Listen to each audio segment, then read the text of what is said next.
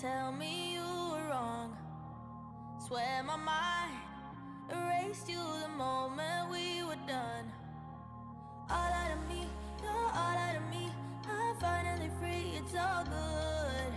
I'll be fine, and you keep on breaking hearts for fun. 1, 2, 3. I don't wanna see your face again, and I'll never let you near my friends. It's a shame that this is how it ends, but I wanna say thank you for nothing, nothing, nothing, nothing.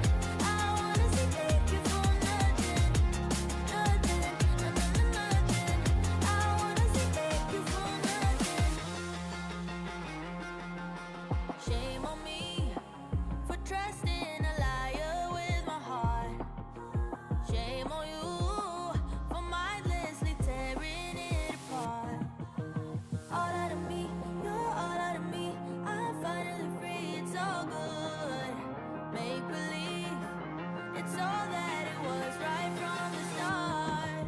I don't wanna see your face again, and I'll never let you near my friends. It's a shame that this is how it ends, but I wanna say thank you for nothing, nothing, nothing, nothing. I wanna say thank you for nothing, nothing, nothing, nothing. I wanna say thank you for nothing. I wanna say it, I wanna say it. I wanna say it. Thank you for nothing. I don't wanna see your face again, and I'll never let you near my friends. It's a shame that this is how it ends, but I wanna say thank you for nothing, nothing, nothing, nothing. I wanna say thank you for nothing, nothing, nothing, nothing. I wanna say thank you for nothing.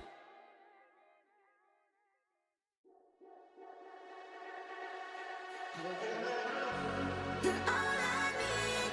You're all. You're all. You're all I need. You're all. You're all.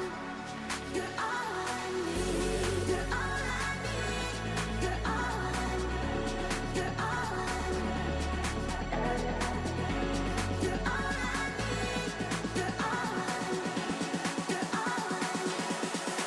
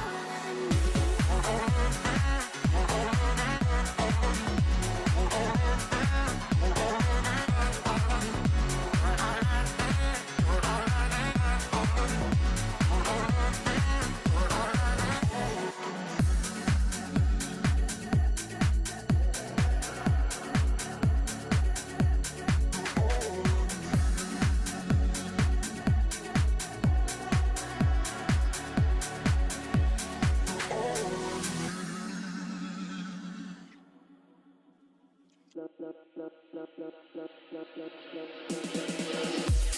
love me.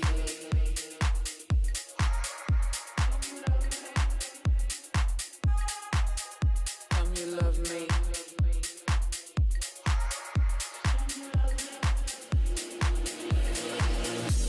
You love me.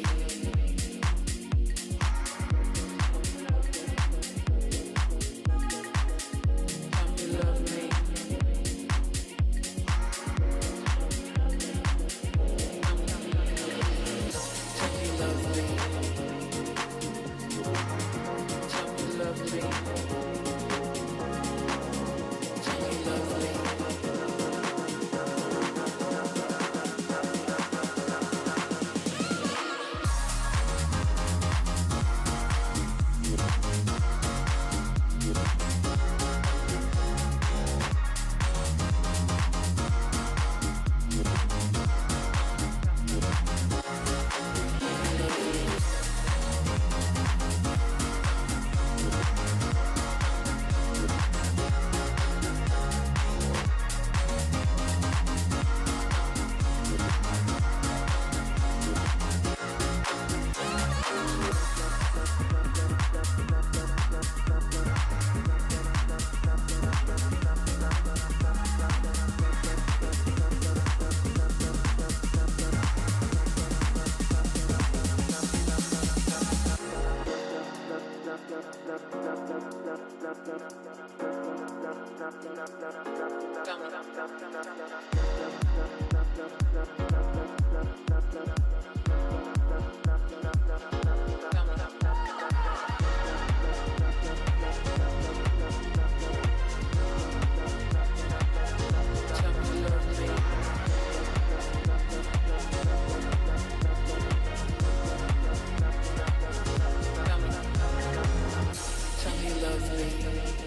you love me. Tell me you love me.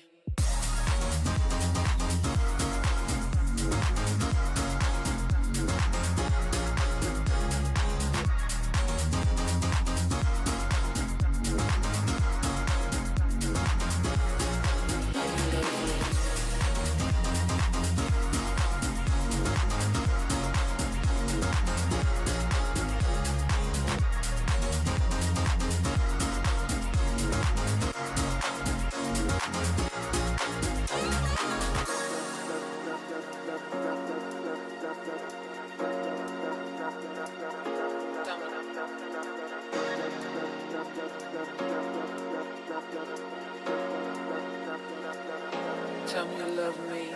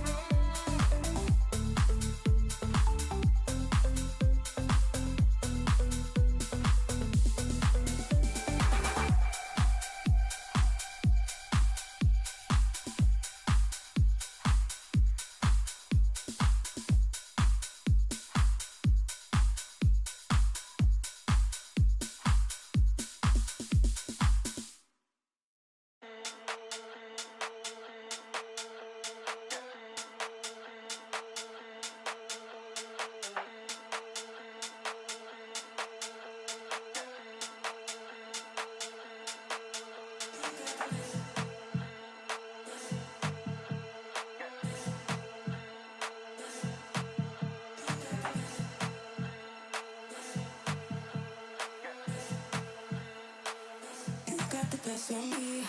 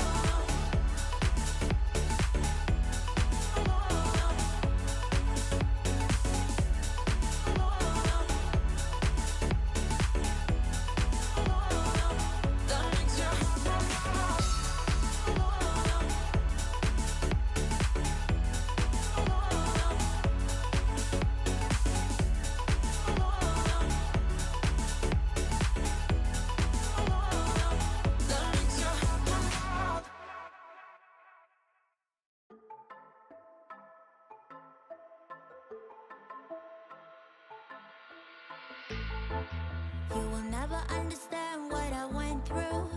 You never were a good listener. A good listener.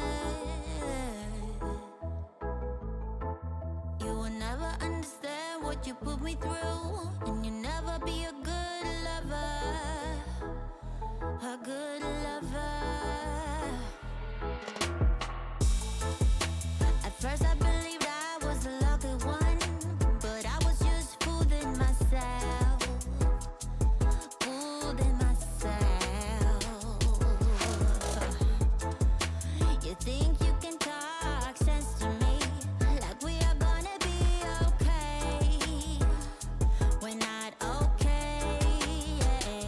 So is this gonna take all night? Don't wanna waste no more time, yeah, you're damn right. Already gave you my love once, but now I'm fed up, gonna take it all back. Cause we're a no-go. I know that I do better solo, so move along for God and shadow. Better get it right this time around. Yeah, we're a no-go. I know that I do better solo, so live along for God and shadow. Better get it right this time around. I never heard a silence so loud before. I'm gonna love every minute of it, every second of it. Longing for that sound of you being gone, so I can hear my thoughts again. Hear my thoughts again. So is this gonna take all night? Don't wanna waste no more time, yeah, you're damn right. Already gave you my love once, but now I'm fed up, gonna take it all back. Cause we're a no-go. I know that I do better solo, so move along for God and shadow.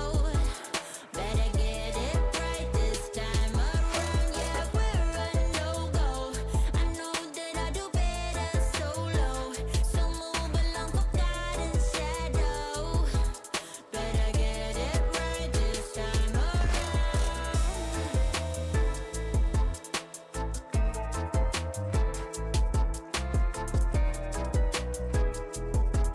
Better get it right this time around. Yeah, we're a no-go. I know that I do better solo, so move along for God and shadow. Better get it right this time around.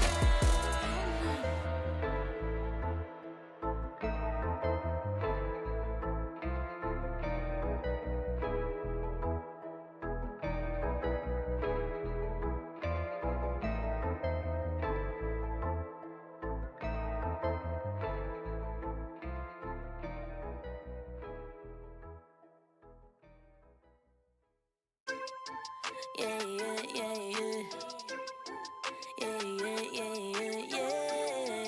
Yeah, yeah, yeah, yeah. Yeah, yeah, yeah, yeah, yeah. Ooh, look what you done.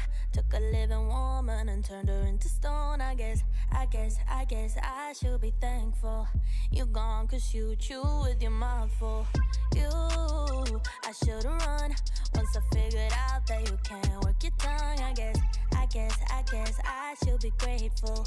You're gone, I mean that shit was painful. Like I said, I'm really glad you're gone, but I'm sad to see what I've become.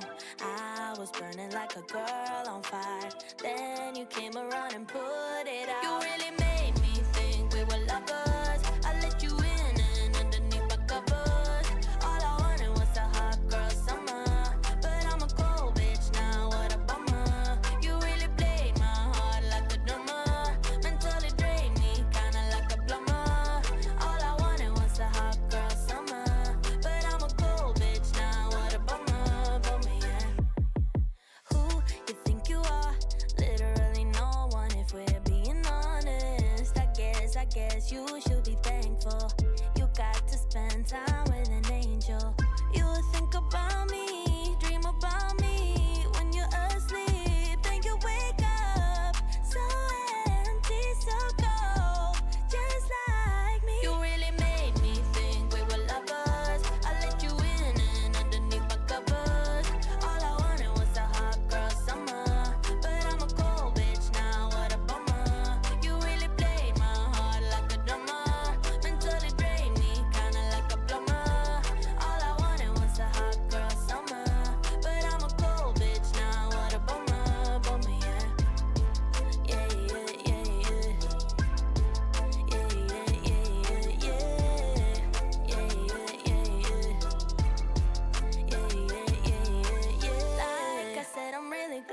you're gone, but I'm sad to see what I've become. I was burning like a girl on fire, then you came around and put it out. You really made me think we were lovers. I let you in and underneath my covers. All I wanted was a hot girl summer, but I'm a cold bitch now, what a bummer. You really played my heart like a drummer, mentally drained me kinda like a plumber. All I wanted was a hot girl summer, but I'm a cold bitch now, what a bummer, bummer, yeah. Ooh, yeah,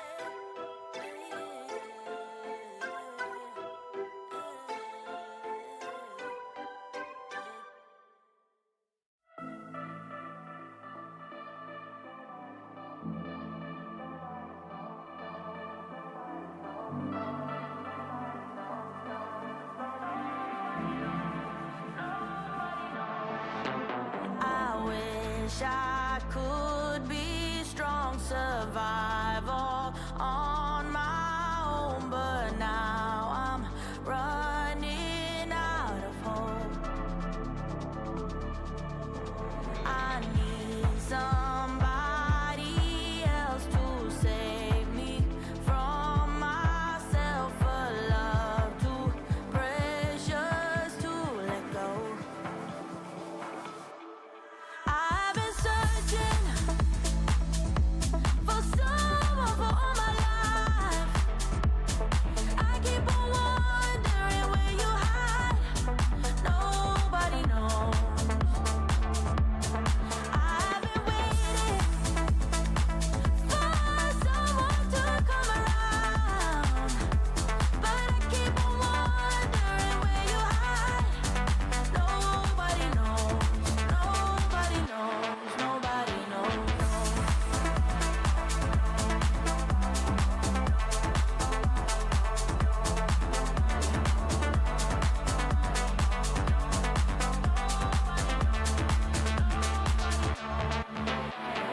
When I was a child, I thought I'll be alright, but futures can be full of lies.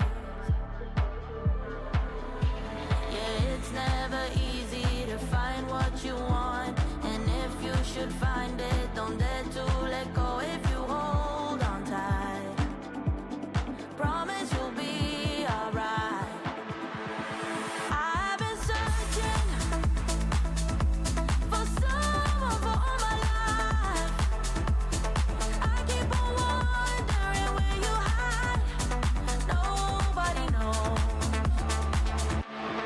I've been waiting for someone to come around, but I keep on wondering where you hide.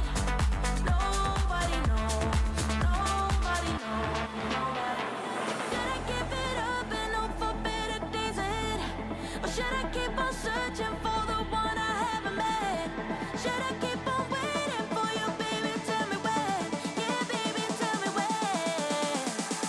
I've been searching for someone for all my life. I keep on wondering where you hide. Nobody knows. I've been waiting for someone to come around, but I keep on wondering where you hide. Nobody knows. Nobody knows. Nobody knows.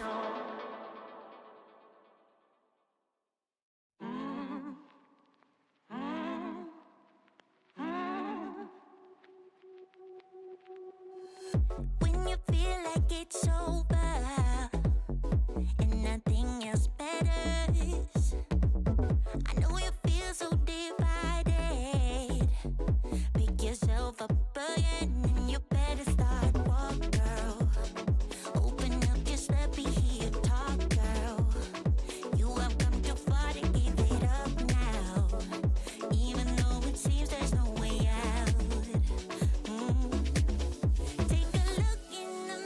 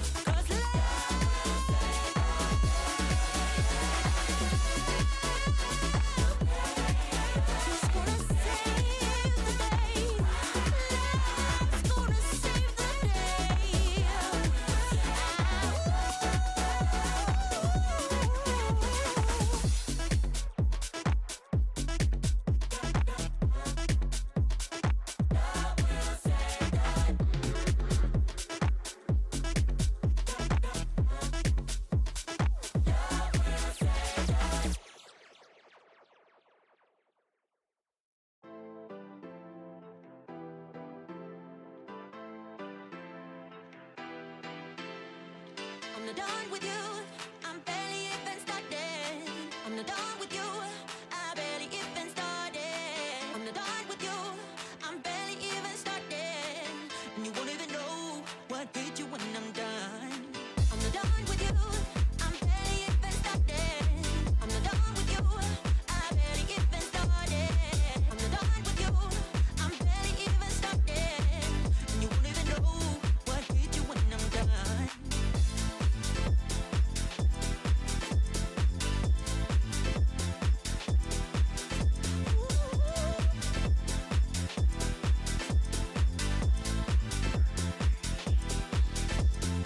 I'm not done with you. I'm barely even started. I'm not done with you. I'm barely even started.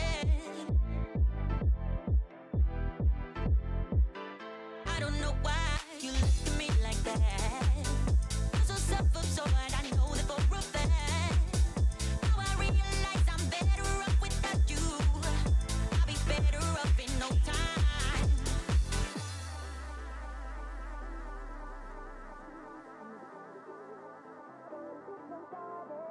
I'm not done with you.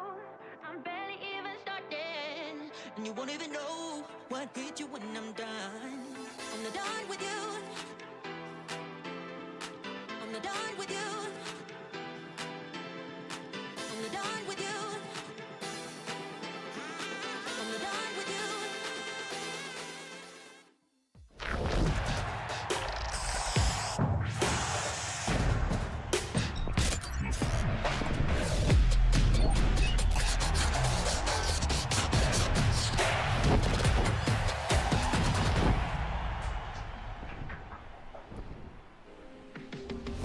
Welcome back to Polaris, everybody. It is time for the playoffs. My door is opening by itself. There's nobody else in this house. I don't know what's going on there. I saw that in my own camera. It's time. Look, everything has been building up to this. You know, Split 1 playoffs was a great time, but that really didn't lead to anything more than teams gaining miss points. This time, it's for everything. The teams that win and come second in this will have a chance not only to get into the Ascension play-ins, but the team that comes first getting straight into Ascension to play against teams from other regions for a chance to get into VCT EMEA. So everything is on the line at this time, and we have 4 teams ready to go. But apart from the teams, we also have some wonderful talent. I'm here with MP today, and he's going to be joining me on the desk. How are you doing, brother? I'm doing so good. I was on the desk or on the Super Week. It was I was so happy to share it with you, and we're back to start off the playoffs, which is insanely good. A lot of good teams here. Obviously, we have the Giants Apex here. Who would have guessed? I think everyone. And then alongside Apex, some really amazing teams. And I think the whole season was amazing. We saw Apex actually losing a map, and I think that builds in for this playoff series that there might might be some chances for Apex to actually crumble down. I mean, sneak peek, they are at a boot camp, so I think that's gonna be good for them, but I'm really excited to see what's in store for all of these teams.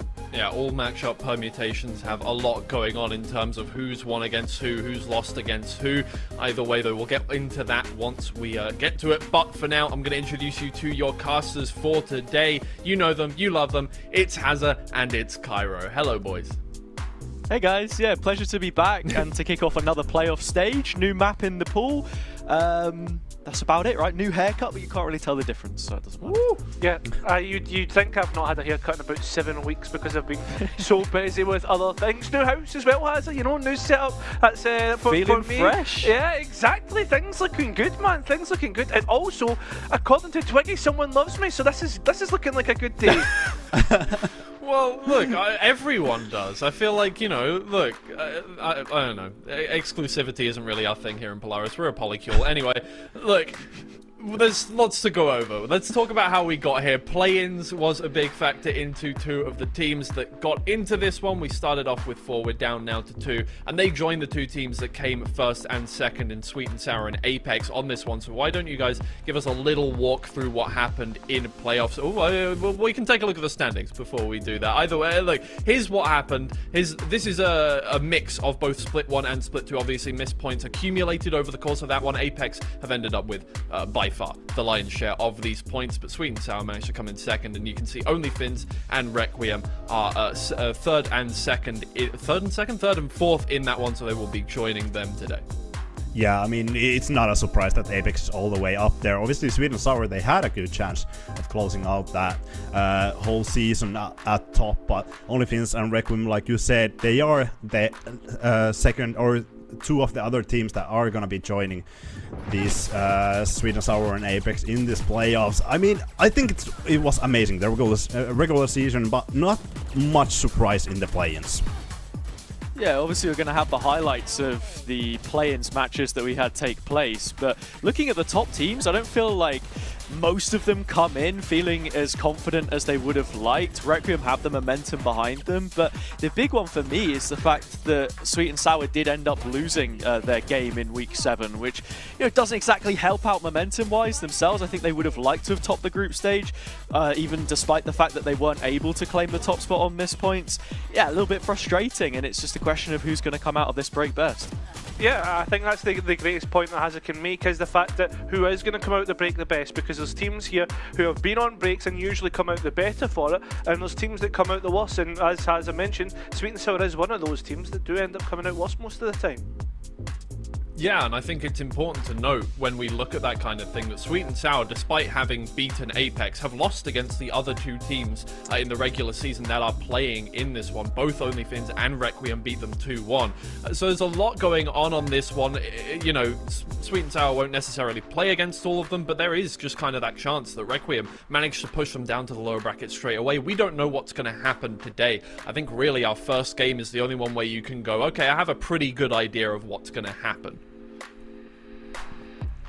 Yeah, I think this is gonna be like a really amazing showing of the first games. I think there is obviously some expectations for this first games. Obviously, Apex going against OnlyFins. OnlyFins, I don't think they quite closed really good on the regular season, so there should be a clear-cut win on that Apex. But I think that Requiem Sweet and Sour game definitely is gonna show us where this playoff bracket is gonna go and how the shaping is gonna go for this whole playoff. Who is gonna go for the play-ins and who is gonna go directly to Ascension. I completely agree with what MP said there. That second game for me really does figure out, firstly, what kind of form Requiem and Sweet and Sour are both in, and then secondly, it does set up the lowers, who plays against the loser of our first match, which most people would assume to be OnlyFins. And from that point onwards, do you then have a chance to go ahead and get to the final? Because ultimately, a lot of these teams will be looking at it and thinking, if we can get playoffs, that's a win in our books. Or play-ins, sorry. Yeah, well, play-ins, yeah, sorry. Either way, there's a lot to go on today, and I'm interested to see what will happen. But we will say goodbye to you guys for now. Hazard and Cairo, you can go and get ready for our first game. There's probably going to be lots of highlights, lots of exciting moments, so definitely warm up those voices for that one. Apex versus OnlyFins is our first game, and while I'm sure, MP, you have a kind of favorite coming into this one, I don't think it'll be the team that most people are expecting to win.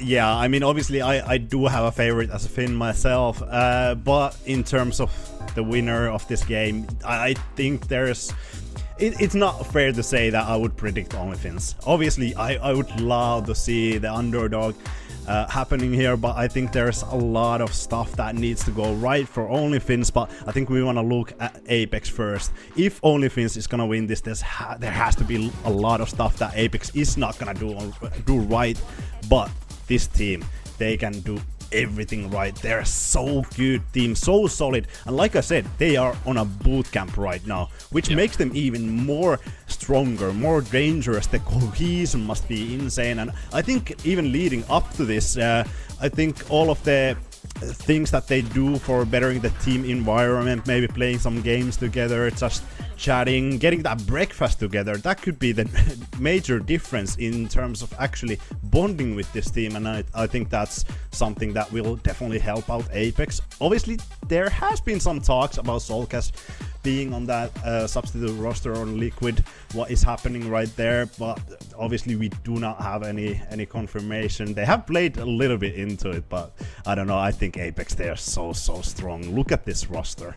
Yeah, here are your incumbent champions of Challengers North. Many have touted them not only as an Ascension team, but an Ascension winning team for the entirety of the year. Yeah. That's all we've heard all throughout this year. Apex are definitely a force to be reckoned with, and here they are on boot camp. So many incredible players, and we can start off here with Kayak. I mean, the duelist of the team, plays Initiator sometimes, but this is the regular season MVP for a reason.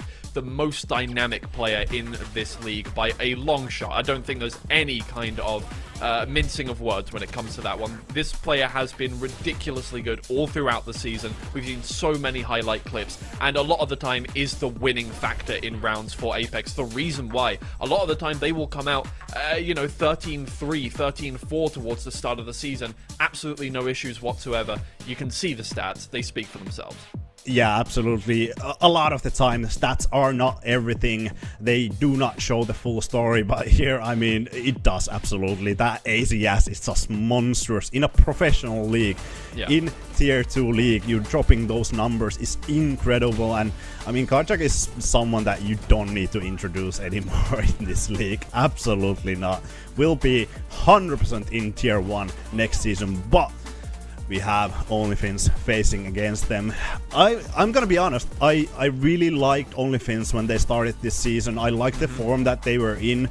Good pick up in Alley, obviously. They kind of switched from that fully Finnish roster to have that one Swedish player in there. I think it's a solid move.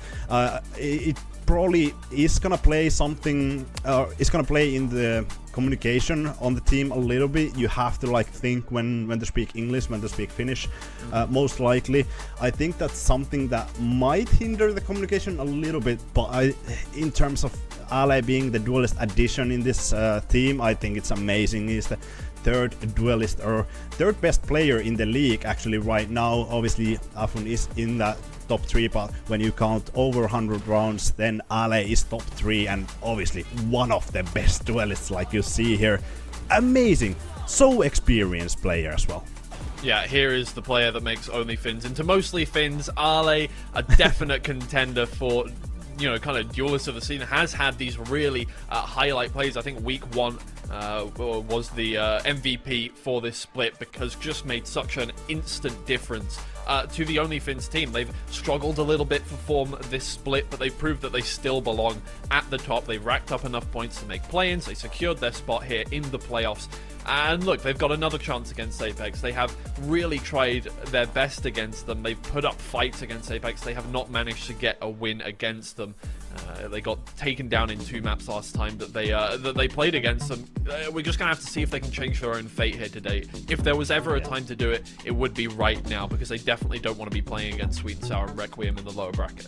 Yeah, and I think something that OnlyFins definitely needs from Ale in this matchup is gonna be that consistency, and I think that even depends on the map bid or what we have. Sunset instantly taken out. It's something that OnlyFins actually have been liking to play. They actually had a really good map in Sunset against Apex previously, but probably not something that they want to float again. Bind, yeah, Apex doesn't want to go there. I think it's a decent ban. Not a surprise. Haven, definitely something that both of these teams want to play. Absolutely. Yes, since Haven was added back to the map pool, we've definitely seen it a lot more. It's really made itself back into a mainstay here, and I do think that teams just generally like the strategic plays that they can go for on this one, the combinations between initiators and duelists, and there's Abyss for the first time here, selected by Apex. And look, here's the thing, right? Pre-show, I was talking about how Apex kind of kick it into overdrive when, you know, they can play together in the same room, and just because it's playoffs. They had a flawless playoffs last time. I guess they had a flawless season last time as well, but also, like, mainly, you know, they were in a different tier in playoffs. And if we're going to see that again, I'm very interested as to why they're picking Abyss, because you would assume that they're going to stick to their guns, they're going to stick to stuff that they know. They've instantly brought out a pick that they have not played before against, in an official at the very least, in Abyss. That's an interesting pick for me. Yeah, absolutely. I think it's the one that we will talk about the most, but I think this is actually really like good veto for OnlyFins. They are really solid on Icebox. That Decisive map is, well, I don't know English right now. I don't know. But the last map is really solid for OnlyFins. 7-2 right now in this year for them. I think it's really probably the best map that you could have on the last map. Apex, obviously one of the best maps for them as well. It's something that they are glad to go there. But when we talk about OnlyFins, Apex, these first two maps, Haven and Abyss, I think it's probably heavily favoring for Apex. OnlyFins actually going for that Omen, Neon, Breach, Sova, and Cypher composition. I think Omen is really solid on this map. You can cross TP on that long position. They didn't want to go with the Omen previously. They went with the Club, and now they're going back for the Omen, which is, I think, a really solid pick.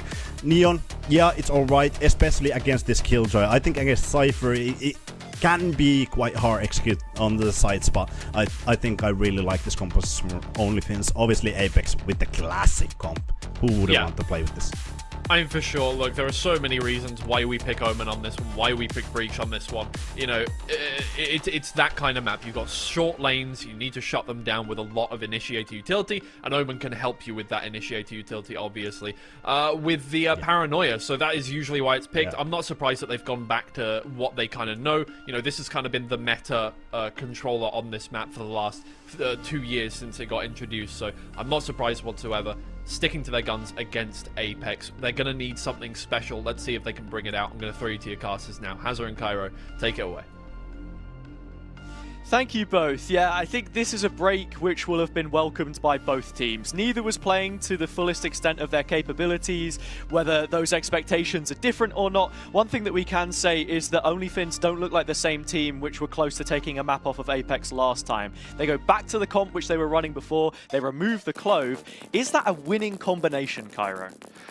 I don't know, like, I felt as if the Clove was good that in combining with the Neon, because you could almost be that aggressive controller, which we could see Nixon doing. Like, it didn't matter if Nixon was the one that ended up getting taken out, because he would still be able to use the smokes after life, you know? I think as well as that, the last time these two played, that there was the exact same compositions of agents. It was 13-10, and OnlyFins they put up a decent result. I mean, it was 7-5, 7-5, all in favour of Apex. It's whether they can make the adjustments necessary to what is a really tough opponent.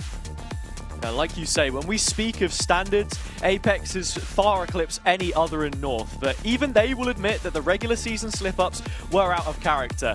On the other hand, OnlyFins do feel like a shell of the team which met this Apex roster in the upper final last split. I'll be hoping to rekindle some of that form here early. Recon coming in. It's only Yesmu on the A side. He has been spotted, and there are 4 players in pursuit. This is something that Apex, even thinking back to last year, has it, have always been good at. Their macro gameplay, everything that they want to do, OnlyFins, respecting everything that's been put forward in terms of pressure and dipping out. This utility will get the site, but it will not net any sort of kills, and that means that OnlyFins have everything to go back in on Hazard. Yeah, when we were talking about the comps here, something we do have to mention is how OnlyFins will be playing heavily for the retake with the Neon. Already a lot of utility expended by Apex, but the stun is available, the Nano's still there, and the one-way holding them at arm's length for now. Yeah, OnlyFins need to start to get a move on, quicken this up, and Hazard, that's what the Neon's good at. Straight in, Aleph finds the first kill, but Mulsi returns with 2 of his own. Nixon, again, attempting to stabilize the situation, but there are so many orange and blue bodies on the site. Snowy getting 2 of them. It's a 1v1 and he has the health advantage, but time up against it. Hype playing his cards right. This should be the opening round for the Norwegian organisation, and it is. They get off to the start that they wanted. Yeah, I mean, the delay from the very get-go has they'd already bought themselves time. It's just about how they fight back in. Quick tech pause, and I mean, there's so much to go off of, which has turned out to be quite a historic matchup between these two, right, Hazard? Because like they've played in the playoffs against one another. They've also had things like the regular season matches where they've got close to one another. This is actually their 4th game against one another in the last 2 splits. Like you say, we saw them play in playoffs. OnlyFins not yet able to take a map. Only 2 teams in Polaris have. But on average, they've been finding 7 rounds across those 6 maps that we've seen. The highest they got 12, the lowest 2. So quite the difference there. And look, they'll be hoping to find some more hit. I think while we have this brief intermission, it's only fair. I know we've only just started, but to wish a happy birthday to the team manager of Apex, Leone. Yeah, I've seen that, yeah. And I think as well, like with all the team being on like LAN, that'll be like a good vibes, like something that would be good 100%. For like bringing up the vibes. And I think that's also something which Apex needs, especially after the poor, like I guess by their standards, poor second split, right? With them all being together for playoffs, that's exactly what they'll be wanting. Again, it feels so hard to even call it poor, but that bar was raised so unbelievably high by not losing a single map in Split 1. Yeah. What happens when something you previously thought to be invincible draws blood? That's the situation that we found ourselves in. Speaking of those retakes, OnlyFins only have the cam on C. That's where the spike is postured, and at the very least, Apex will be building towards Mulsi's ultimate. You can see that Apex are wary of anything going on, taking their time and letting themselves investigate the rest of the map, because you can see already Hazard, like Hype, he's kind of looking towards window, checking mid, and then checking A lobby as well. Well, the Omen of Avova was just holding on to Garage, but they've got lines of sight of Yesmu, who was on A, and that means that the rest of the team can start to scale up C. Just be careful. Yeah, it's just the standard Sova play on A. This is an Apex round from front to back. OnlyFins have set it up in that sense. It's about how much damage you can get on the way back in. And I think one of the biggest takeaways from that Requiem map of Haven that we've seen, because the statistics as well are that Apex have only shown this once, and that was against OnlyFins. OnlyFins have played it twice since they met. Is that they were very passive, very reactive, playing for these retakes. All of that goes out the window if you don't have coordination, and that has to have been one of the biggest downsides, I think, of this roster since Ali's come in. Yeah, I think already OnlyFins are starting to think about just letting the spike blow and them getting taken out of it. You can see, I mean, Hype, he's the one that's trying to go and searching of some ultimate orbs. Apex sending themselves towards CT. There is a big stack of players. Ultimately, it's all about the ultimates, and that's exactly what they're trying to find and deny those orbs from Apex. And Mulsi wants to make sure the Phantom can get out of trouble. Hype was on the Ghost, and everyone on OnlyFins becomes one of those, dead and buried. But with the spike being the aggressor in the situation, like you say, no chance to build any closer. You're already seeing Mulsi does have 5 ult points towards the Rolling Thunder in this bonus rounds of sorts with 5 rifles. They are going to be you know, attempting to keep the snowball going, man. They're in a really strong position right now. Just doesn't feel like we've seen too much from OnlyFins. That pistol was pretty straightforward, and the follow-up even more so. I just saw Snowy just starting to get dragged towards C, and I was a bit worried because realistically you want the breach close to your Duelist of Valley than Neon. You always get that proximity through the walls here. It's why Breach is so strong. Yeah. Playing through B-Link, you've got someone to watch for it. The Cypher setup, back on C with traps at its side. OnlyFins continuing to force this issue. They were very proactive last time around. And I think while we have a moment, it's also important to mention how that ties into the comp, because a big talking point that I had with Pavlos a couple of weeks ago when we were casting OnlyFins was, is this team only successful when Nixun performs? And I think that would be a takeaway to make from the 2 times we saw him on the Clove. Yeah. The one time that they won, he had 20 kills. The one time that they lost, it was single digits. But is Nixon a red herring, or is it like a symptom of a greater issue, you know? That's the question, right? I think he's also always so involved in creating those mid-round plans that you have to simply assume that it does all circle back to him. Yeah, well, the thing is, though, is they've got this completely wrong in terms of the read has it. And the Cypher setup will give them notification of it, but again, we've already seen what happens when Apex are allowed to set up the post plants. You are seeing that game plan in action as well. Again, set up so heavily to fight for control in certain areas and completely vacate others. Has the retake improved? This will be the test. Apex off-site, Avova the only one here to deal with this. Oh, lovely shots as well, and gets out for free. Entry, easy as that, and looking for more, only on a Bulldog, and that's all he needs. He doesn't need any of the greater rifles, the Vandals. Hype's just placed there as an insurance issue. Well, I mean, the rest of the team does the work. Mosey getting so close to that Rolling Thunder. One off, Hype seeing, at least Freakin's able to get that and save 1 rifle, but in the grand scheme of things, it will not matter, because it is going to be another Apex round, and Avova's still got the flaming kill. Oh no! You can see it on their faces. That was not supposed to happen. Figan did well. Again, very good mechanical player given his arena. But OnlyFins haven't been able to take Apex to their own battlegrounds right now. See, Avova here gets the first, gets out, and by the time he finds the second, that's Nixon's smoke's gone. And every single kind of threat you would have worried about playing in the long setup with denial of line of sight is omitted. So here we are. Hype's actually bought into a Spectre here. A suppressed weapon for the sleuth through mid. But right now, it doesn't really feel like they can put a foot wrong. They've hit the site with nobody on it, like 3 out of 3 rounds, 2 out of 3 rounds.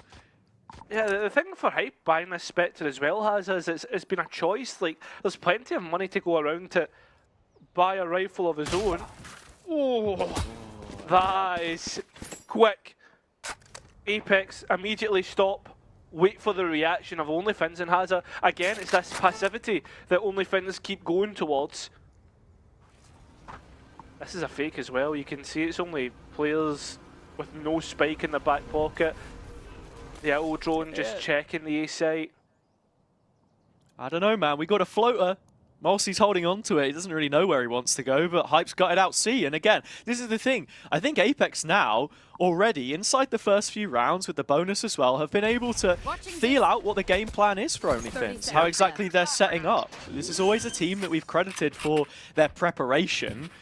And if you know that one side of the map's going to be open, constantly should be limit testing. Let Hype go and roam. Yeah, and he's getting so much of the passive information. Again, like, you're thinking about the ability to get back into sight. It's just non-existent. I mean, the Spectre, so good up close. It's Kayak, though, who's going to bail the rest of them out. And I wonder if they're thinking already about trying to save the ultimate orbs from getting into the hands of Apex. It won't be allowed as the players start to bear on down, and Freakin being solo as well. He needs to die. Yep, there it is.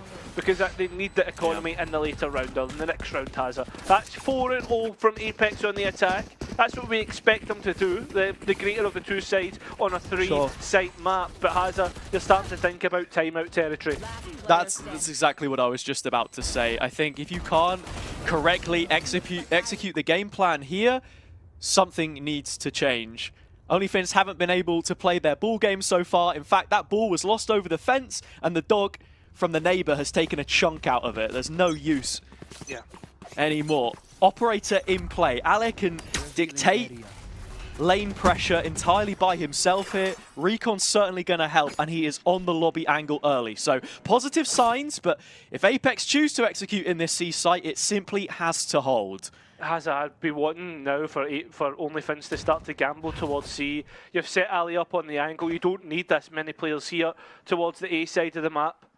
Apex have shown presence towards C, but OnlyFins are getting baited into it. It's just the question of, did a player cross early? Yeah. Yesmu was looking for the answer with the drone, and I think he feels just about enough safety now. Jump spot from Mulsi gives you all the info. You know that Apex are attempting to re-clear this.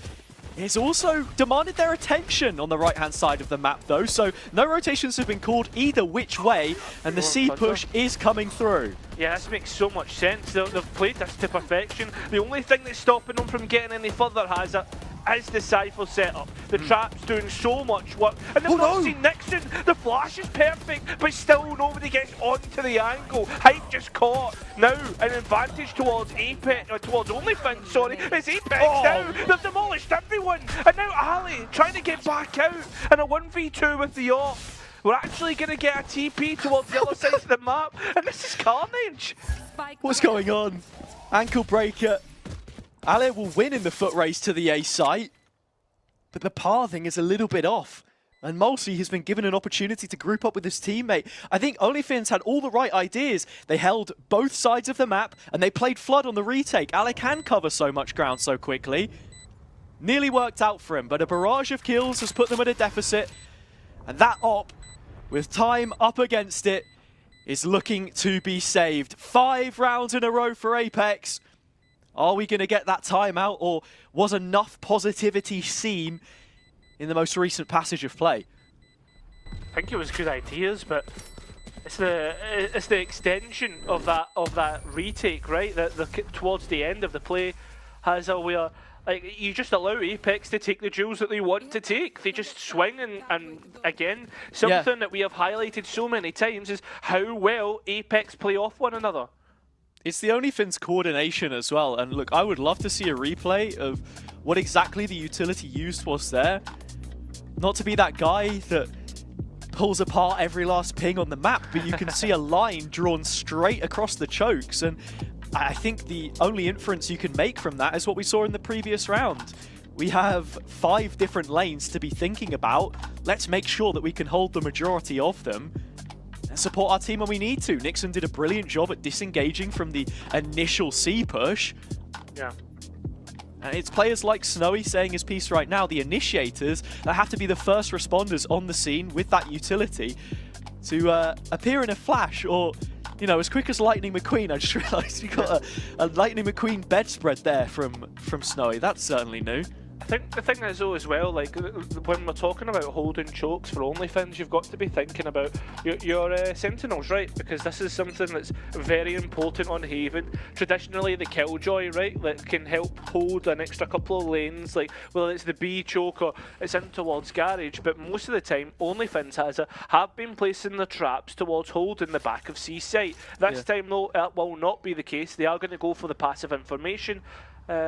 And try and actually go for a mid play as well. Yeah, passive might not be the operative word here. Smoke goes into lobby, and Ale's on the grass angle early. Hype crosses into it. As Turret's watching from window, and as the first shot rings out, nothing collected. The second is from Kayak in sewers. Yesmu gone. Snowy forced to retreat. Rotation called, but Apex not exactly any closer to expanding on this one. Thing is, Mosey needs to be careful because he's all on his lonesome and he's not been found out by Nixon. Gun here. The players of OnlyFins are dropping out, and Apex they're standing outside.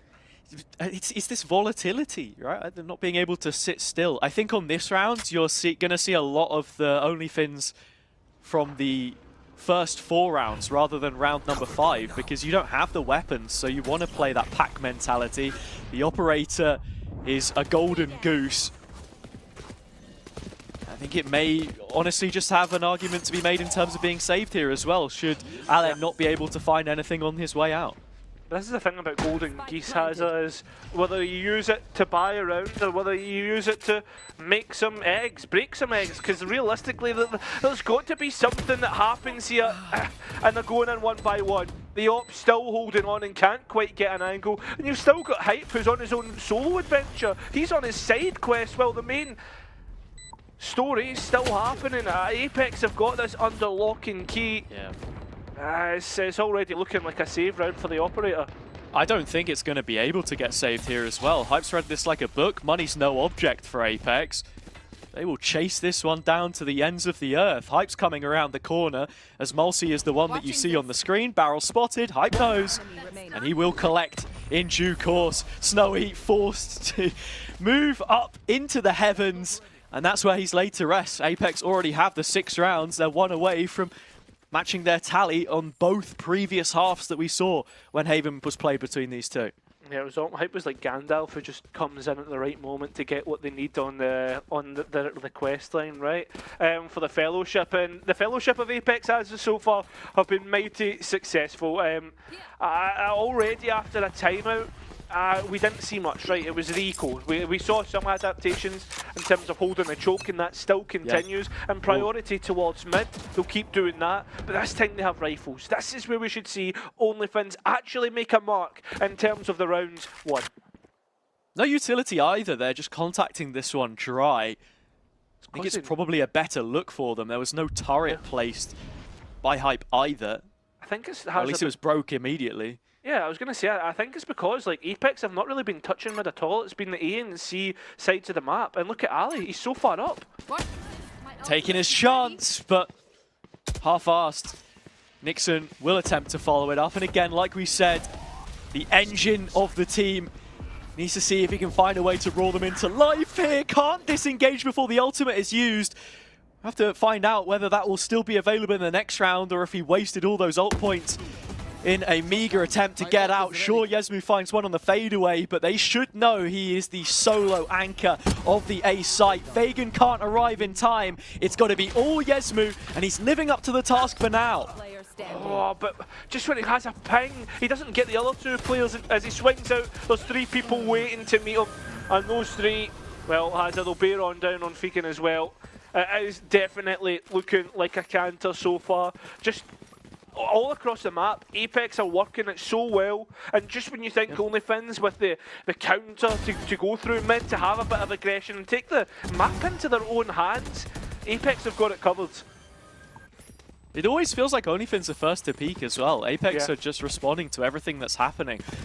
As I said before, one of the issues that we had from the Finnish boys was that they were being a little too passive, a little too reactive at times to what was happening. This time, it's the opposite in some senses, and it's getting played against them.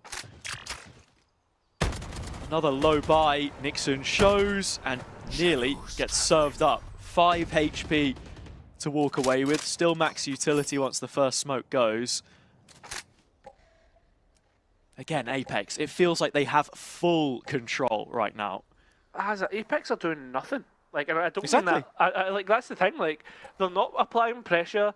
They did it in the first couple of rounds before the timeout. They would be pressuring different points of the map. But since then, they've just been sitting and waiting and letting OnlyFins do whatever they've kind of adapted in the timeout. And they're punishing them every time. They're setting up for those retakes, like I said before, and if you want to put some stats to the optics, which we're seeing right in front of us, their retake success sits at 30%, which is lower than the league average. It's something that they would have worked on. It is a fundamental aspect of the Neon comp, should you choose to play it, and they are in fact getting players here. It's not a retake, it's a hold. Yeah, well, Hazard, the hold already has been dismantled. And we've already got the overdrive in, but it's the Hunter's Fury who's been doing most damage. The player's not even getting line of sight of where they want to take it. Hazard, it's just all going to pot. This is looking like 8-0 already, unless Nixon can clutch in a 1v5 with a bucky. Well, not to mention, he can only afford to lose 1 health per player. It will end flawless for Apex, 8-0. Plenty of questions that we had about this team coming in as well, where their heads are at culture-wise. Yeah. That man on your screen, Soulcast, again, trying to play off those rumors about the two-way partnership with Liquid. It doesn't look as if they've been rocked so far. Again, this will not be their biggest task. That was fairly certain from the outset. Hazza, this is you've got to remember, this is OnlyFins pick. This is just, it just feels as if every time we make playoffs, are we going to see an Apex who aren't in the same evolutionary scale as usual, but it's the playoffs Apex that come through once again. The Hunter's Fury only gets one tag, and Kayak, well, he only needs one tag to take out Ali. Only needs one health, for goodness sake. You leave him standing and leave him more than half a chance. Stuff like this as well, just having an op now to really punish those peaks. They can afford to. You've got players who are going to be hitting 9k round after they repurchase all their utility. Yeah, the notification about Garage, but with one player out on long that is so disconnected once again. Faking though, well supported by the breach. Now with all the ultimates coming in, it's looking good, but 3v3, it's still doable. And Avova is the big player to get it done. Snowy looking to somehow combine with Yesmu. It's the two initiators, Hazza, trying to give away no sort of information in terms of sound, but in terms of line of sight, it's well easily taken. Avova with 3, lockdown down, the delay taken, and well, the odds are already stacked against Yesmu. It should be easy from here on out. Alarm bot was broken, smoke went up, and the lockdown just to batten down the hatches. Yesmu will be saving this Vandal. It's another round which passes them by. After individual flashes of brilliance, again, we know how capable Fagan is. I still maintain the notion that he is a top 4 Sentinel in this league. Yeah.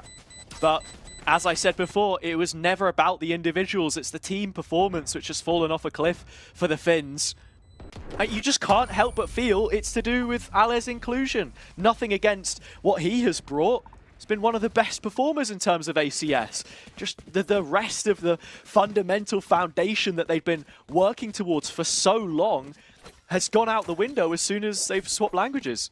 Yeah, I mean that's the like only real change, right, from split 1 to split 2, and I no wonder we're actually getting an OnlyFins second timeout, because they need a lifeline from this first half, and if they don't get it, then Apex, it'll take a pistol round for them to win. 2 timeouts inside one half, but of course it is very much warranted. Nixon sweating as he gets the rest of his team in ship shape, or at least attempts to. 3 rounds to play around with, 2 of those should have guns in them. Loss bonus is maxed, that's out of the question. As you can see here, like Fegan finds 2, there's nowhere to really go. Yep. In terms of ultimates, you're not going to have any to work with because you've just used 2 of them in the previous round.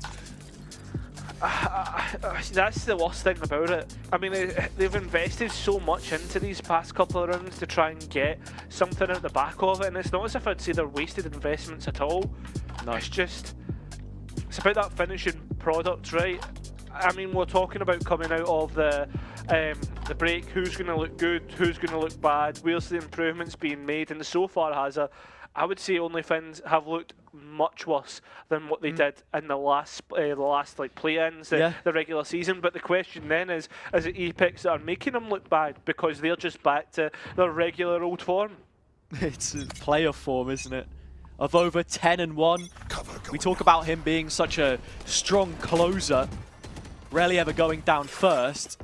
He's only been down once in the 9 rounds that we've seen so far. Finding a kill in a bit for every single one of those. He is stationed outside of A with Kayak for now. Spike elsewhere. Again, forcing pressure all across the map. OnlyFins want to stem the bleeding. They have the rifles. I think for me though, an Inquisition through short. like they've got the deep trap on C Long, but they've got nobody watching Garage, which is allowing Apex to create a big question mark. This A lobby pressure though, Apex have no idea, and with Kayak going, that's going to put a real upset. Ooh. It's up to Avova, Hazza. Well, they've only seen Kayak, like you say, and now Avova wants to call the rest of the team through, doesn't know how many have pushed lobby at the same time. Mulsi has the Rolling Thunder to re-clear this space, and that's where Avova gets into position. He is lining them up, and the discipline looks good. To the side of the head of Yesmus where the first bullet lands, but the response is resounding. OnlyFins with a couple of their own, and a man advantage. Sokas doesn't know. He's going to check it anyway though. He's got an idea.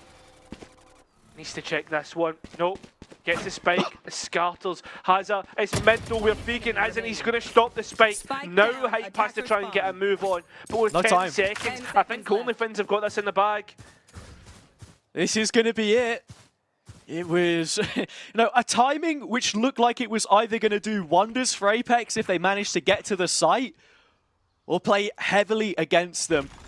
OnlyFins, bit of proactivity in the mid-round ultimately is what gets them over the line. Now that they've broken that ice, do we have a few more takeaways from this defender's side? Or can this map be written off entirely? I mean, with this as well, has OnlyFins, they don't have their coach Dumbbell in the team speak either, so he won't be able to be talking during the timeouts. That's why we're seeing Nixon, and that's why we're seeing Snowy being so, I guess, vocal about everything that's going on. Again, maybe that's what they need. OnlyFins are missing just that neutral perspective.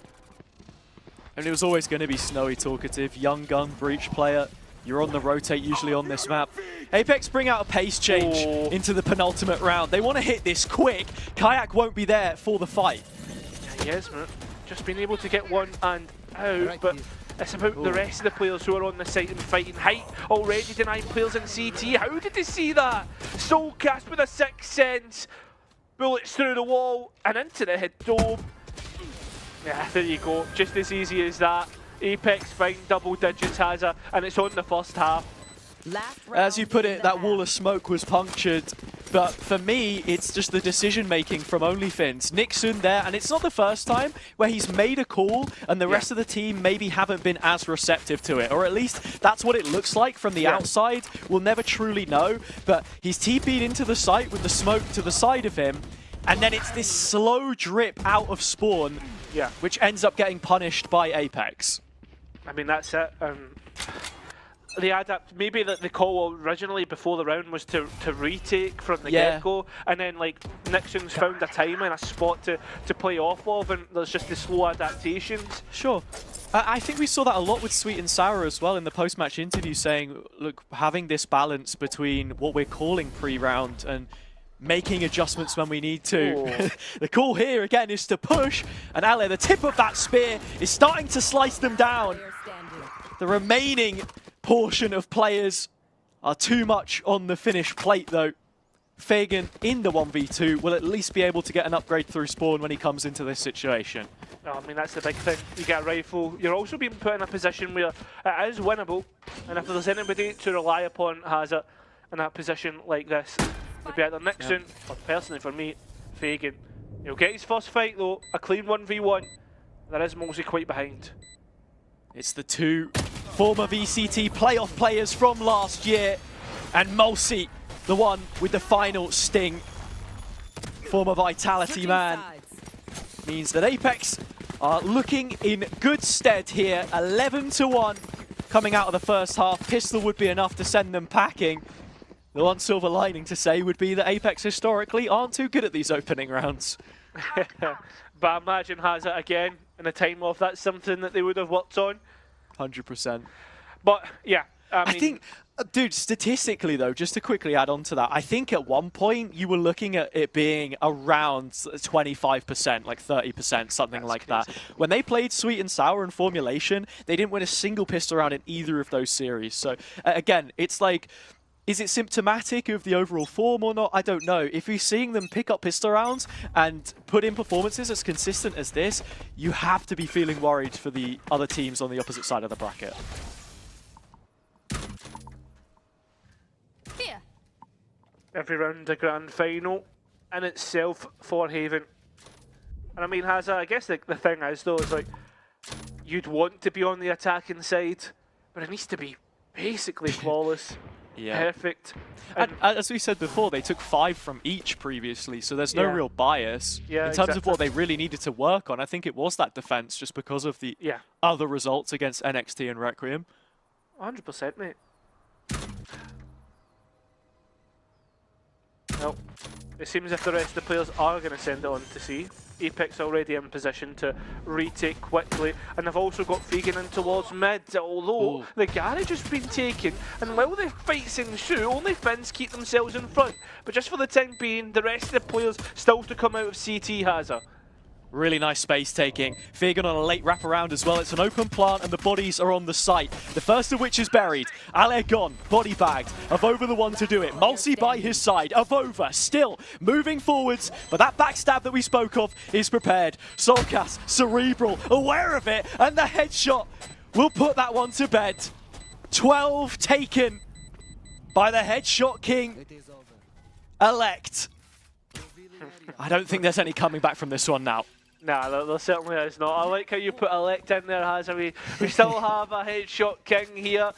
It's whether we listen. It's whether we can see OnlyFins now bounce back. I will say though, the hope is well and truly gone. Whether anybody had any in the first place, you'll probably see a force come through from OnlyFins. They got the spike down, which is something to work with. But at the same time, Apex have so many rounds to work with. It is 11 chances to win out Haven. 11. Again, our split 1 MVP Soulcast. Many people feeling that him in franchising next year is a foregone conclusion. Your boy Lewis, touted by Tombiz under the Na'Vi rebuild tweet to join there. So look, maybe we'll get that duel between the two. But one final round to settle this. It's another C-site execute. The util goes in, but Avova's still not been flushed out. Mulsi to support yet again, and the bodies hit the floor once more. Avova, the brick wall on the C-site, and Mulsi the last to knock them down. Building off the back of their previous performances, a 13-1 demolition of OnlyFins. Hazard, that last round, I have to. Well, we saw that was Avova get the kills. It was Molesy's utility that was just so much better, man. Like the flash was timed perfectly with a peek out from Avova, and again, that's the difference, right? That is the difference between OnlyFins and Apex. That utility wasn't there all the time. It was there very fleetingly. And all in, I mean, what a map from Apex, macro-wise, micro-wise, everything was just flawless. Yeah, it's hard to really pick apart whether OnlyFins were much worse than what we've seen before. You could definitely see the cogs turning and the adaptations being made. But again, for every adjustment that you make, you've got Danito and Desmo on the other side of the wall making their own, tweaks, minute details. Apex looking a lot stronger, as you say. They don't look as frail as they were. And even if this is just another team put to the sword, confidence. That is the main takeaway that you've got to be looking at for them here as well. Brilliant performance from them on the whole, and it sort of leaves you almost speechless. It's everything that you wanted to see from Apex and everything that was wrong with OnlyFins before. Yeah, and I don't think there's a better way to put it, if I'm being honest, Hazard. Apex looks certainly good, and they've still got their own map pick to go.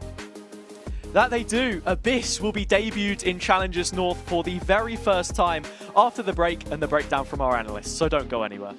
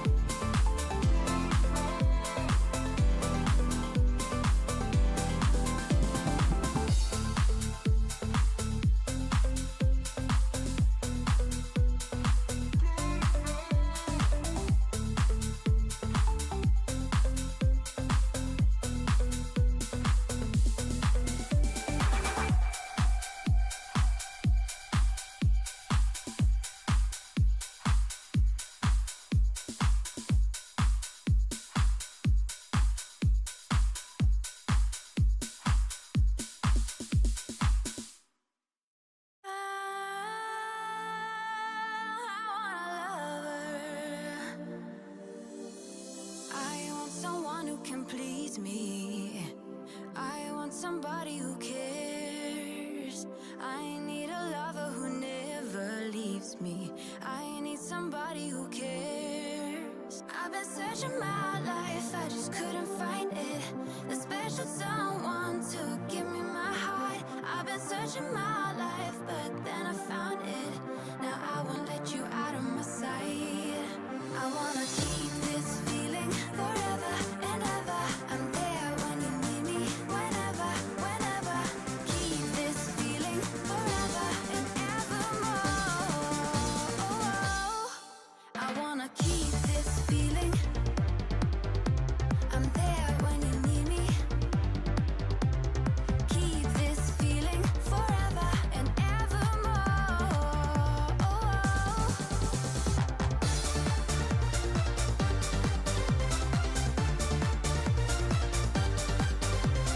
Keep this feeling forever and evermore. I want somebody who sees me.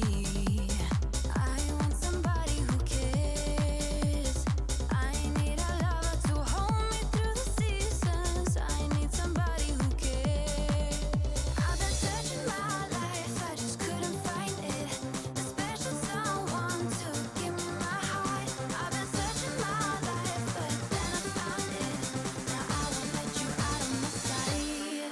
I wanna keep this feeling forever and ever. I'm there when you need me, whenever, whenever. Keep this feeling forever and evermore. I wanna keep this feeling. I'm there when you need me. Keep this feeling forever and evermore.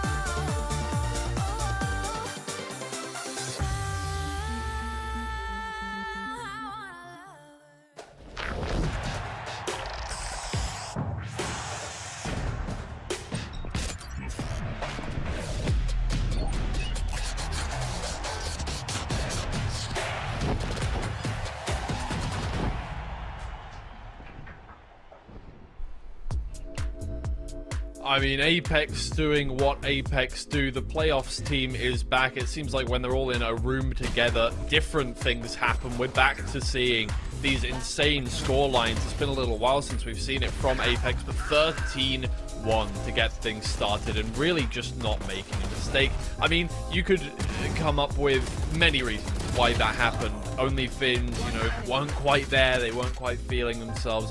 I don't think they really got a chance to get going. That's my opinion. Yeah, they had a good one chance at the early stages of this game. I think it was a 5 versus 3 situation, which ended up actually being 3 versus 1. And after that, I think the ball was just rolling at the side of Apex. Avova, amazing 17-3. He was up 10-1 at one point, just 1v3ing all of these people, picking them one by one. And I mean, I think it's fair to say that Apex brought the storm, and we already saw a bit of a lightning behind Snowy's back, so it's already a struggle for the side of OnlyFins. I don't know. I think that was a tough game for OnlyFins, but I actually do have one win condition for them for the side of or for that map of Abyss. Nixon 20 and a clutch. That's something that OnlyFins has relied on a few times before. I think it was against Hookars in Ascent. Yeah. Back in the days, I think it was Split 1. That's a thing that we have in Finland. Nixon 20 ja klutsi is how we say in Finland, and I think that's the win condition for OnlyFins after that loss on map 1. I think that was just amazingly played by Apex. Yeah, I mean, the keen-eyed of you there will have noticed that there were a combined 27 deaths over that team, over 14 rounds. That's less than 2 deaths per player. Yeah, I don't know. There's not really much you can say about that one. It is unfortunate that I do think that OnlyFins didn't play amazingly. It's not that they had a perfect game, but Apex were insane and they didn't really. It's just that for those first few rounds, on the critical rounds where it mattered, and we'll take a look at some of them here. Round 3, of course, is a big one for them to get started. They didn't really just get going. They didn't get the momentum started quick enough, and Apex took advantage of that. And once you have a few rounds like this where you have the advantage and you still lose it, and this isn't even the big one. I feel like the big one would be round 5, but this is where it all started. Their mental was in the gutter already. Yeah, I mean, it's a beautiful play from Avova. Look at that. Beautiful paranoia. Delays so much. Ale is the only one that can actually get to the side. And I know that must be frustrating for Ale as well. You go to the side as a duelist and you see you die. There's no one to trade, but it's always something, some utility that Apex can provide that delays that other wave of players. And that was a always tough situation, losing round 3, Apex bonus round, then that's something that you cannot do at this level, especially in Apex playoff form. I mean, getting that kill at the end was That's ridiculous. crazy. But this is, I think this is the big one, right? This is round 5. This was a round where OnlyFins should have won this. This was a 3v5 in the favor of OnlyFins at one point in this round, and Apex managed to just sit on one spot. They were on a dime in the back of C site and managed to hold off the whole OnlyFins team and bring them down to just Ale here, who had to save the operator in the end. And yeah, I think this one is the one that tipped them over the edge, right? You have put everything into those first 5 rounds and you have lost 2 of the ones that you should have won, and suddenly you're just like, they're invincible again. And took the operator as well. Yeah, no matter what they did for the rest of this, I don't think OnlyFins were ever going to get into it after those first 5 rounds. They were not given a chance to get any momentum going, and that was what started this runaway train of Apex. And this was OnlyFins' map pick. You can only imagine what's going to happen. I don't know what Apex have prepared. Nobody knows what Apex have prepared on Abyss yet, but if they feel confident enough to make it their first pick in this, when, obviously given the choice of they couldn't have picked Haven, but they could have picked either. What were the other 2? What were the ones that were banned out? It was Bind and Sunset. But look at this. Sunset, yeah. Like that's the mistake in this round 7 as well. Like that's something that Apex actually made OnlyFins to do. That peak from Ale. It's a desperation play. You're down 6-0. You feel like you have to do something, but that's something that I would never, at least I would imagine, I would never see Ale do, pushing that deep. You usually just stay at window. Nixon checks lower mid right there, but that's a struggle for this team. When you let Apex lose, you get so much pressure on your side. And I mean, I think Cairo said it perfectly. Apex is not applying pressure, but I think Apex was actually applying pressure by not applying pressure, which was crazy because they just sat back all the way behind, and all they had to do was hold. OnlyFins was gonna come to them because they had to make a play. At that situation, you feel like you have to do something, and then you push your limit, and oops, you're already gone. Yeah, I think Hazard and Cairo kind of mentioned it, that they were playing very casually. It's not like they weren't playing well, it's just that they weren't really doing a lot. There wasn't strategical plays that we were like, oh my god, we need to break this down. It was 14 rounds of them just kind of responding to OnlyFins' plays with good mechanics. And on Apex's day, they have the best mechanics that, out of, you could put them up against some VCT teams and they'd still win on mechanics. These are some insane players. So yeah, we've seen days where they've been off their game, such as the week something against Sweet and Sour. I think it was week 5, something like that. And we've seen days where they've been off on their mechanics and they have lost games, but when they're on it, this is what happens. You get 13-3 or worse for the other team. I mean, it's the playoff form of Apex, but I think Haven's done and dusted. There's nothing you can do about that as OnlyFins. You just have to focus on the next map. And like we said, it's Abyss. It's the first time in Polaris that we're gonna see Abyss. There has been already some showings in Americas, a little bit in EMEA as well, something in China. it's interesting to see what is the composition that both of these teams are actually gonna bring here, because I think in terms of China we saw that double controller Viper Omen was really prominent. You picked up Yoru as well. I think EDG was only one out of these 3 teams that played Abyss to play Jet. We saw a highlight clip, I think most of you have seen it on Twitter as well, but in NA I think, and even EMEA, the most prominent composition was Cypher, Sova, Omen, Jet, and then you feel that with KO, Gekko, maybe even Harbor. I think we saw that as well. Then if you don't want to go Cypher, you might substitute that with Killjoy. I assume that we're gonna see something like this here, but there is definitely flexibility on that Yoru as well. I think really long rotations could actually open up that Yoru, especially for the side of Kaja. He's amazing with it.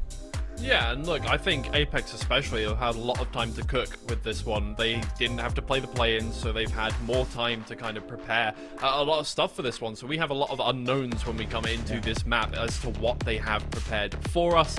It's the one team where you would expect something interesting to happen. Okay, that is definitely, there's double controller there for Apex getting started, but no Viper. We're running Astra Omen, harkening back to 2021. I feel like with that one.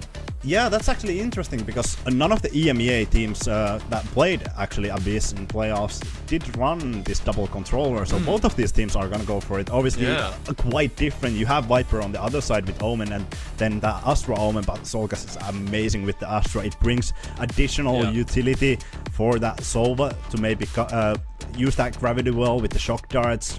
It puts a huge amount of damage.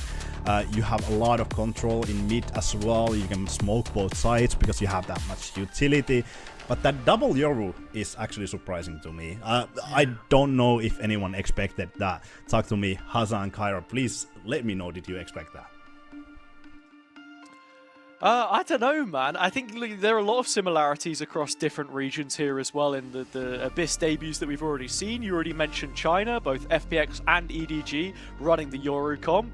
In terms of the Cypher, we've seen that more in Challengers. In the DAC Grand Final, both Maus and CGN both played with it. There are similarities and there are differences, and one of them that I want to mention is probably that Astra, Cairo.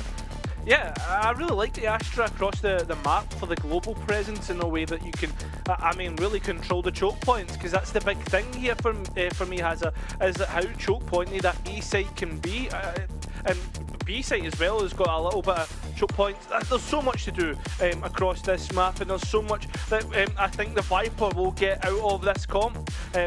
Just the way the map plays out, though, that one snake bite can be enough to stall out for 10 seconds and allow rotates to get closer.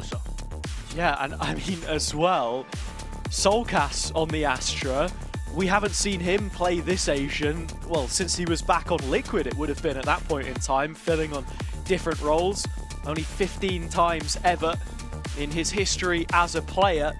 But here we go, 5 seconds until we head into the unknown. Abyss, the first map into the pool, and what could be the last in OnlyFins time spent in the upper bracket. Oh, nice from Sono, eh? Already finding Mosey, but you can see Apex are well on their way to try and get in that trade, and there you have it. This is turning into a scrappy affair already, and it's Apex who come out on top towards the other site, has it on towards A, and this is where the Cypher's set up. Kayak's already getting things done, and plenty of flashes going either side. Ali gets next one. Still a 3v2 though, advantage still with Apex. Yeah, with spike control here as well. 2 players in A main, one way goes up, peek around the side. Ale trying to find this fight. It's ultimately Avova who greets him though. 3 versus 1 for Nixon in the clutch. Has a smoke to try and divide. The vision blockers already in front. No TP to go around the corner, and well, Hype was watching. He's just going to jump to his death. Oh no! It only took 1 round, but there's already been a casualty from 50 floors. Apex find the pistol. No. Nixon, I think he already knew that round was over. tried something. I mean, he stuck through the choke point and tried to be fun. Well, tried to go for something crazy. But this is something that I like about the Viper Hazza. It's just so much passive, like phantom pressure, we'll call it, right? Like the fact that you're creating the idea that there could be players behind the wall, and that Apex will be forced to either respect it or disrespect it, giving a chance for players to go and fight. Like you say, you got to face check it. Avova has the one-way up though, and this is a very strong angle to be countering it. Yeah, you say that though, but like players can get out a window. The only thing is though, obviously, is that you'd hear that. If you're an Omen, you could bait it out. Mosey though is take the one that's going to hold to the cross. You're giving me ifs, buts, and maybes though, Cairo. I think right now, Apex do have the control. Even the spam did catch Ale on the orb. Something to mention, I think the A main orb is much easier to take on the attack side than this one. And already you're seeing Apex as the defenders be a bit more diligent, get aggressive. This reveal's going to be huge. Oh, out in the open though. Mulsi caught pants around his ankles. 4v4, weapons recollected.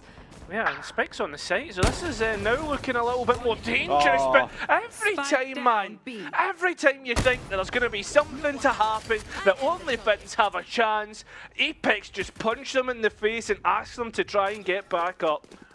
Again, Avova has been rock solid in these site holds so far. Up against an eco, sure, you put the asterisks on it, but even in the gun round so far, it's looked good. This is going to be their bonus from the defender's side. It is ultimately weaker than what we saw before, but already you can see they understand how it is. They've got to hold some of this space. They're dealing with what OnlyFins have thrown at them. This is where things get interesting and where I'd like to see a little bit more strategy come out. Yeah, well, it's a mid-scrap. Ooh. Straight up and Avova, very deep. Jesmer was going onto his drone, which has allowed him to be a spring chicken ready to be collected. Avova already trying to get back, and it looks like he'll be able to. In the smoke, hello, there's Mosey. Nice trade, and again Hazza. Apex, they take the advantage. It's a brilliant trade. And Avova getting aggressive as well, showing that he has some variance to his game. No TP up by Kayak right now. He is locked into this heaven angle, as is Snowy on the opposite side. But yeah, I mean, you're going to see a lot of Omen players TPing across the gap, mainly on the attack side, to take the library peak early. But Yoru both ways. The TP is ready to execute. Fagan is the one executed, however.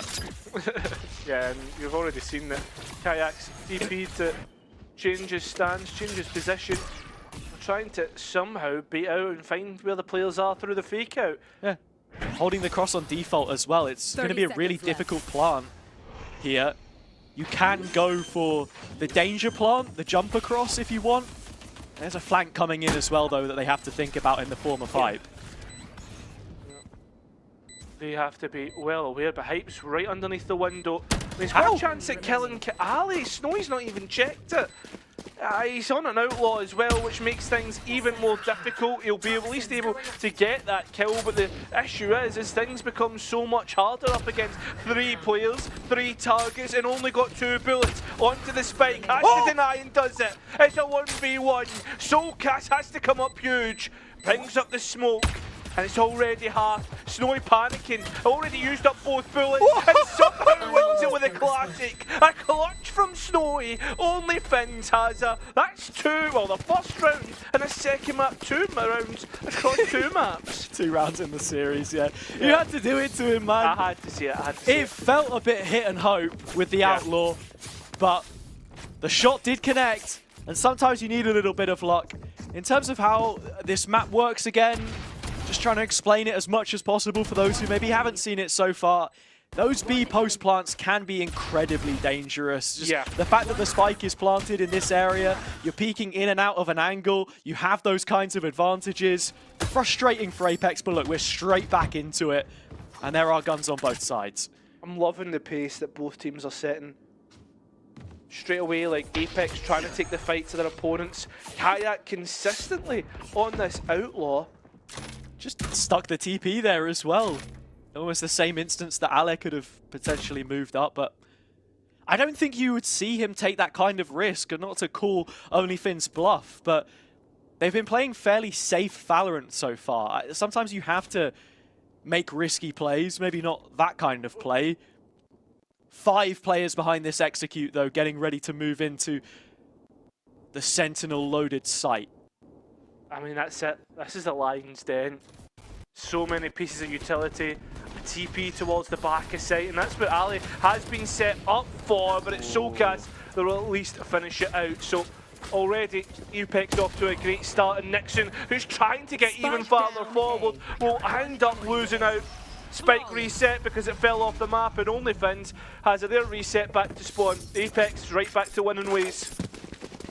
It makes it look so easy as well, but again, if you're not interacting with trying to break any of that utility and you're hard executing into a site with the Astra utility and the Cypher utility, not to mention that both of those players were there to reap the rewards of it, Ale did make a little bit of a meal of that fight in the backside, I think it's fair to say. Would have been an asset to them if he was able to get the jump. I mean, if he gets that first kill against Soulcast, like a lot of that utility offline. Yeah, it looks a lot different. And again, I think as well, you can see OnlyFins have set util combos to take this space. You want them to come in with that kind of preparation when you leave it in the veto. To sort of build on that conversation a little bit more here, because it is just pistols, is that they banned out Sunset, the map that they've played most at this point in time. The win rate wasn't great. Can you find yourself a new home ground in the final stretch of the split? I mean, that's it. The fact that they've picked on towards Abyss as well, like, there must have been a plan, an idea behind it. Certainly doesn't look too bad, but when Apex are on the other side of the rifle, I mean, it will always look a little bit jittery.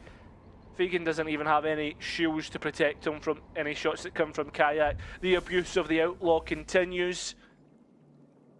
Maybe a ultimate point, but I mean, if Vegan dies, he's already going to get an ultimate point back in his pocket. This is such a strong map for lurks. So, kind of like Split, where you'll see a lot of teams run the Cypher and Viper. Ooh, okay, yeah, sure. It can be too many cooks in one pot, but yeah, I don't know, man. I think there are much more ways to create extremity pressure here that OnlyFins will be looking into in the next couple rounds. Vegan can actually walk away with this rifle if he wants to. 10 seconds The rest of the numbers are on the site. I think for me as well, like, obviously me and you have had a playthrough around with this map as well, Hazza. Looking at what agents are good and whatnot, like, I don't know if I necessarily like the B wall, because Heaven can almost like see over it anyway. Like, there's certain positions you're still seeing Apex being able to hold B site, like, and maybe like to see OnlyFins switch up the wall, maybe like go for more of a mid luck wall, if that makes sense. Yeah, I mean, look, again, you can try and stress the details as much as you want. When you're up against a player like Kayak, he's always going to disrespect it. How's the op now? 9-2. But the big thing for me is that there are ults in play, Cairo. One of those is the Viper's Pit. If you can get yourself to post, both teams also have the Dimensional Drift, and it's Avova with the first foot forwards again. Oh, but he's been pinged out this time. There's no way he's getting out. Yep, straight away Nixon goes up and collects possibly one of the easiest kills he'll get in his career. He's talking about ultimates though, Hazza. A lot of those ultimates are actually, if you get to post right, if you can get a kill, none of them really execute heavy ults. Ali probably the only one with a Dimensional Drift. Well, this is something else as well. I mean, Soulcast and Hype are one off. We're speaking about this Astra pick. That Cosmic Divide could be really useful if OnlyFins are allowed to set up. I think that's where you then want to use the pit. If you're sitting on these deep lines and defending angles. Kayak's operator though, the name we mentioned before, Snowy, gets a little too comfortable. One pick and then straight out of dodge.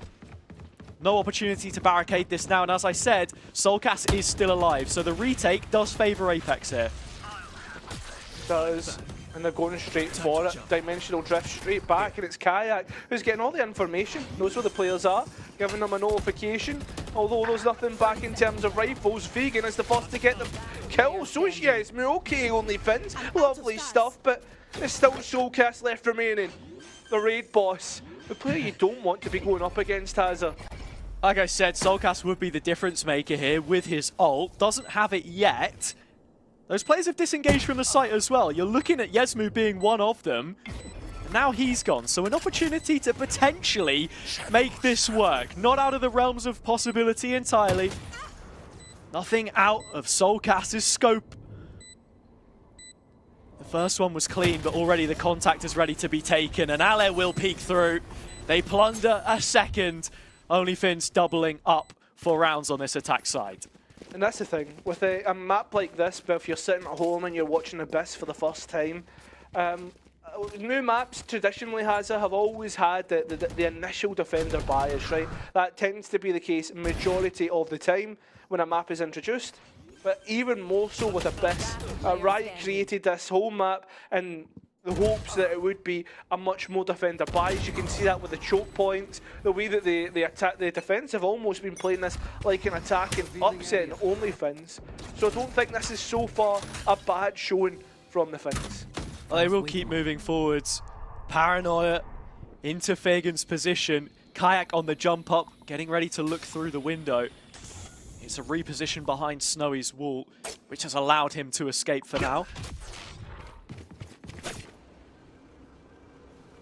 I've heard that TP.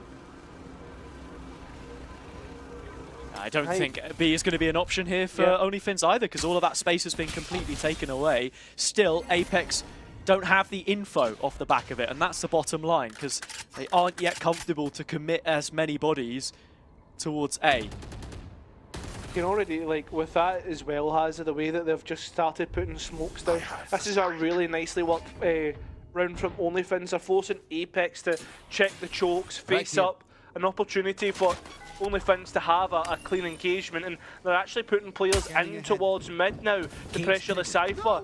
Things are getting worse here for Apex, and they need to be really, really careful. Oh, really nice split through mid. Hunter's Fury aiding the Heaven play. Soulcast still alive on spot though. Behind a wall of smoke for now, and he's the one on the receiving end this time. Fagan picks that up. Apex trying to make their way back through, but as the pit wasn't used on the previous, they'll have access to it here. All the wins, probably. The one that could turn the round on its head. Allows them space to come back in towards the site, but as you've already mentioned, it's the Viper's pit that poses the biggest issue. Need to try and find players, and well, there's Nixon Kayak going through like a bull, impaled on the horns of Kayak. The rest of the players, though, still sit, waiting for their next engagement. Who's up next? It's Kayak, and he's won another one. A tap of the spike, and Fagan's already got two. The pit still stands. I've overthinking about backing out, and yes, there it is. Time too low. OnlyFins find 3. It's 2 rounds in a row as well, which come from good OnlyFins post plants. You see the use of the Viper's pit there, the Hunter's Fury to afford a little bit more control in the initial push, which was really nice. And yeah, the round before that, when they chose to play on the B site rather than sit back and allow Apex to take the engagements that they want and flood back into the space. So a little bit more confident, not exactly those risks taken that I was speaking about, but just backing up your own ideas with a bit more positional play. It's not quite enough to cut a hole in the pocket just yet. This is one final buy for Apex. That's the thing though, Hazza. I think like from Nixon's point of view, this has probably been the most cleanest Colin has looked in the past 2 maps. Kayak's got the easiest kill. Just a peek out and trying to get some more. He'll easily get back to his teammates, so already OnlyFins being pushed out of A main. Yeah. Apex have info on 1 or 2 here. And that's where you start to wonder, is Avova going to move any further forwards on the other side of the map? Instead, it's a smoke that goes down. Again, they're not forcing this B rotation at all towards the A side. Constantly sitting around. Yeah, as long as Kayak has TPs, he can just send it through spawn, and he's there at a moment's notice. I mean, it's the mid-lock now that's most important for OnlyFins to create some pressure. After they've got back A main, but actually they're going all the way in towards spawn as well. Apex need to be careful because the back lane's now starting to be under OnlyFins control, and the fact they've got one back, Soulcast gone, and they know about Kayak. Things getting worryingly bad. Lovely TP from Nixon that gets the trade. And OnlyFins, they look like the team that's just came out the first seed. Lovely stuff all in Hazard. 4 versus 2 situation, Ale able to get out. But yeah, it came from that. Nixon TP into spawn was already there to keep Kayak in check. Difficult peak to try and make work here. 2 go through the smoke, and 2 put to the sword by the captain.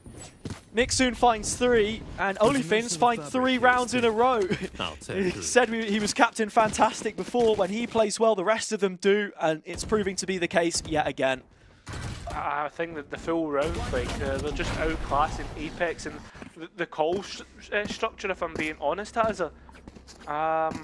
Yeah, that is just so much better. Like the TP into the back lines, the forcing players like Kayak to get out. Yeah, sensational stuff. But listen, Ultimate's still on Apex's side, and you can't count them out just because they're on Sheriffs. Make no mistake, it may be your last. Hype, first shot, it's good. There is no follow-up, however. He was a lone wolf in that endeavor. Still numbers towards A. Kayak one of those again. He'll be preparing the TP, but it probably can't come soon enough. Avova's down. Snowy not taking too much retrospective info from that kill. It is another in isolation, which makes for a 4 versus 3. Walk down mid from Kayak. Snowy's going to face check it, and yeah, there you go. Rifle back into his hand, something to work with. But the players, they've hit the go button, the ignition to end their way on towards the A site. After that push down mid, and he'll easily take it out. Has the better weaponry winning this one out. Kayak with 20 points of health and a rifle in his hands. Surely there's no way that he brings out something magic. Nah. Definitely not. 1 round at a time for OnlyFins. They find themselves in front. A situation which they've enjoyed a couple of times in those 4 prior series against Apex. Again, never being able to convert it though. Timeout called. This is where Apex become scary. What answer do they have for what we've seen so far? I mean, I think the thing is though, Hazza, like, a lot of the time they've just been getting outclassed by excellent executes and just understanding the map, but like it comes from like focusing too much on the choke points and not on the rest of the map, if that makes sense. Like the Omen TP goes off from the shadows, and Apex didn't react. Kayak TP's back into it. There's no mid control. There's no. They're just allowing too much map space for OnlyFins to take control of, and Apex are well and truly being punished off the back of it. It feels like OnlyFins did a very good job at conditioning B early on, so we're seeing them be a little complacent with it at times. I don't know. Ultimately, they're finishing A, and there's usually 2 or 3 players there, and they can't contain it. So it's difficult to put it down to one thing or the other, like you say. Apex even winning a few duels there when they were on pistols. Now the op comes out, and Kayak with this before did look very good. I think he can afford to just play a little bit more reactive on this Yoru, to be honest, because A side, when Soulcast and Hype are still alive with all their utility, that doesn't really feel like too much of an issue for me. That's where he'll set up for now, though, to take the opening engagement once this recon has finished.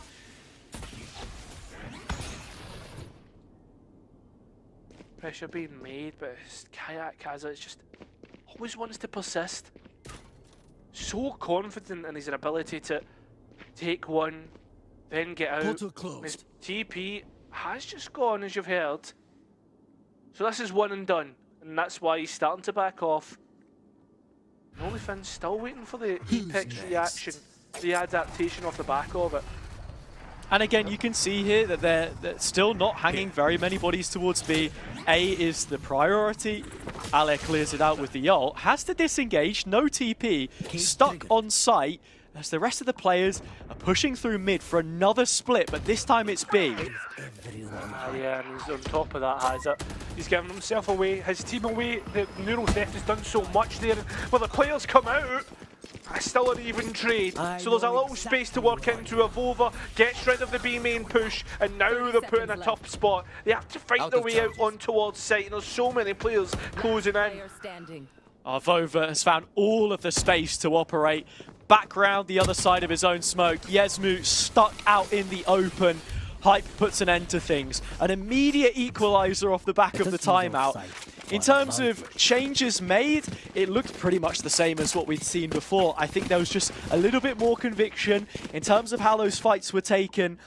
Apex not allowed themselves to be pushed to the wall here. Mulsi holds his ground. Avova finds the one through main. And yeah, the reposition looked a lot better. As I said, it is these positional plays for both teams which will be the biggest difference when you're on this new map. I feel as if though, as well as like it all kind of comes from Ali, right? Like Ali goes in towards the side, gets taken out, the neural theft gives everyone away, OnlyFins panic, force themselves up mid, and just find themselves in such a tough spot. When OnlyFins have been hard executing into Apex was where the initial struggles really appeared from. TP to close that initial gap, and Alice supported by Nixon in this endeavor. Soulcaster next to go. OnlyFins tearing the site apart. Both anchors lost, shot dart for the trade. Still, they trail by a player. Oh, what a flick. They're already starting to come back in. Kayak will be offline when it comes to the rifle, but in terms of information, there's plenty of it now because of that. Actually, a Hunter's Fury's coming through off the information. Mosey trying to get some players, but he will only get one, and Avova gives himself up. A 1v2 for the captain of the team. Has to come up huge, find something. Destruction there, push the target. So easy to flick back onto Mosey's head. OnlyFins will at least be even on the next half. Last round before the switch. And they fought for this scoreline as well. As I said before, Apex usually doing a decent job to contain the site execute proper, but OnlyFins there, a lot better on the trades, I think. As I said, Ale TPs and Nixon's right there with him on the shrouded step as well. Kayak comes out of the ult, but it's from the frying pan into the flames where he ends up. Did have the shorty, but still, you're relying on individuals. He is 15 and 8, and should be good for something here. Again, team performance required. In front of the play, ends up behind it once the blind has come in. Yeah, I mean, already, like, OnlyFins looking so much better in the plans that they're making, but it's still Apex to beat Apex and come out on top with a pick of their own through Avova. Well, the players are on site, Hazza. You've got to be... Oh, I thought Fagan was still going to continue his luck. No, it's actually a combination of forces now towards the B site. Yeah. Spike still not being planted though, and all of Apex are here as well. Apex in a 5-on-4, OnlyFins wanting to bring these engagements to their front doorstep though. TP up towards upper. Nixon is there waiting for Kayak to be revealed. He has the kill to take the crown. Hype there as well. Nixon again, 2 from him. But still a 2 versus 3. Even more, Nixon on for the ace. Snowy in support, but it's Avova in the end game. The position where he excels. The back of the head shown, but the 180 flick is enough to send them up 7-5. Ah, magic stuff as OnlyFins finally start to combine with each other. And that's the thing though, they put themselves in advantage, 7-5. Avova, if he hadn't missed the shot onto the back of Snowy's head as he tried to get out, it would be a different scoreline entirely. Now we really see where the side biases lie. Now we really see how good Apex's attack is, because while their defences can be well called, sometimes their attacks is just absolutely flawless. Yeah, it's this team game too. I don't want to lean too heavily into the new map, because these guys will have been scrimming it for a while. But again, sometimes those fundamental issues go out the window when you're trying to play new stuff. And this is the first official that either team will have on it. Can be difficult at times with that spacing, having the Yoru. OnlyFins, the aggressors, the protagonists here, already pushed down mid. Similar position for Nixon. It's out on B where this one begins. Kayak right ahead of things again, and Hype watching down the backline. If he finds both, the round could just be over. 5 versus 3. One of those players is Ale, and he's caught out in the middle of everything, but digs himself out of a little bit of trouble. In fact, it's 2. Yeah, that's the win. That could be the winning play. Although 2 that more. could also be the winning play. Kayak getting 2 of his own. Oh, Ali. Stuck in the main, and he knows that there's somebody up in window. He'll be able to actually peer through the window himself and find an isolation onto a Vova. There was still a player below him if he even got taken out. Yeah, nice pistol from Apex, all in all, has it. Good double up at the end there as well. Just as much as we were speaking about it being a team game, felt a bit like a shooting gallery. Hype, big work in mid, playing away from the rest. Again, Cypher, what does bringing a Sentinel as orthodox as them to the comp offer? A little bit of security at times, and that's maybe just what you need. Kayak can win rounds on his own though, and you see that the same as Ale. Not quite enough when pitched against our regular season MVP.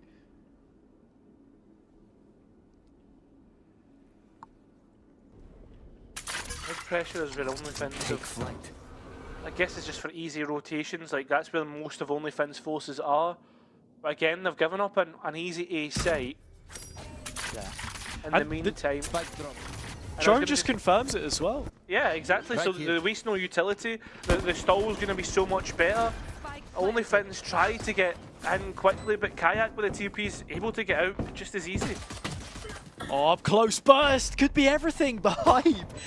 Ghost has not missed a shot so far. Player stuck back in main, smoke up for Nixon. Could make it dangerous, but he's down and out. This one is looking like curtains for now. Something else to mention is, because you have Soulcast here on the Astra, it will just be offering you that 3rd dimension with the gravity well. Fagan out of this one with the detonation of the spike. Yeah, comfortable from Apex. That's what you want. Rifles kept into the next. Every checkbox being filled. Yeah, really very, very nice from Apex as it. I mean, what more can we really say about it? Because like that's the thing with them. They just have to they seem to have so much control of every part, and it just comes through from Hype's proficiency, being able to hold down lanes by himself. You can see them trying to OnlyFins be quick on the uptake on back onto the site, but if you allow Apex to have a free site with next to no utility expended, your retake, like chances coming back in, are going to be so low. Just with the fact of how efficient Apex are with their utility and how well they can stall you out. You see how close Kayak already is to this dimensional drift, and with Snowy putting the util up in the choke, he's forced to give away the angles that can actually challenge for the orb. Apex showing their understanding of what they're able to get early, where the neutral space is and what they're given. Nice shot removes Hype. Kayak can follow this up.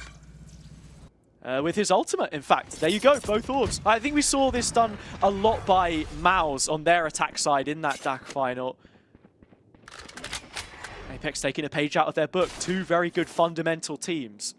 Yeah, I mean, with now the dimensional drift online, being able to clear out all these angles, and again we talk about expending little to no utility. That's exactly the case for Apex here, and it's so hard to come back into the B site even though there's that extra little bit of space to get in.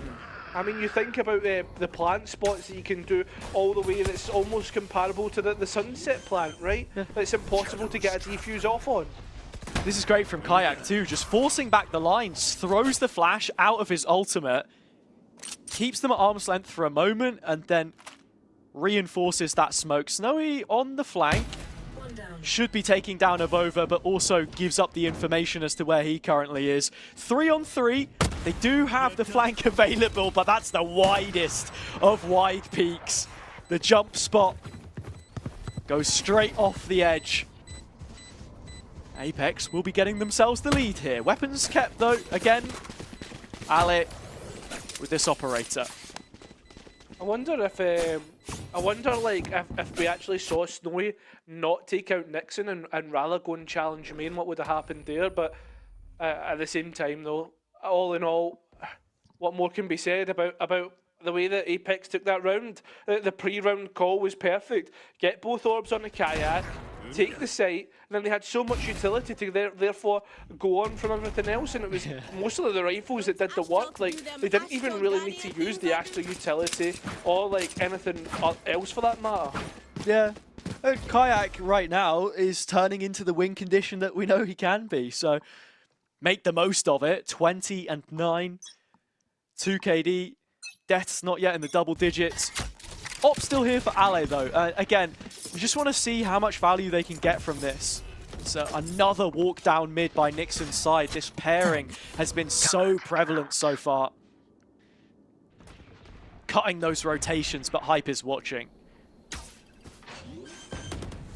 The fact that Hype could then turn into a flank himself, you know, turn into something that could be a late win condition. That's probably what Apex are thinking about, whether they want to activate that or not, but it's Kayak who's the win condition on site, already able to get one, but a nice trade gets OnlyFins back into position. There's rifles to be picked up, there's things to work with here, and Ali's op still readily available, whether they can spam, whether they can find anything, but Apex are denying the opportunities, waiting to use the utility, waiting to see if they can find clean fights that's in their favour. A tap of the spike, forcing players out, trying to get close, smoke dispersing, and so are players trying to get out because they know the round is over. Having to save, it will still be an Apex round, even though the kills went OnlyFins' way. I mean, Apex didn't even feel like they needed to save the guns. They already have good money. They've been winning the last few of over. You can see the shock in his face as he's actually lived with the TP there. But yeah, I mean, no comfortability offered to OnlyFins in the retake. They had a really nice Viper wall to stop anyone fighting back through. They'd already done enough to delay though. Kayak gets one, had the TP to disengage. All of the correct setup as we stated before. If you want to prioritize an ult here, it'd probably be Mulsi because that Hunter's Fury is only one away and the A main space is being offered yet again. And again, yeah, I think that's it. They're using the Omen smokes on towards A main, and for whatever reason, Nixon's just a bit too slow about placing them. It's not instant. It's not upsetting Apex, and they're taking it first every single round. You even see there, Ale moved away from B with the op. He's deciding better used elsewhere. Hype's cam was broken early, but again, he's been towards this left side for the majority of the attacking half so far. Apex gearing up for their execute. I have the spike. Looking like it's going to be A again. They've enjoyed this space for most of the round, and OnlyFins are none the wiser. In terms of info gathering, they've got a drone coming through mid-late, but other than that, it is purely an assumption as to where this push comes in. Recall at the start, gets Kayak across, and now this one can move into motion, but not before the rotate is already in. It's 4 players on either side of the smoke. Yeah, it's not only that though, Hazard, there's so much delay still to come through. The players have to work through mollies, they have to work through the Viper's orb, there's flashes, there's so much to stop Apex from getting close, and now time is getting lower and lower.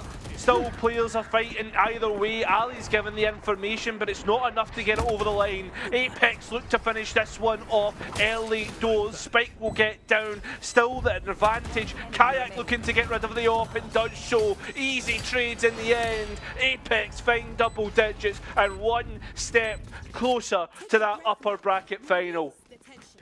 Round was a situation of both teams being put through the tenderizer, but there's more left of Apex when the dust settles.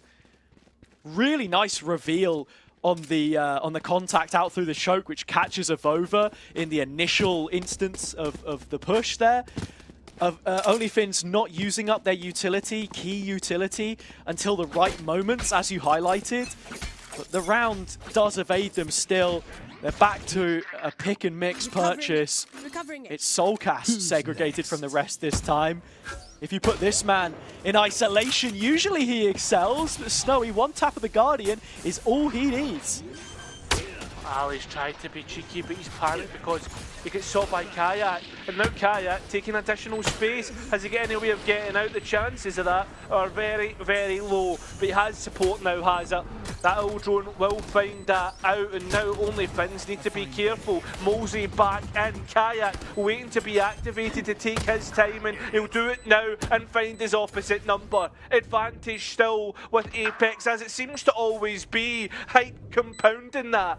2 players left and time ticking away. It gets worse and worse for OnlyFins. This is probably one of the last rounds that they will have a bye. This is probably one of the last rounds that they will have a chance. Hazza, that's Apex on 11. 2 rounds to go. Yeah, it's a half investment, so this is the buy. This is the last chance that you were speaking of. For Apex though, yeah, I mean, it's a round where, what do you have? Kayak in upper, trying to fight. Then Avova gets pinged, he disengages, they go, okay, well, the 2 aggressive players with TPs are out. We should be alright. What happens? Multi's there as well. Like, everybody on the Apex side is constantly aggressing into areas where OnlyFins are not prepared. Every single time they want to get the retake going, it's not allowed the kind of breathing room that it needs to succeed. And I think this is something that we've seen from Requim do a lot. They did this to OnlyFins way back when OnlyFins were looking good, like on your Sunsets and looking good on Lotus. Requiem, their game plan has it, was to go and take the fight to OnlyFins, and it upset them every single time. If OnlyFins aren't allowed the perfect conditions, which, let's be honest, very rarely come in for the retake, the retake falls apart. As I said before, when you look at averages of these guys facing each other, OnlyFins, 7 rounds is right about where you'd expect. The previous, well, 13-1, that's the lowest amount of rounds they've ever recorded against Apex in an official. The second lowest was 2. That was Breeze, obviously not in the pool anymore. Abyss already looking better. As you say though, not many more chances left now. Apex with a chance to spread their wings and fly to a 4th upper final as an organisation. Shoulder spotted, Ale just about given a chance to TP out of that one.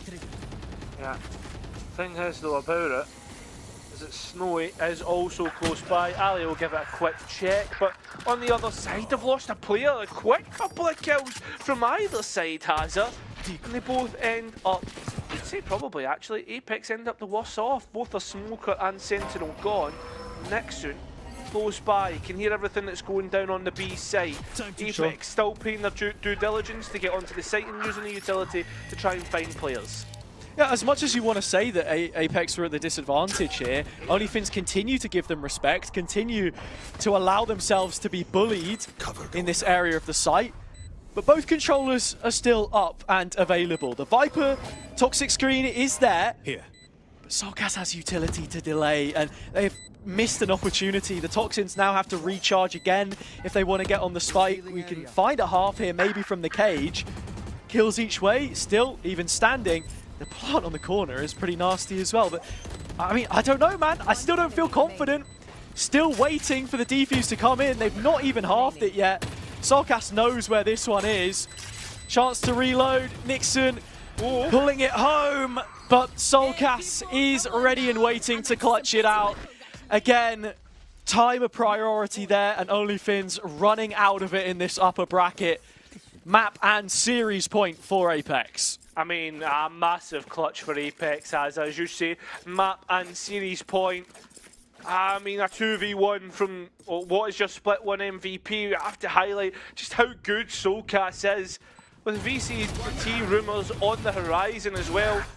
Soon to be back, whether it's with Apex or whether it's with another team. I mean, 5 chances now has it to win this one out. Mulsi again, 1 away. The first name on the register in a main. Pick goes up, but it's not going to spread in time, so it's fine. Mulsi can leave. Has the drone if he wants to challenge Snowy. All of this is information collection if you're Apex. Playing the same kind of default. And if it's another B finish, well, by now, OnlyFins should be aware. I mean, that's the thing for me though, Hazza, like, they're getting onto the orb again so easily. And when have we seen OnlyFins really fight A main? Here. No plans being made for it. And Apex start to head their sights towards the B site because of the Viper's Pit. The So fake many TP from ultimates. over there as well has actually demanded a little bit more attention of this mid play, so they've not fully called the rotation yet.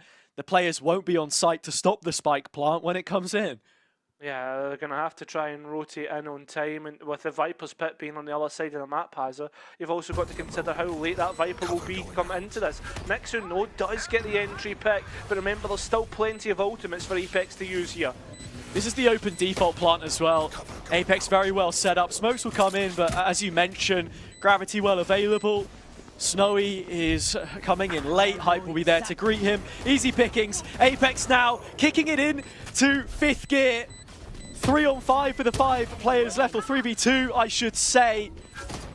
All over now. Yesmu, the last one left, and there you have it. 13-7. The Polaris playoff love affair continues for Apex. 10 series played, 10 series won over the last 2 years as an org. A statistic which doesn't look like it's going to stop anytime soon. Yeah, it has. I mean, when Apex have their sights set on something, they will do everything in their power to go and grab it. They have looked indomitable. They have shown new stuff. They've shown old stuff, stuff that they've used all the way back on their last Apex iteration. Haven looked excellent, as it always seems to do. And while Abyss's introduction, well, there may have been a few hiccups, I think still looked majoritarily okay.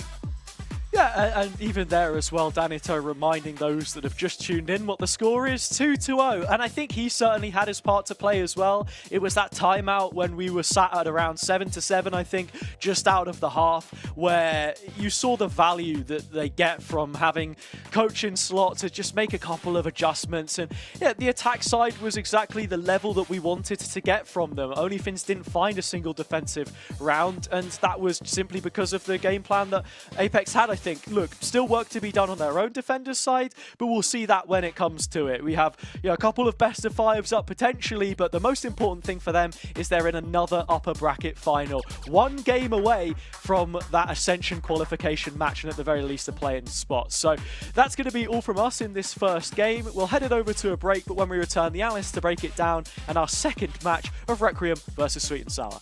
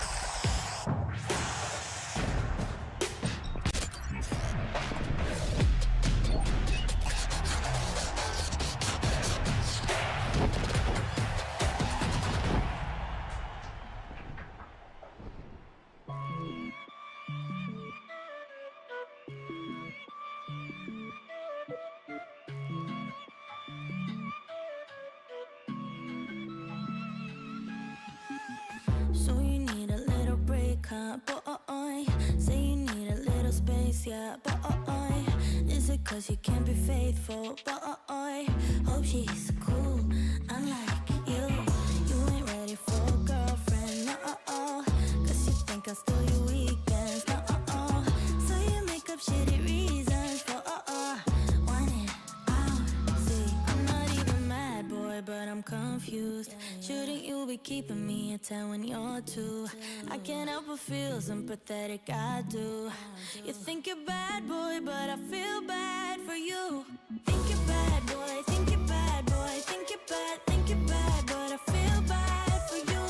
I'm not even mad, I'm not even mad, I'm not mad, I just feel bad for you.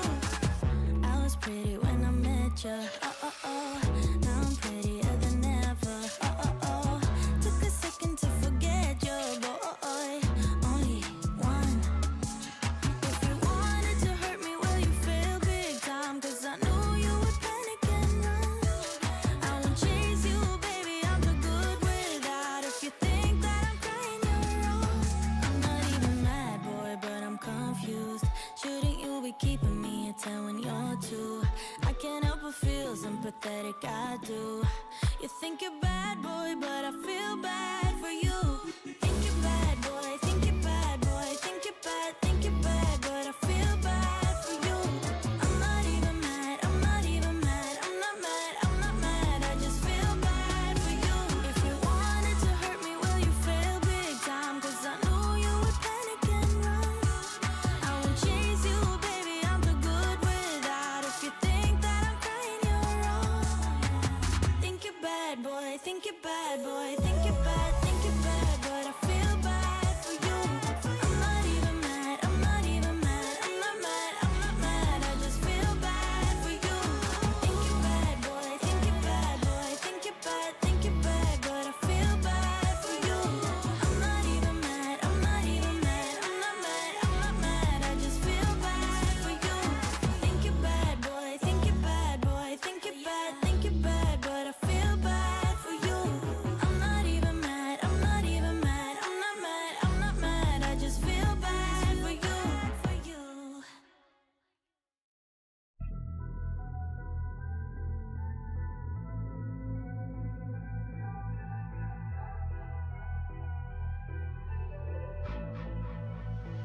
I've been giving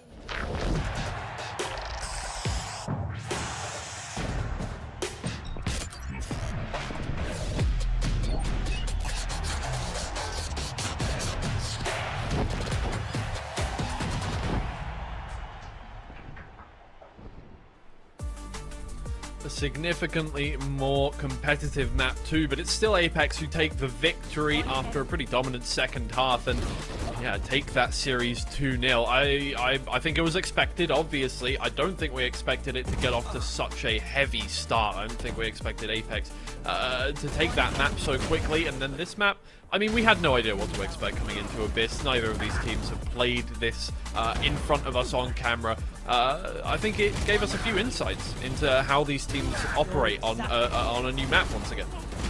Yeah, absolutely. I was a bit surprised by the double Yoru. I was expecting at least one Yoru here, double controller for both of these teams, and it showed already like how these teams play with different composition, especially OnlyFins with that Viper. We saw a lot of that B wall coming in, especially for the side of the defensive side. Snowy would always play that B wall. That was, I think, a really good wall, but they couldn't quite take those retakes from that. But amazing performance from the side of Gaja.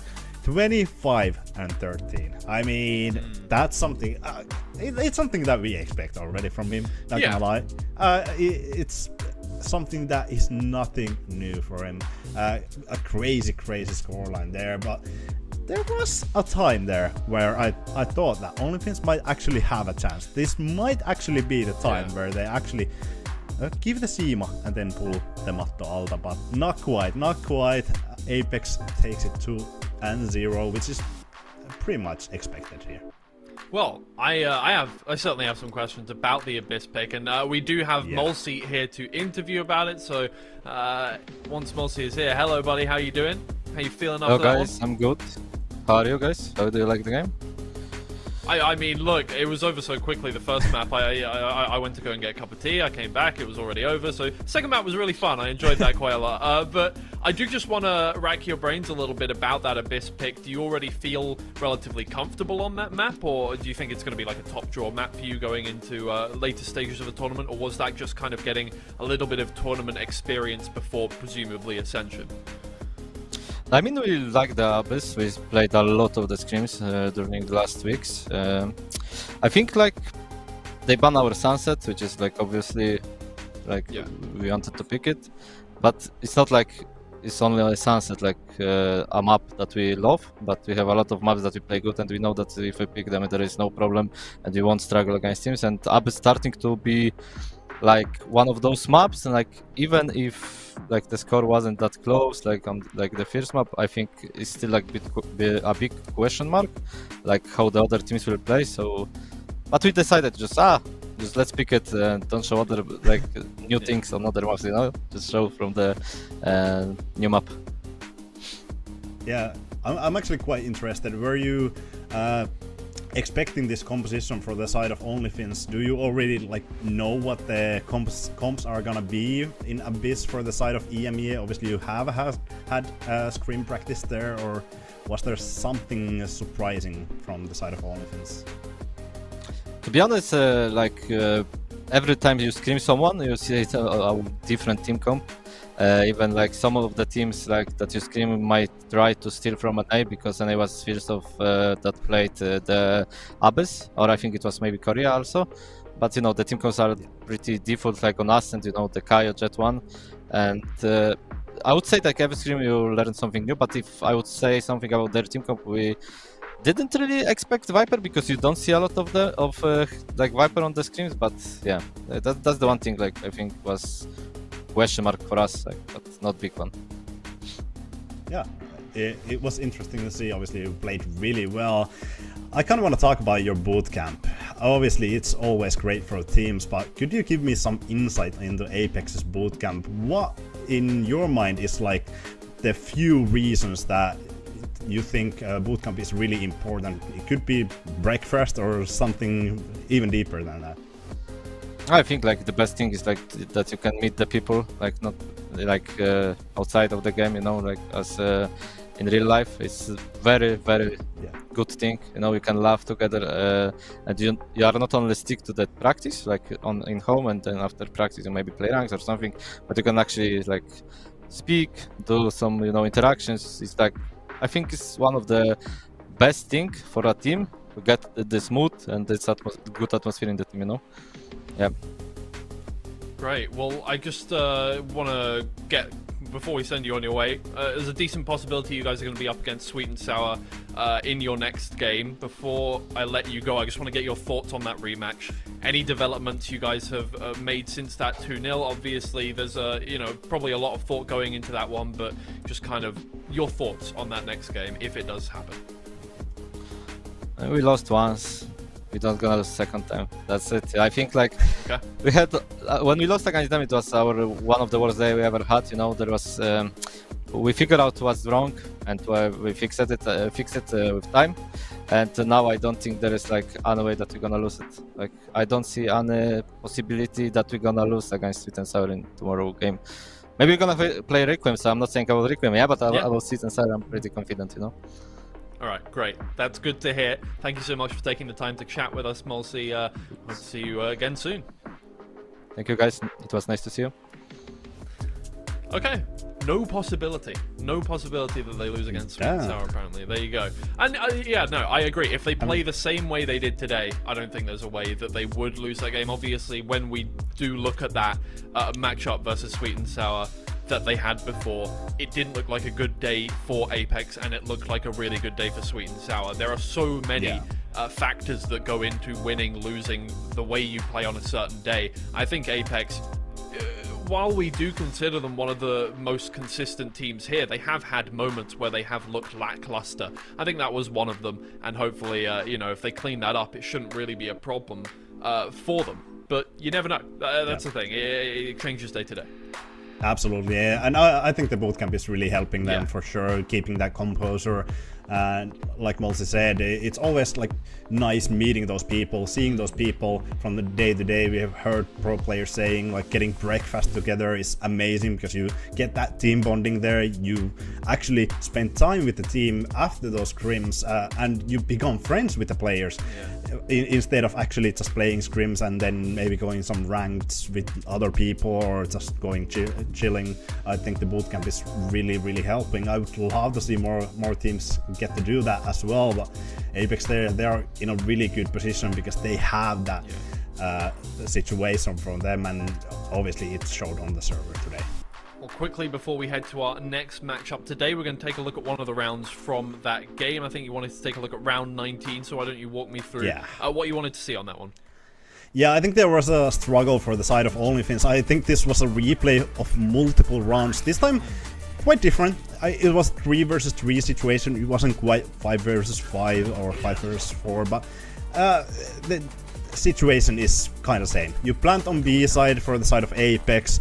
it doesn't matter if the plant is on the right side, on the left side, it's really hard to defuse. You try to go for the retake for the side of OnlyFins, actually get some good frags, but the Astro Pool, the delays, we saw this multiple times. I can't even count how many times we saw this exact round happening, and it was really close. The frags actually were going for the side of OnlyFins. They were actually really good situations where they could have won. This was a 2 versus 1 situation, but once Solgas eliminates Fakum there, it doesn't matter even if the smoke is fading here.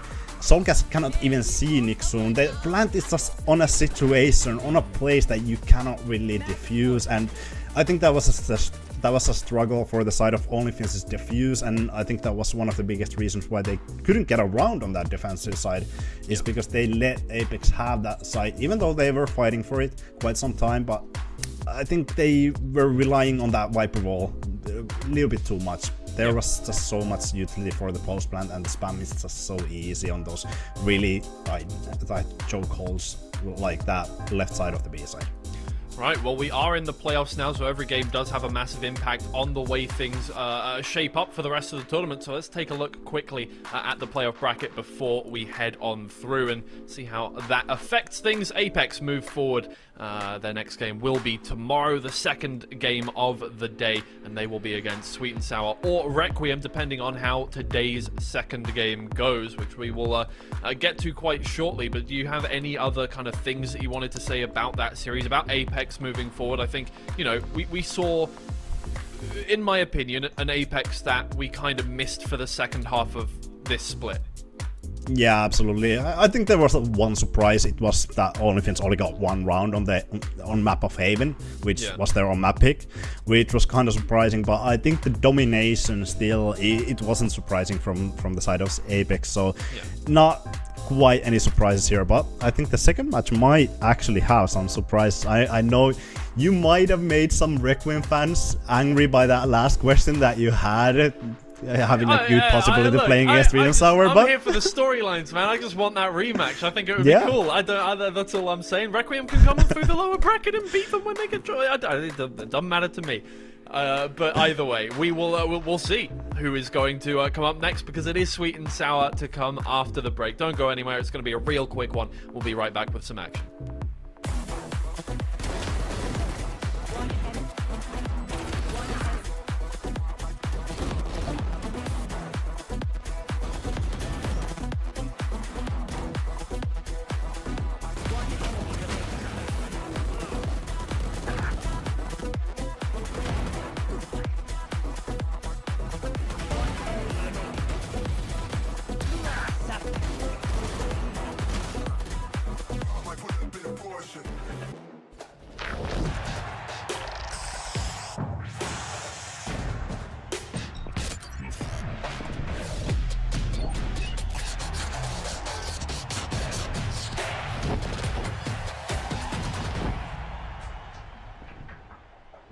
Baby, I don't need you to tell me you were wrong. Swear my mind erased you the moment we were done. All out of me, you're all out of me. I'm finally free, it's all good.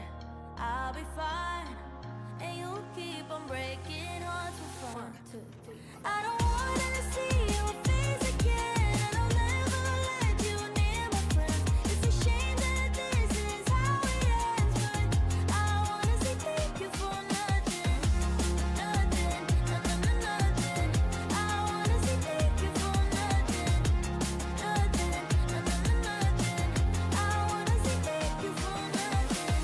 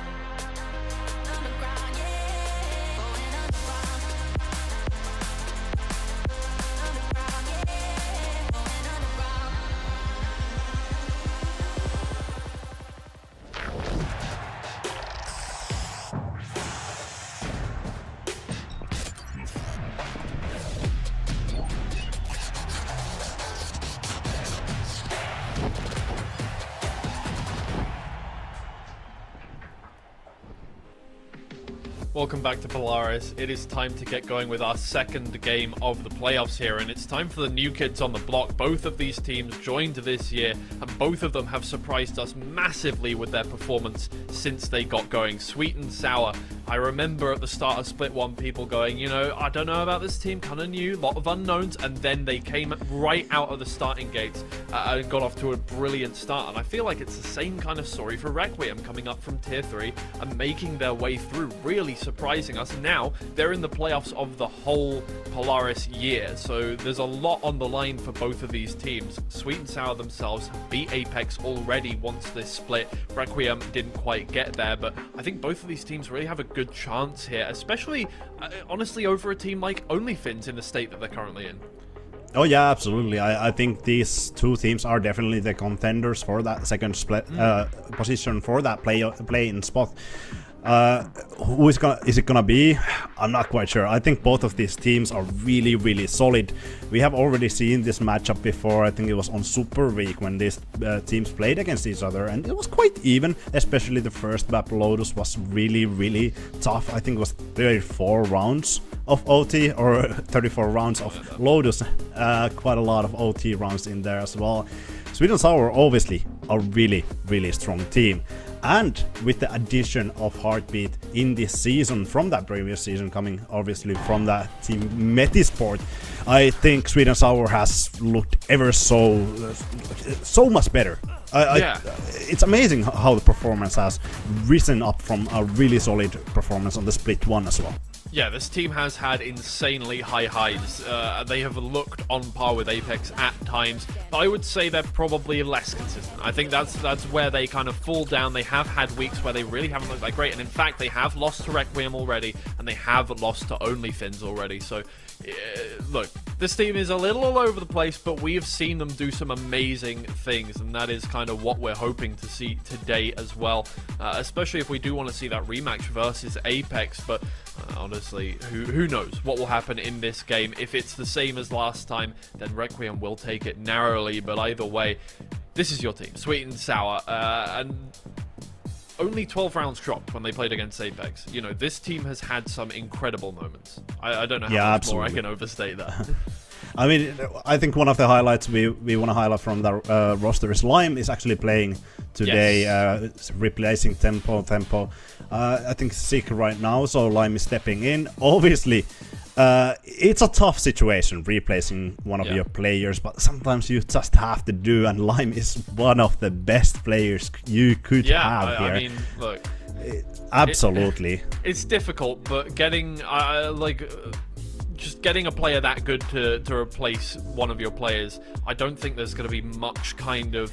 I think we're going to make up for the lack of team cohesion that will bring with just pure skill. I think Alime is just a great player to add to your roster, so I'm excited to see what that'll bring to the team. But also, you know, we've mentioned that addition of Heartbeat, the Week 5 MVP of this one. In fact, Sweet and Sour are the team with the most player MVPs over the course of the season, not Apex. And you can see why. Heartbeat has been a ridiculously good addition to the team. In fact, probably the best performing controller in terms of solo performance in the whole league.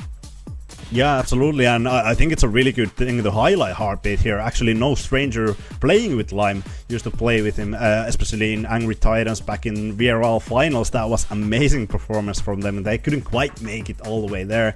So definitely a really familiar face for Lime to come under Heartbeat's IGLing. Amazing player, so much experience. Angry Titans, Kase, GMT.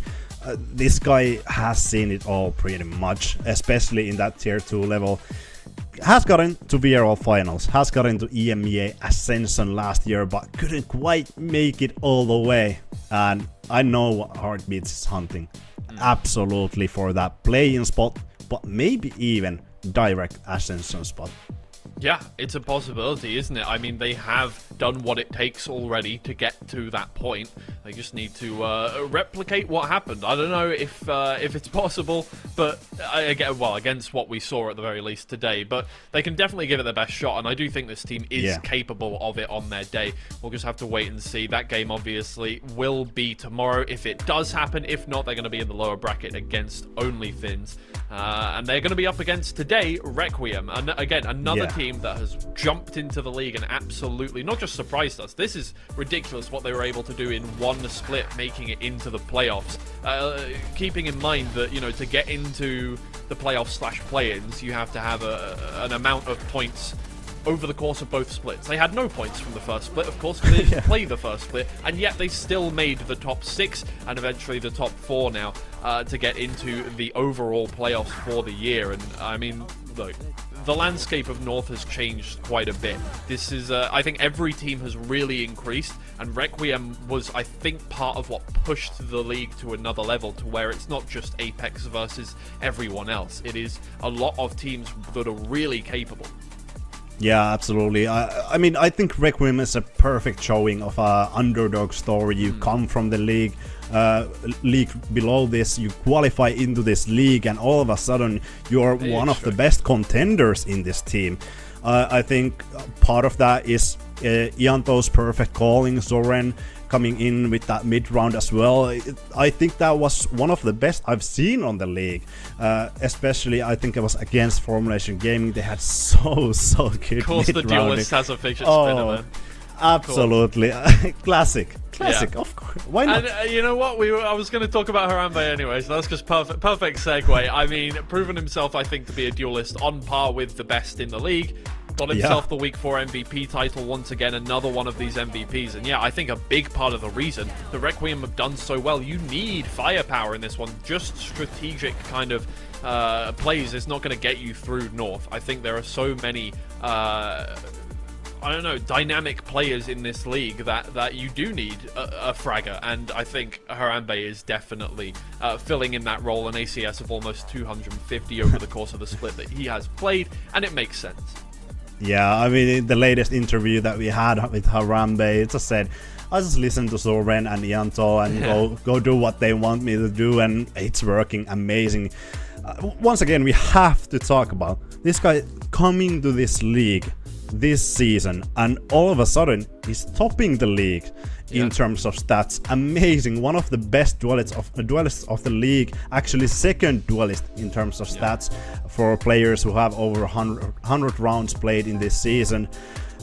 Amazing. I don't have the words for this guy. It's just a pop-off story. I think Harambe is definitely gonna see some bright days, and I do really hope that they make the best of it today, because it's not gonna be an easy matchup. Of course, it's against Sweden Sour. Yeah, you have won that, but I'd say that it's actually something that might play against you. It's something that fuels Sweden Sours. They want to get that revenge for sure. Yeah, I think so. And look, this game, I think these two teams are so evenly matched. You know, they both ended 5-2 at the end of the season. They had a very close matchup to begin with, and I think it is going to come down to the map veto, how they've adapted to the map pool changes, and just to see what will happen here, because you know, Sweet and Sour and I mean, these two guys had relatively similar map pools, if I remember correctly, in the last map pool. It's just that they preferred different ones over each other. I think Requiem will be quite happy with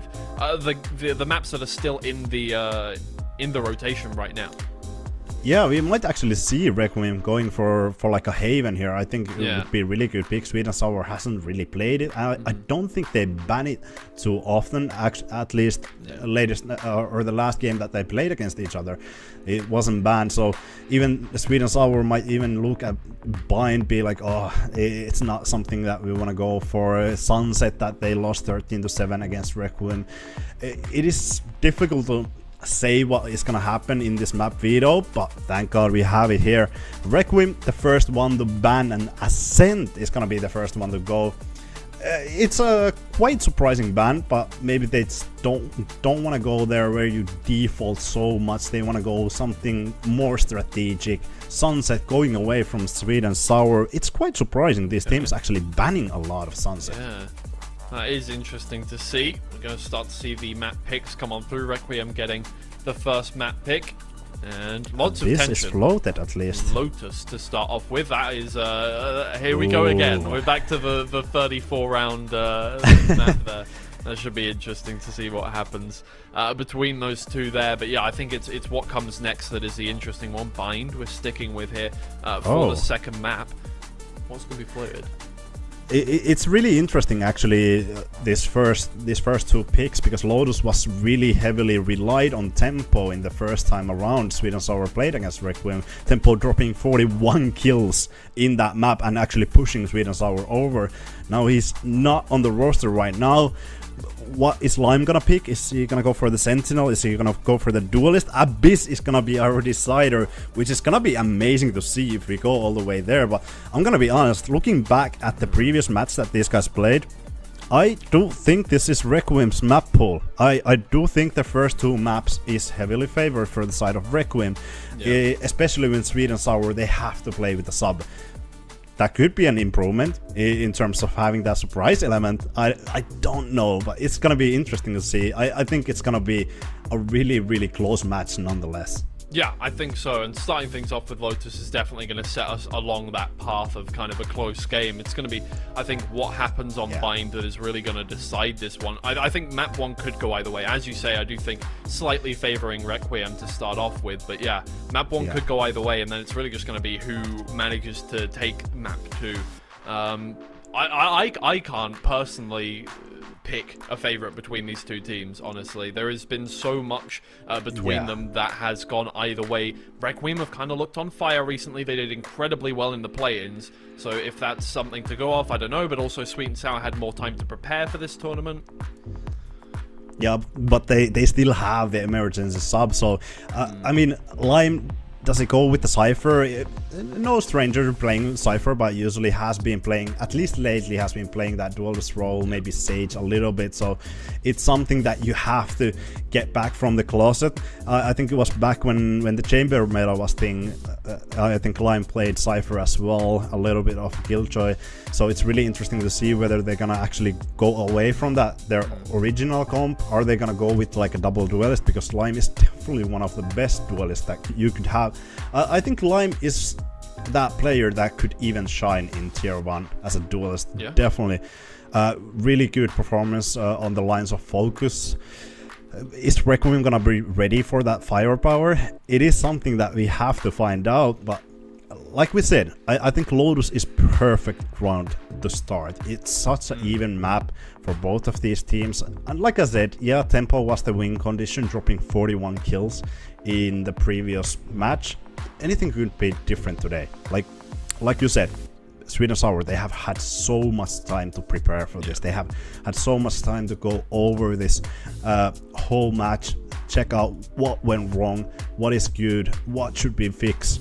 And I think, frankly, something that they need to pay attention is to Harambe. Harambe dropped 17 first kills throughout that whole series, only 7 first deaths.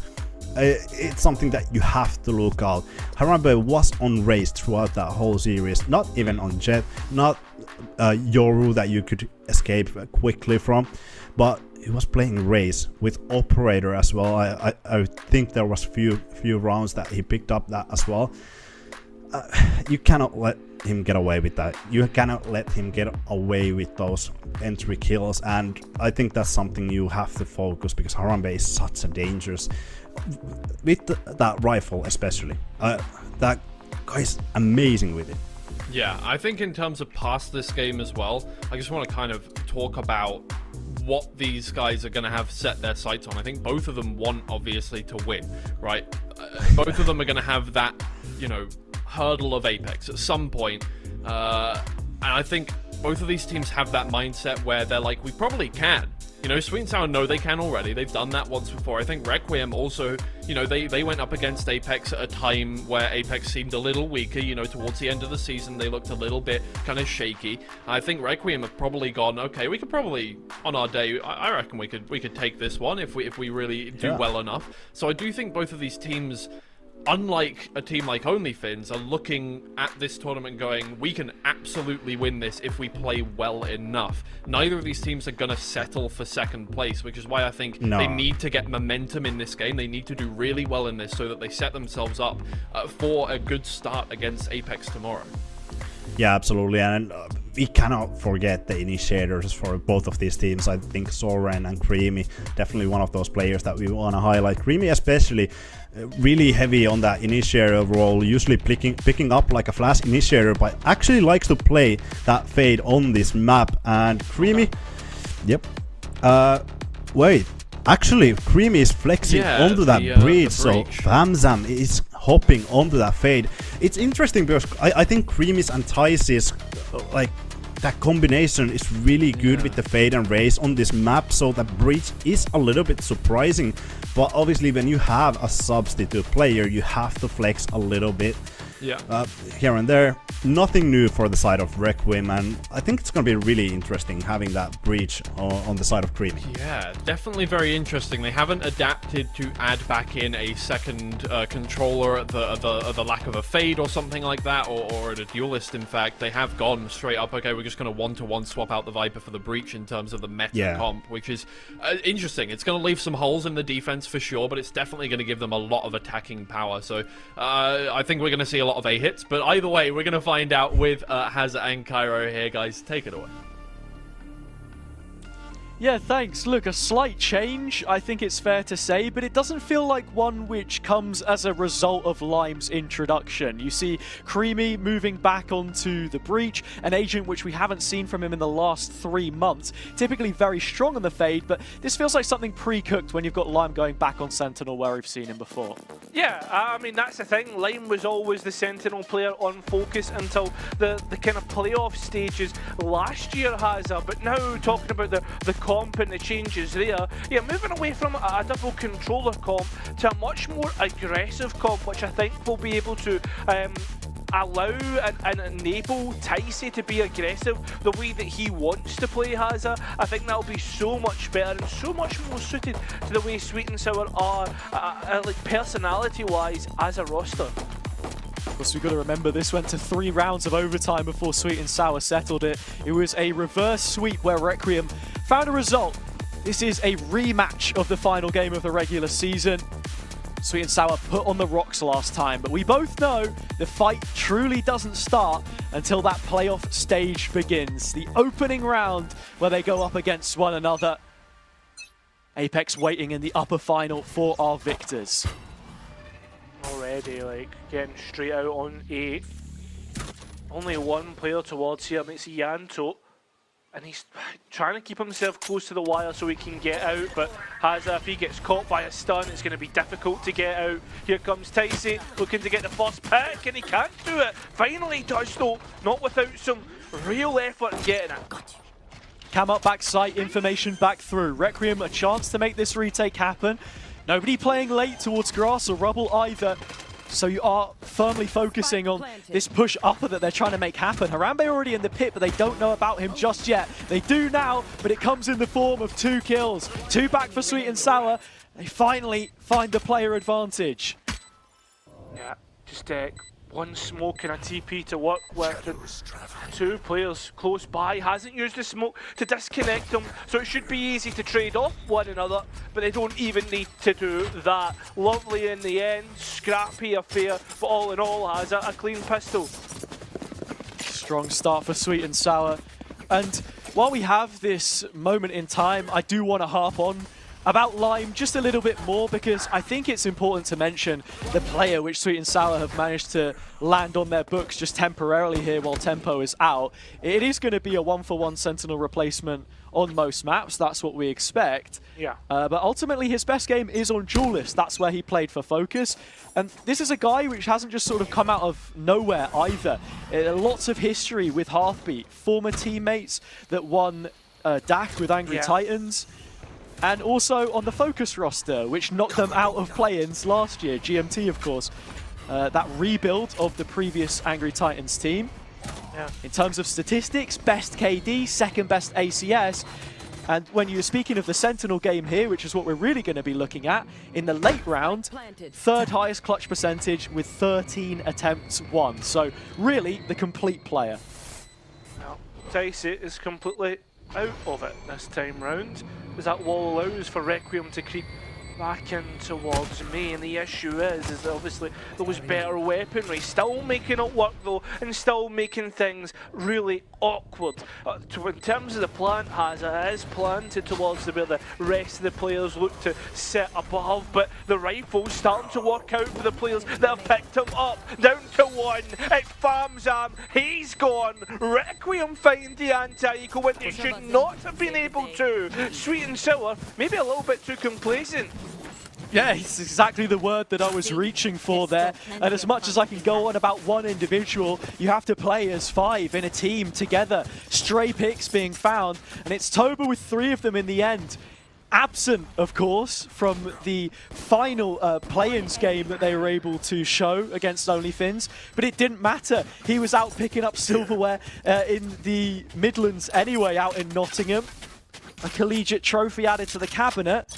But back in this full-strength squad, maybe they can reverse this Lotus result, which went against them last time in the best of 3. In terms of Cypher and how they're playing that hazard, again, it's passive information. The only, I guess, alleviance of that would be perhaps through the Hobbit door, but you would hear that if you're Requiem on the defense side. The Odin just spamming away. So many players on the other side of this door, and look, they're trying to be explosive as possible, as you would expect with a double initiator comp. Pianto pushed all the way back, and in terms of support, it has to come from Stairs, it has to come from Toba, and it's not going to come through in time.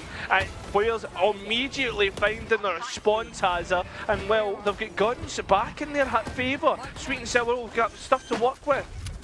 And not only that, you've given the Odin to Famzam. Ianto had no time to wind up, but he can plant his feet now.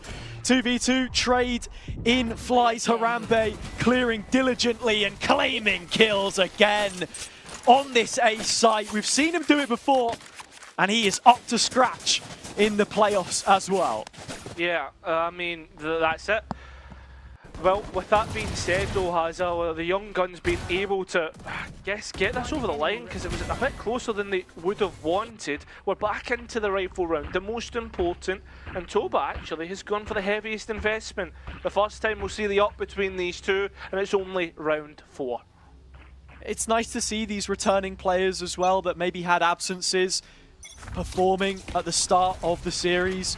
Harambe fractured his wrist in the build-up to playoffs. It wasn't a full wrist break, as I was previously informed. Of course, you can never fully trust the sources you find on the floor of Epic Land. And by sources, I am referring to information, not the other kind. Plenty of that too. Oh, with the players being pressuring on A, the response is straight on towards C, with Lime having an eye on the back line, but still hesitant, delayed and slow, allowing Requiem to get themselves into position, Hazza, for a very fast retake, although it's being upset as Sweet and Sour take more and more space. 2 players here, Creamy behind it with the fault line, maybe looking to stun the contact of the smoke. It's a showstopper which is back in first though. Reveal back sight, spam coming in, kills picked up, Requiem, all of the info. And all of the kills in the retake as well. Ianto and Soren combining for the bulk of it. With the defuse coming in, that is going to be their 3rd on the bounce. Yeah, at the back of my head, Hazza, the only thing I was thinking about was if the spike plant had been different towards Mound. We've seen Lime with that like ace clutch from Focus. That's a throwback, but all in all, like Requiem, they had everything going against them here. I mean, they were pushed back, they had to use ultimates, but it was the waterfall push, which Sweet and Sour didn't touch at all, which was actually their undoing. Yeah, really nice pinch there from Requiem. And Soren's utility as well. You see the Haunt land towards water. Really important. Trap set up for the acrobatics. Toba forced to take a back seat when Jenny was in the server, so maybe something that the Finnish coach has been able to teach him. Down low already though, and this TP play, which we've seen a couple of times from Sweet and Sour, will deliver value. Yeah, Rianto though, trying to get a trade, and he will do so successfully. Lime Sheriff, I mean, I think that's where he's got every single one of his kills so far, is through the 800 purchase.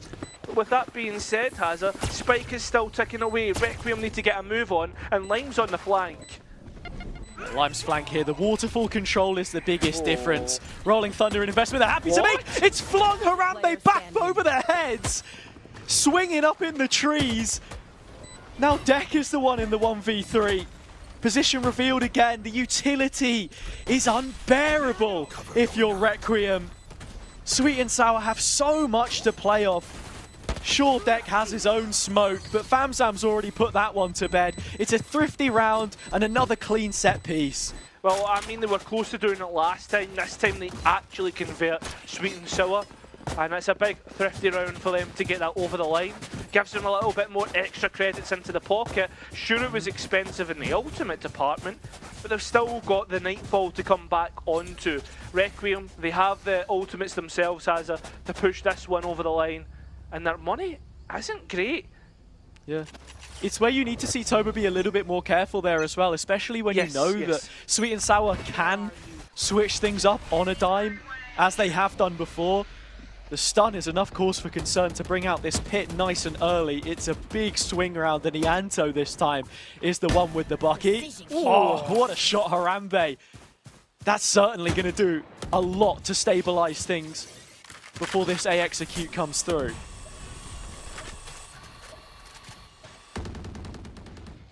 I think they're going to pivot towards B here, but they don't have main control, which is the worrying thing. Ticey taking things into his own hands will at least get one back in his favour, and unfortunately for that, Sweet and Sour have all angles covered. This is getting worse and worse. A gamble out of this wall, and Deck's been taken down. There goes Toba, Heartbeat, eating up well nice. One player left is Ianto, and it's just as simple as pressing left trigger. 3 each, and well played from Sweet and Sour.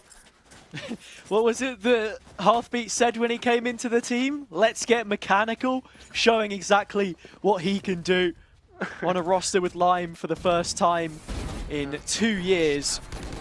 Not exactly the partnership here, just him pulling the strings himself. Brilliant stuff. And I don't know what to say for Requiem, lacking a little bit of discipline there, perhaps where it was required. Composure as well, Hazza, like with the Vipers pit early doors. You look at Soren losing his life on B as being the turning point there as well, where you maybe would have wanted to reposition, but all what ifs. Eco for them now. Those ults invested haven't gone much further. Yeah, don't underestimate this bucky of Deck either, because we've seen it before. If you're sitting at home and you're watching for the first time. No better place to be and no better time either. This is one of the most competitive games that you are likely to see in the region. Sweet and Sour, a whole host of names which were debutantes at the start of 2024, but as time has progressed, cementing themselves in the second place spot. Requiem, it's only the first split that we've seen them, and already doing enough to eclipse this host of names at times. Cut from the same cloth, UK and Irish scene. Yeah, it's like the Leicester story, right? And as for now, pretty much, yeah. As for now, Hazza, though, it's the B side that they need to focus their eyes on. This is like being up against one of the top 6, your Arsenals and your Chelseas. Well, it's Sweet and Sour, and they're looking to take some extra space. Requiem need to walk through trepidatiously, because this is going to be tough. Creamy's already got the first one in, and Ticey is helping out, hidden in a corner. The weapons haven't worked out in their favour. They were on the lower buys. There was a couple of rifles to work off the back of, but with the numbers in their favour and utility in the pocket, it will be easy to get it over the line, and it certainly is. Yeah, Sweet and Sour charge through the site. Nightfall invested on the way back through by Requiem. That's something that they will be without here, but as you can see, Soren steadily building through. I think it's Famsams that was used actually. For some reason it looked like it was the defender-sided one. Yeah. But yeah, Terra Trail connecting on a couple of players. Nice response, I think, really, ultimately, to keep them there. Not too much to call upon here other than Harambe's showstopper, but he still needs to find a kill to get that first, and it might just be a head-to-head between the Razes on Mound that decides it. I mean, there's nothing in terms of like immediate engagement. It's a lot of trader utility. Players are looking to actually go towards the A side of the map. I'm glad the deck didn't use the paranoia there as well, because this is really good space for Requiem, but you don't want to cool your hand too early.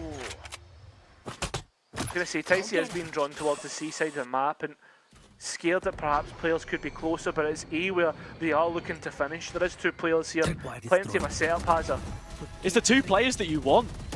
Double-layered utility, Viper and Cypher, it's thick. Getting through is going to be a tall order, and already as the cages smokes and spits go up, there's not really much that Sweet and Sour could do here. Like you say, brilliant combo. That's at least the Anto gone. And well, Toba's going to fall alongside him. Rotation took a while to get into motion, and that will be the numbers. Short fuse on the showstopper. Nothing lands. Deck now with plenty to figure out himself. Finding the first. Paranoia is lined up for Lime. He'll sidestep it, and the peak is a little bit laboured as well. Harambe gone. A 2v1, and the TP is stopped dead in its tracks. So 5 for Sweet and Sour as they extend their advantage. Yeah, like if that had been anybody else against Harambe, you would have fancied his chances even on low HP, but this time he's going up against the old guard. He's seen it a million times before, and he's clamped. I mean, all in all, like Sweet and Sour did well. The call from, I imagine it was Lime that called it, with the space that he was able to take. Start heading up A, the players supporting him, the site taking the combo utility on the fly, so much better. But for this round, Hazard, look at B, look at the players getting ready to line up. Ticey needs to be careful. Requiem ready to go. 3 players queuing like you say. Harambe nade out. Don't think we're going to be seeing any more of that. But to speak of what you said, and Lime calling plays here, as you can already see, he's getting active outside of C. I think as far as Sentinel play goes, obviously Lime also being known for his duelist, Tempo is a like for like. They feel both like pretty smart players, not, you know, super over-exaggerated in the comms, but giving the key info where they need to. Placing the cam instead towards Mound and recommitting to the B space, which was originally taken from them. I like this though, Hazard a mid-rounding from Sweet and Sour. They're depositing players in little pockets, but also destroying utility and creating question mark spaces. Requiem aren't responding to it, which is worrying me. And with Line being deposited here in B main, this should be an easy pivot onto the B site to get the spike down. It's whether they make that call or not, though. It seems to be the case now. Requiem stacking up on A. It was worrying for Sweet and Sour, I think, but they've managed to avoid it for now. Spike still not planted, though. Plenty behind the smokes, ready to flood this inside the final 10 seconds. I mean, this is going to be carnage, and already it's got off to a bang. The powder keg of a round, but how big is this explosion? For the time being, it's been stalled out, and Sweet and Sour, the ones to be left standing. Deck with a chance here, only a sheriff in hand. And Sweet and Sour very easily and professionally, I have to say, manoeuvre that really difficult one. Yeah, 5 rounds in a row as well. Yeah. Sure, Requiem get that immediate response and harbour themselves some early momentum, but Sweet and Sour now in their executes look a lot more coordinated with one another. You're not seeing the same kind of mistakes being made. The utility is clear-cut in terms of removing players from tricky situations. They're not heading straight into the stacks like you say. And even if it is, you know, Viper Cypher on the right-hand side, it's not really posed too much of a threat. Deck, well, nearly gets caught out. In fact, he fully does. Ticey on the spam, heartbeat round the backside. Harambe's as good as dead here, but somehow he's lived a little longer. Yeah, there's a little gap to work through, and the response is quick. This time Lime isn't going to be playing flank, he isn't going to be playing upset, he's looking to actually support the numbers that are already there, considering that they'd already taken an advantage. Requiem has it, they've got no chance of looking back into this one. They're getting completely destroyed, a flawless round to add to what is now 6 consecutively. I think we are in timeout territory. Yeah, again, you're seeing Requiem trying to play for this Flood retake, but they're immediately getting shut down right in those chokes as they're attempting to reprise their roles. Famsam with the Odin, 2 for 1, Creamy right off the back of it for a couple more. This is not the position that you want to find yourself in, trying to claw your way back. Ultimately, this first half has started very much the same way that it did the last time that these two teams played each other. Requiem picked into it. Map number 2 was also Bind, Sweet and Sour's choice. And that opening half was Requiem finding, 4 or 5 rounds. Ultimately, they did finish on 6 though. And it's that timeline now of 6 without respite, which is just looking really worrying. I wonder, Hazza, as well, like what's the adaptations? Like already the pings are coming out from Sweet and Sour and what they think of the round, but are they going to try and maybe position the Cypher over towards like a different part of the map? That's the thing, there's got to be something changing up because again it's like the entry picks where Sweet and Sour are getting, and then from there that's where the round starts to spiral. It doesn't really feel like it matters where your setup is. I think again it's just being a little bit more effective when you're trying to take fights together. Like you saw Requiem, for example, fight the B main space a couple of rounds ago, give it up, and not just leave anyone there. It's not like you can afford an op to just hold a sight line at the moment. You are playing shoulder to shoulder. Again, ready for another flood. Bodies towards upper. Cleared out by the Rolling Thunder. Yanto with an opener. This is huge. It is, but Lime's straight back in the conversation. And it's all going Sweet and Sour's way. A tough taste in the mouth for the young side, the first split. And it is feeling sweet as time goes by. A stinger for Toba, a close quarters engagement to be had against Hearthbeat, but with so many players looking towards him, he has no chance. Yeah, CQC is preferred, but not exactly. Toba finding himself in an illegible position. Breaks the trap. They will have heard the weapon now, and Hearthbeat shouldn't move any further up this line than he already is. Oh, okay. Yeah, sure. Toba pulls him back in reach, and it's a Vandal which he's got his hands on. Should just be looking to save here. Money already decent enough. So exits perhaps a bonus for him, but yeah, not going to happen. So 8 for Sweet and Sour. The advantage coming into the second half will be succinct. Is there anything else that can be done to stop that getting worse? Yeah, I feel as if Lime's now starting to warm up into this. It seems like the perfect situation now for Sweet and Sour as they start to warm up into the series. A nice like little, I don't want to call it like, I don't know if it was 100 Thieves that coined it, but like instead of being passive after a timeout, being very proactive and actually being fast on your take to take your opponent off guard. But then nice again, calls. Who cares what 100 Thieves think, because they're not going to champs. I wonder what the crew strap book looks like. You get the idea though. I do.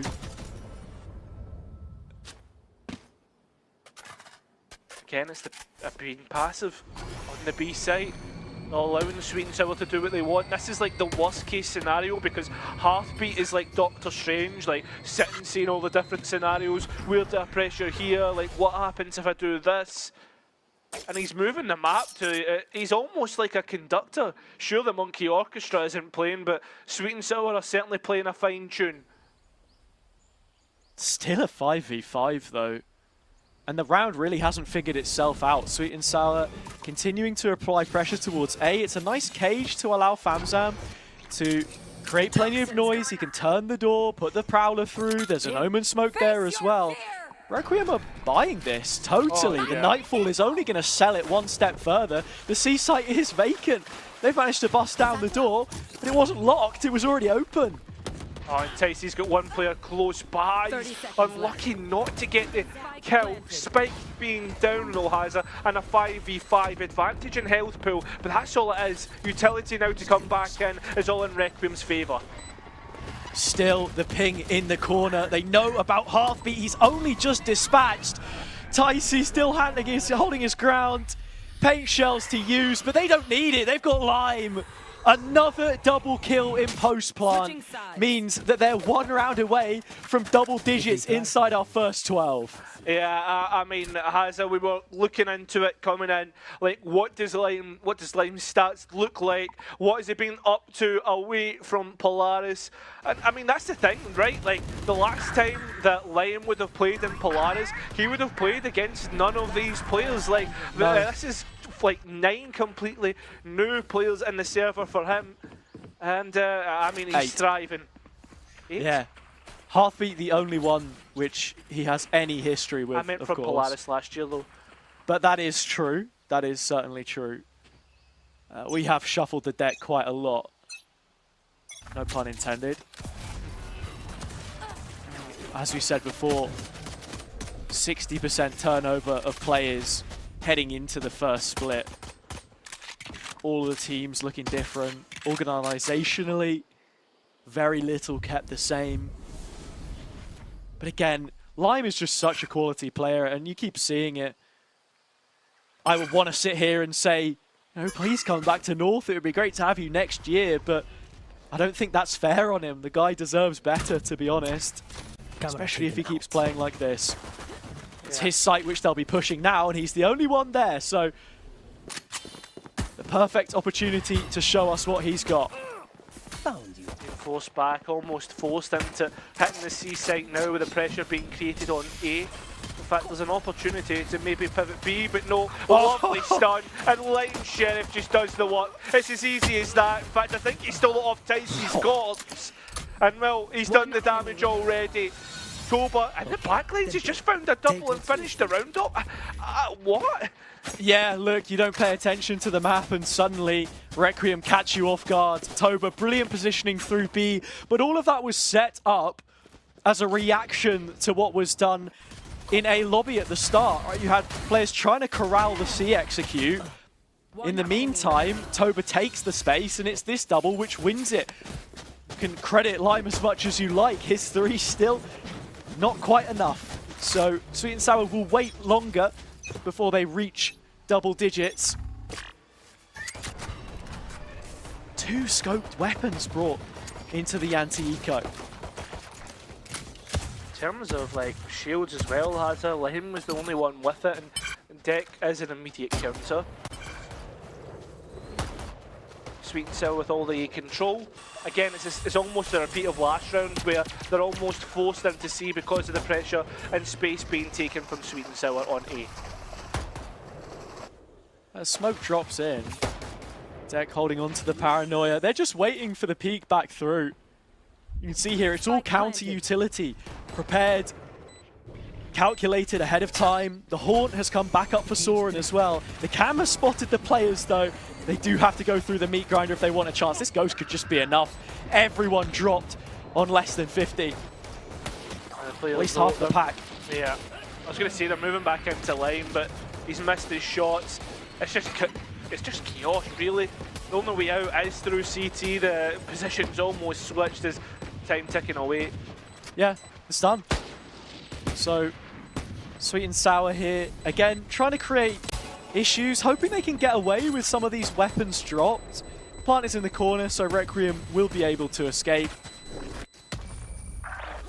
Decent work from them. And again, in terms of responding to what we saw, he did a decent job there, Requiem, of weathering that storm if they were to flood. You see Deck's position looking a little bit better. Towards Mound, the setup was there. It's mid-rounding, I think, which a lot of these teams lack upon sometimes in those chaotic situations. And that's what we want to see from them here in the bonus. I mean, something that Sweet and Sour have been finding with ease, I mean, especially with the utility that they've got, it's just how easy it is to take mountain control, to take A control. This is where the big fight's going to happen. The breach util's set up, and so is the fade. Ticey's at the back. They're actually dipping off the back of it. They don't want to commit to this fighting. Both reveals broken. Stalemate of information. Twice as many Requiem players over on this side of the map, slowly scaling into things with the Viper wall. And for as much noise that's being made, Sweet and Sour are still holding their ground. They've got all of the Cypher util through the middle and on C. And again, with Creamy now on the breach, you want him to be reactive to whatever's going on. The fault line set up for A. Big issues. Lime, who actually caught a tag from the Outlaw as all of this was going on, so he's got 10 HP and may just be forced to forfeit the setup. Looks like it. Wants to respect it. Better to have that gun up, and he's actually wasting utility just by being there, creating that pressure and waiting for his team to rotate. And plenty of utility being wasted or being used to take this site as well, has it, which gives Sweet and Sour the advantage coming back in. Creamy still has a full belt though, and the nade's just been tossed into the choke, so players not able to fight back through. Ticey taking 2, trades across the board, but Sweet and Sour are in the door. They've opened things up, and as you say, it's an elevated position which they're yet to clear. Ianto's guarded it, and Toba's found a collapse. So all of the rest come crumbling down from the 3-on-3. It's a 3-0 sweep, and Requiem have their 3rd in a row. I love how Harambe still didn't get discovered, even into the late round. Brilliant stuff from Toba, brilliant stuff from Requiem to hold fast, because Sweet and Sour had everything that they needed to get that one over the line. It's actually a hero rifle in the form of a buildup that we're actually going to see invested. Ticey gets a nice couple of entries, but I think as well, like that Outlaw had already done enough damage by forcing Line to give up the site and do work there. I know what you mean, right? He concedes all of the space. He's the only one there now, but still playing so confidently against this crop of players. You expect him to. This is a guy who's been to Epic LAN events before, been in that kind of environment, knows who he's up against. I mean, this is the thing though, right? Like, Lime is a real veteran of Valorant. Like, has been to the Ascension equivalent, Ascension Finals equivalent, VRL Finals at that Angry Titans roster with Heartbeat. I think that pairing is so important as well, the connection to the IGL. Yeah. Requiem don't look like they're going to be stopping anytime soon. It's a stack of 4 players which they head towards for now, but the B main control can breathe us a sigh of relief on their behalf. Should be able to avoid walking into any kind of a trap here. It's called early and does find success, however. Sweet and Sour at the very least will have numbers coming back through. That's 30 it. seconds Sometimes that's all that you need. Not even taking note of the rifle or picking it up. We'd rather go straight in and get ready to flood retake. They're careful of waterfall, and that's why the positions are a bit further back.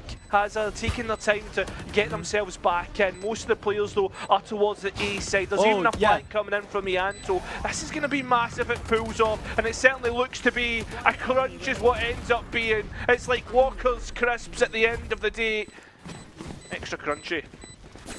Yeah, other brands are available, but I completely catch your drift. I think the way that the 2 pieces were put together was really nicely done. Ianto had the Hobbit control, sort of sensed out that nobody was going to be retaking from the A side, so wrapped around and was able to, you know, effectively find value from the site players in the same instance. So it was really, really nicely managed.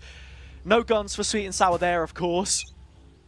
And look at that. We have seen 12 rounds in a row from the attack sides only. One-way traffic, which could finally be halted in its tracks. Ticey with 2, a 5 versus 3, which has to be turned around if that statistic is not to continue. Don't start counting your lucky chickens just yet though, Hazard, because right now Requiem could easily find a way to bring this back, especially since Ticey is on the site all alone, although he'll get another one for his troubles. With that being said, the Neural Theft invested, trying to reposition themselves in a way that Requiem can have something to go off of in the post plan. It's overhearing the steps. He's so acutely aware of this and far ahead of the play. Soren has to hold the line and won't catch anyone with the Nightfall. Oh, no way. But even the noise cut could have been huge on a couple of these. Toba lining up the bodies, seeing how much he can possibly cash out. His boots are full. How many does he get? It's going to be 2 on the spray. But is it too short? Soren here against his former squad, the one that he made it to the big leagues with, a couple that he's got to claim in the clutch, but he falls short at the final player. Famzam to take 10 and finally stop the rot from the attack side. Oh yeah, Hazza, that get too close for comfort. Sweet and Sour allowed almost allowed for that round to go the opposite way. Requiem, I mean, that's it. You can see the young gunners' capability, right? The raw talent that they have. Toba, not only with the gun skill, but with the, I guess, the trigger discipline, has the timing, the awareness of the map and how it plays out. It is double digits finally for Sweet and Sour. And well, actually on top of that, Hazza, Requiem are coming into the ultimate cycle, and it's big ultimates as well. Viper's Pit. Again, a 1v1 after being 2 men down. Requiem reacting well, and to this initial A pressure, they're in contention. Heartbeat peeking left and right of the rubble. Walking away with a couple, and it's even yet again. Lime being the difference maker. Vandal picked up and getting away with a trap at his back. All of the support required, but the C site given up in the process. I love how the trap saved him from the Prowler as well, with the door being taken out. There's still a trap on the C site as well, which will give extra information. They know that this isn't a fake. They know there is a player trying to plan, and that plan will confirm it. Ianto taking his time, and nice trade by Lime. Still a 2v1 though, and Soren's got it all to do. Same position as last round, same amount of chance, but this time Lime's there to put a nice little ribbon on it. It is 11, and it's getting closer to map point. Lime closing out yet another round, and unfortunately enough for Soren, he can't do any more. This is a guy which was so important to Requiem's chances last time around. 63 kills across 3 maps in the previous meeting. 3 different agents with 158 ADR as the average damage for each one of those. Yeah, I think he's someone that you want on hot form if Requiem are to put together a playoffs run. They did lose the opener last time against these guys, so that is important to mention. When we do get to Bind, how much change has been made for both, but we're not there just yet, and we're still out with a chance. Heartbeat starting to strip that back though, and Ticey is right by him. It's another brilliant beginning to a Sweet and Sour round. I mean, this is something else about Sweet and Sour Hazza. After a break, their form is never great. This time round looks totally different. The gears look well oiled, well greased. They look as if they are well in position. They're losing half of their maps after every break, so it's always a case of warming into things. And now they just put their foot down and said, okay, let's take the fight to them. Keep them in the corner, Soren! What on earth is that? Before or after the stun doesn't matter. Toxin screen down. Thanks to the observers, because this is what I was about to point out. Ianto and his scaling. Famzam's gonna check it, but seen nothing here. This is all space being offered by Sweet and Sour though. They have the traps. Lime is keeping hold of Tree. He could be put through the ringer if they choose to swing the door round, but it's a 1v1 on Toba that he has to take, and the cage is in his favour. Whoa, he even get pinged out. Lime with a chance, and the players are trying to crunch his away, Hazza. Now we're back to what was a 3v2. Ticey getting the numbers back on board. Oh my God. Nightfall invested, Lime's caught. An easy trade by Ticey, and it will be 12. It will be map point. It will be Sweet and Sour to be first there. It's bloody deja vu again, man. That's 3 2v1s that Soren has been put into now. Those situations usually in his wheelhouse, but I guess today's just not his day. Still farming up the kills. It does put him top of the charts for Requiem. But, you know, it's the best of a bad group, I think it's fair to say. Nobody breaking even, timeout coming through. And these last 3 rounds have just been a story of Sweet and Sour aggression, trading down the advantages, and just about taking the win in each and every one of them. They know what their win conditions are now, they're sticking to them, and Requiem just don't have an answer. Yeah, I mean, that's it, Hazza. Requiem need to come up with something. It's 5 chances at the end of the day. It's 5 chances to get it over the line, and the worst part about it for Requiem, Hazza, is that they're coming into what is the middle of the ultimate economy for this side of the half. They've already got the showstopper up on Lime, up on Dicey, sorry. Lime's already got his neuro theft. There's stuff which Sweet and Sour can really work with, and they're very, very close to the last two in Creamy and FamSam. They have everything that they need to push this over the line. Requiem, they need to come up with plans, especially for post plans, or they're going to get over encumbered with the amount of pieces which Sweet and Sour will have to come back in on. Again, I think Sweet and Sour have always been this team with heavy focus on the micro plays and how exactly they're operating off of one another. Yeah. We're seeing that at its best here, where the obsession finally has some merit. Showstopper coming out, Ticey ready to go, 2 players scrambling, heading for the hills, and so does the rocket. Around the world and ends up on A lobby. Look how far back Requiem have been stretched though, not allowed to play their own game for 4 rounds in a row. A is the reaction, and it's to the sub-site where they go. Yeah, but already, Sweet and Sour are here in numbers 3 to be exact, and again, if they go towards B, Hazza, that's where the pivot that might be. There's nobody to hold on towards B main, and that's going to allow Ticey the opportunity to hold on towards that. Lots of things which Requiem need to think about. 2 ults in 20 seconds, and Sweet and Sour have all of the setup you could possibly ask for. Ticey's on the angle. If you go B, you're looking at Creamy being a couple off of ult, but more importantly, having his utility. FamSam right there with it. In through the Hobbit door they go. This is why usually on B takes has no, clean. That's lovely from Harambe, but it's a disaster for Sweet and Sour. The B site opens up, Ticey looking to take his timing, but there is Toba close by, and there you go, another collection, deck hidden in the corner. Paranoia tries to displace the players, but there was a chance it won't be capitalised upon.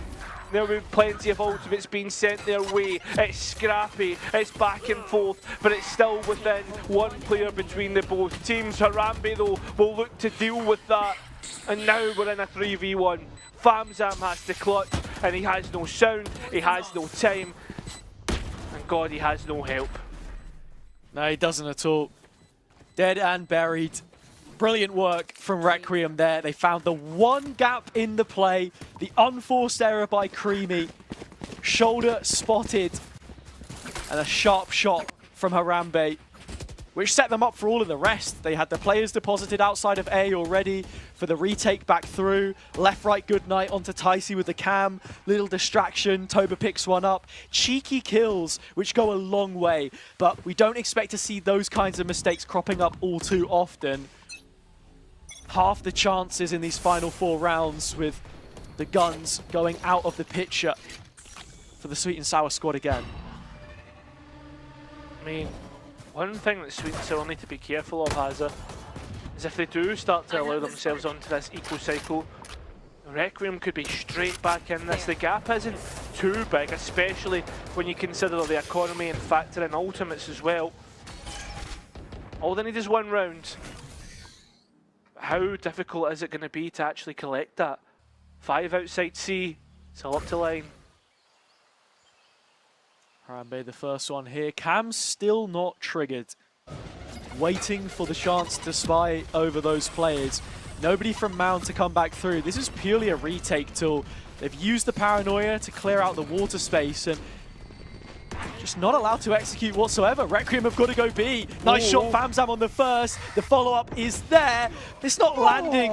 The bullets won't go the way that they want. There are a couple of chances where a snapshot could have landed and could have been all the difference for Sweet and Sour, but not this time. Not on Harambe's watch. Yeah, I mean, I'm not going to lie, Creamy had clip potential when you swing that corner, see 4 players blinded and in a C's, just couldn't pick his targets right. And now it's the rifle round. Then if we lose this, we're basically up to 12-11. Requiem are knocking on the door. Sweet and Sour has a... They need to get this over the line soon, or it's going to all go to overtime. Let's go. Odin's still in play for Requiem. Again, that pairing of Ticey and Halfbeat, the captain and IGL, side by side outside of A, supported by the B reveal. They take Rubble with ease. Requiem backed up against the wall again. But given time to assess their options, the pressure is nowhere near as unrelenting as it had been. Change of pace. Sweet and Sour. Need to not give anything away, right? Like, this is the test of your discipline. Which, to be honest, they fixed a lot of the disciplinary issues in rounds or games previous, like what we saw from Split 1 to Split 2. Again, you do trade out your Sentinel, but Ianto wanted to face a Sweet and Sour that wasn't given the extra time to prepare. Requiem are on a 4-series win streak. Halfbeat, this whole time, has been collecting the information. Now he has it. Everything in his ring.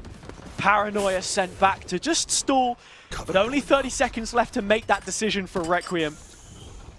Yeah, they need to get a move 30 on. seconds left. They need to either go towards A, where there's already plenty of players, or get into B. No, it will be A, and there's ultimates to send back in. Harambe, though, has already found Ticey, and Yanto's pit has already been dropped. That was Spike, and time's low. Requiem need to get it down sooner. This is going to end up being a disaster. It seems as if they've found the options. Lyman in a 1 versus 4.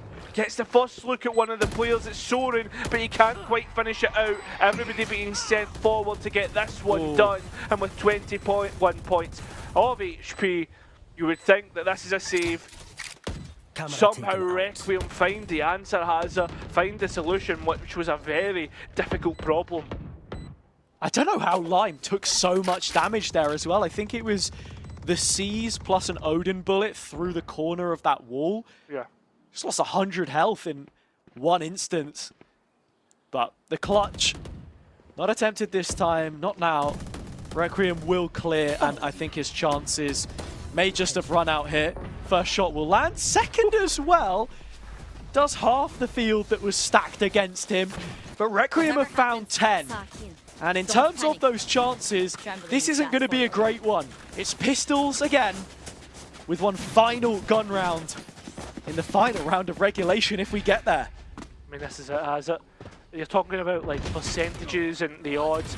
The odds are this will probably end up 12-11. In fact, if you're thinking about it and you're looking at the way the momentum's going, you'd fancy this to go the full regulation. Only Sting got to be a little bit of life for Sweet and Sour, but all it is mostly classics. And again, it's these chaotic situations with loads of time pressure where Requiem are actually dealing with the issues really nicely. Taking that extra step to fight for backside control, winning the round. They've got to be a little more diligent here, and that is the Stinger out of play. Nobody will be following it up. The trap is broken as well, so the linchpin of the defender's side, the B control, has been shattered. But it's into Lime Sheriff where they may go. We've not had one yet. A Lime clip, usually we're guaranteed one, but I don't think we'll be getting it this time round. Well, easily dealt with again, Haza. As Requiem just keep finding the solutions. Should be more of the same here as well. Creamy peeking out, going down. 5v2 and both on the back lines. They know about each and every one of them. Flawless it finishes.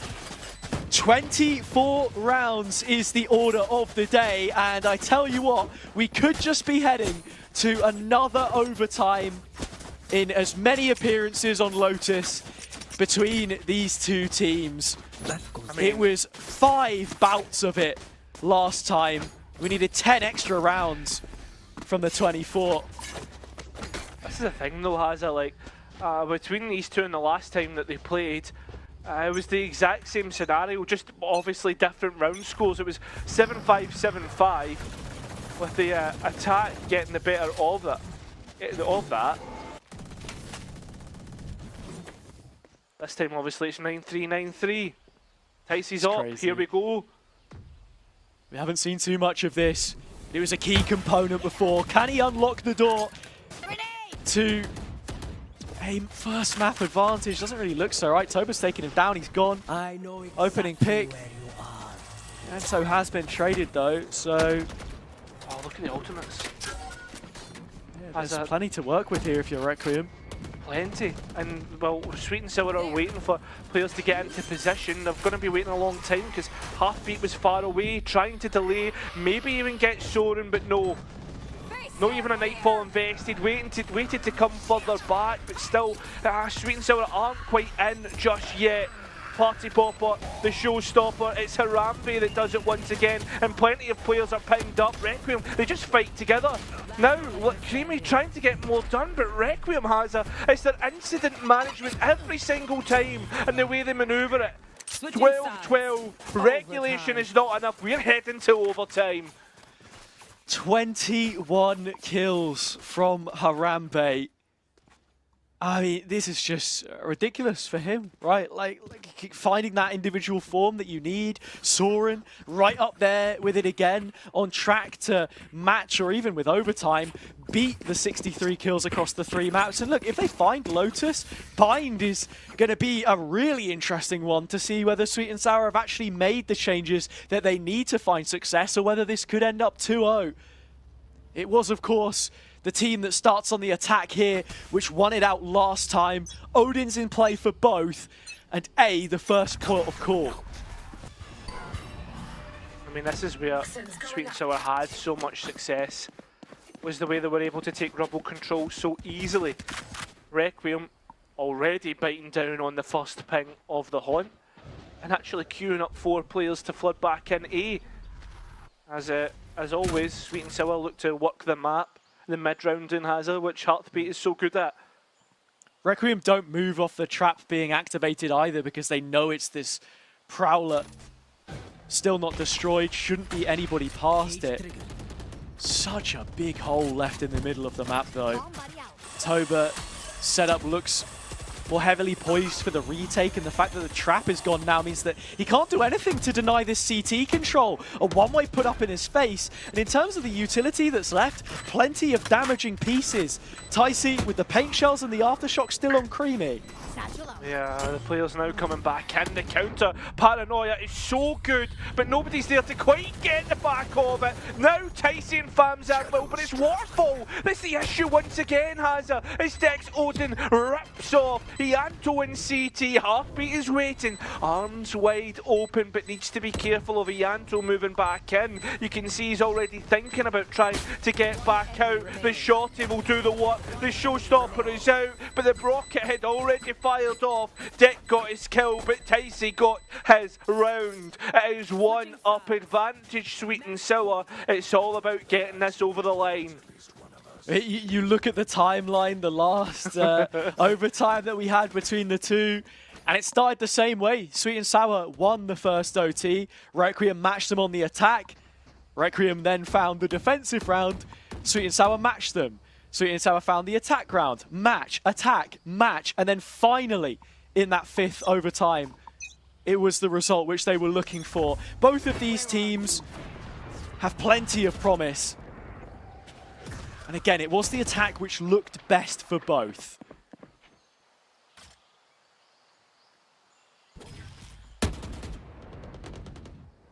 Requiem trying to create the pressure pockets. Towards C is where they're getting pulled towards. There's not a lot happening, right? Like, this is something that we saw Sweet and Sour do a lot, is just like when they have to mid-round and clear space out. B main's usually a priority, just to make sure that there's no one lurking in behind.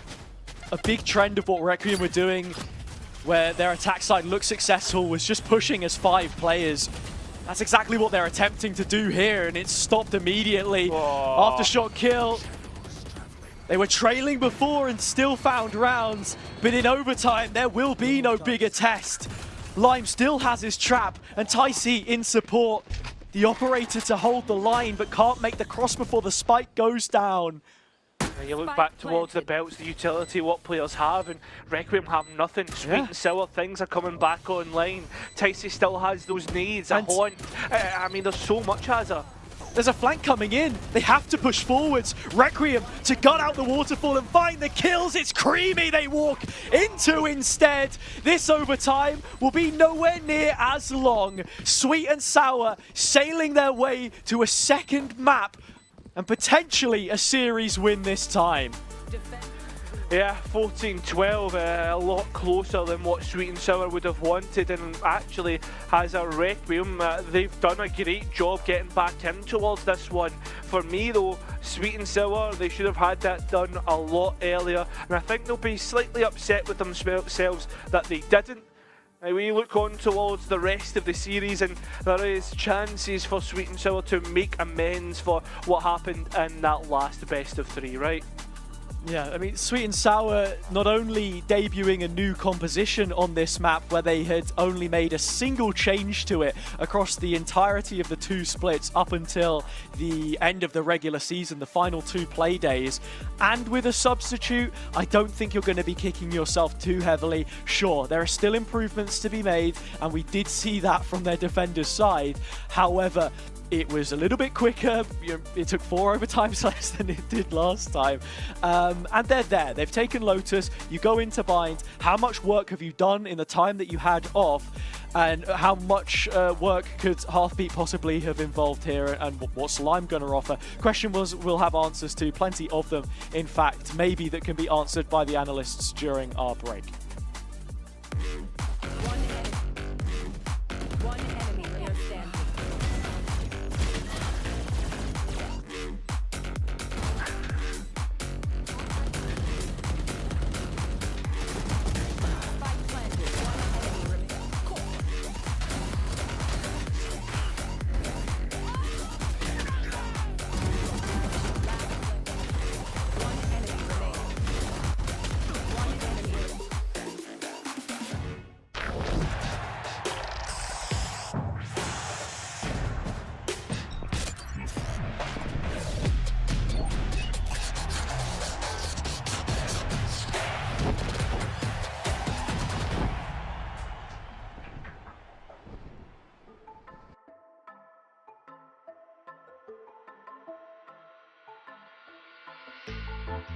You will never understand what I went through.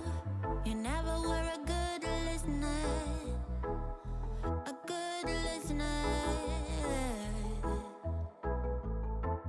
You will never understand what you put me through. And you never be a good lover. A good lover. At first I believed I was a lucky one.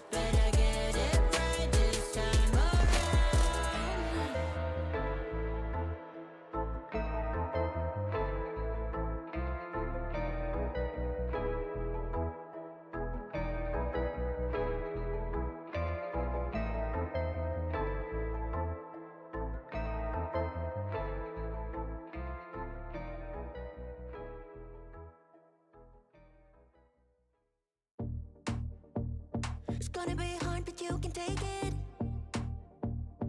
Want you to cry, then you will fake it.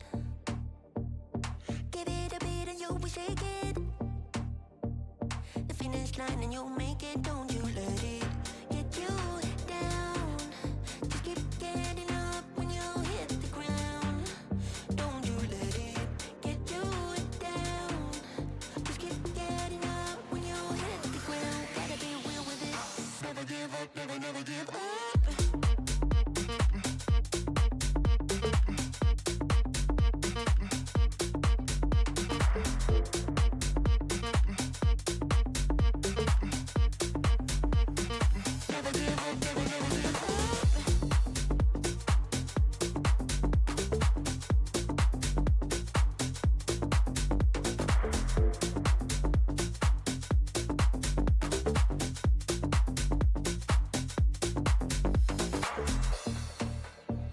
It's gonna be hard, but you can take it. Want you to cry, then you will fake it. Give it a beat and you will shake it. The finish line and you'll make it. Don't you let it get you down. Just keep getting up when you hit the ground. Don't you let it get you down. Just keep getting up when you hit the ground. Gotta be real with it. Never give up, never give up.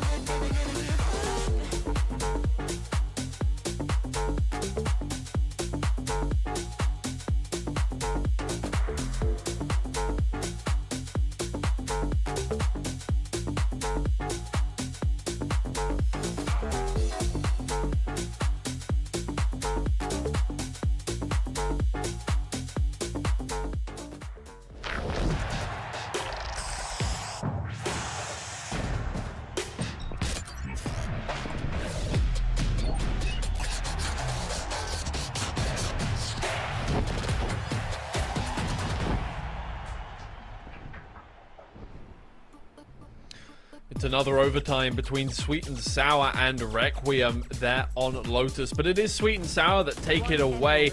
It's going to be an important start to this series for them. Obviously, Requiem have invested quite a lot of energy into that map, and it was their map pick, so they're going to be at a disadvantage heading to our next map, and Sweet and Sour probably be quite happy that they closed it out in relatively quick fashion. They could have done it a lot earlier, but they could have done it a lot later as well. Yeah, I think our script writers have been doing a lot of work here, again, over time this time around. Sweet and Sour is like, yeah, let's not do that 10 rounds overtime, let's just close it out quickly. Yeah. Give that false hope for the side of Requiem, and let's just say it was really good performance. This time around, Sweet and Sour, they didn't need that 41 kill Cypher there. Although Lime was on fire, 22 kills right there, 19 deaths, but I think we know where to look. Ticey, amazing performance. I was questioning a little bit of this bridge, or rather Creamy being on the bridge and not on the Fade. Is the synergy gonna work out for Ticey, or there gonna be that much synergy between the Raze and the Fade? But it was amazing. I think there was so much utility that Creamy was able to provide to Ticey in that bridge. You have a long range stun, you have flashes, you can eliminate those really tough corners with the blast. I think Ticey played that perfectly. There was a lot of utility for him, and he capitalized off of that really well. I think another thing to note as well is that it does not seem that, you know, Lime is creating any problems in terms of synergy in the team. Oh, no. Seems like he's integrated very well into the team, obviously doing well on his own, getting frags, but at the same time, it feels like the team is still cohesive, you know? It doesn't look like it's just a random sub that has been put in. It's working for them, which is a really good sign for the rest of the playoffs, obviously, because no matter what way you spin it, whether it's an upgrade, whether it's a downgrade, whatever you think about it, as long as it works. Where is my camera going? Hello, stay on me. there we go. Okay, it really just wanted Hatsune Miku to get some time in the background there. It's going to be important that you at least have some cohesion, that you're able to execute plans in a way that you want to. So it seemed like when they had a plan, they wanted to execute a site or they wanted to hold a site, they managed to do it without any kind of teething issues, without any kind of, you know, somebody going off on their own and getting killed, something like that. We have a couple of rounds that we want to point out from this one. I think you oh wait, no, we definitely both chose round 16, but the other one after that will be interesting. But yes, round 16 to begin with, and I think this was just one of those rounds. Go ahead, explain it, because it was just mental. Yeah, I mean, the discipline was really, really good for the side of Requim. Obviously, Sweet and Sour, they do not have guns here. They have only one bulldog, but look at the positioning that Requim takes. Instantly when they realize that Ianto actually has free passage through through those stairs, they stack up towards that heaven, try to delay that push from heaven so much, and the perfect timing comes.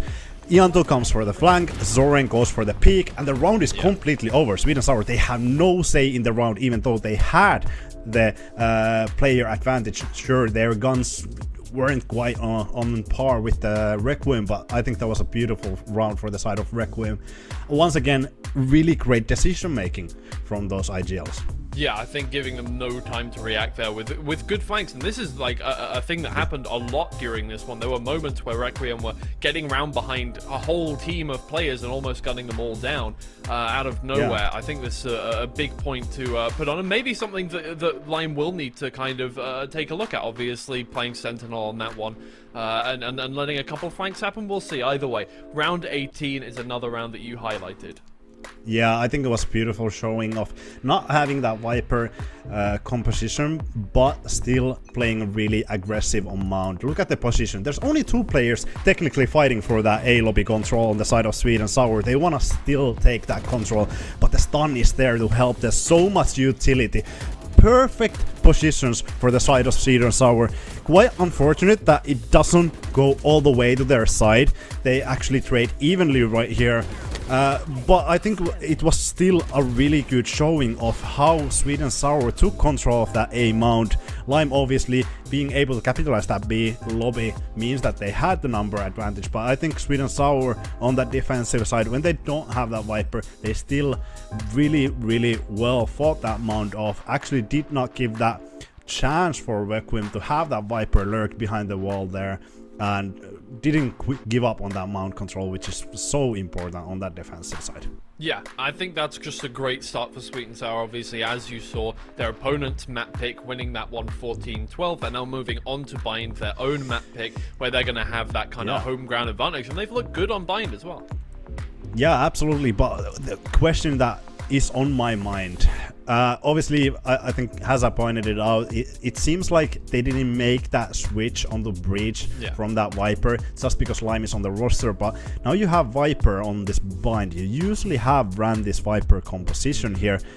Are you gonna go away from that? Is Lime comfortable in coming to that Viper position in that bind?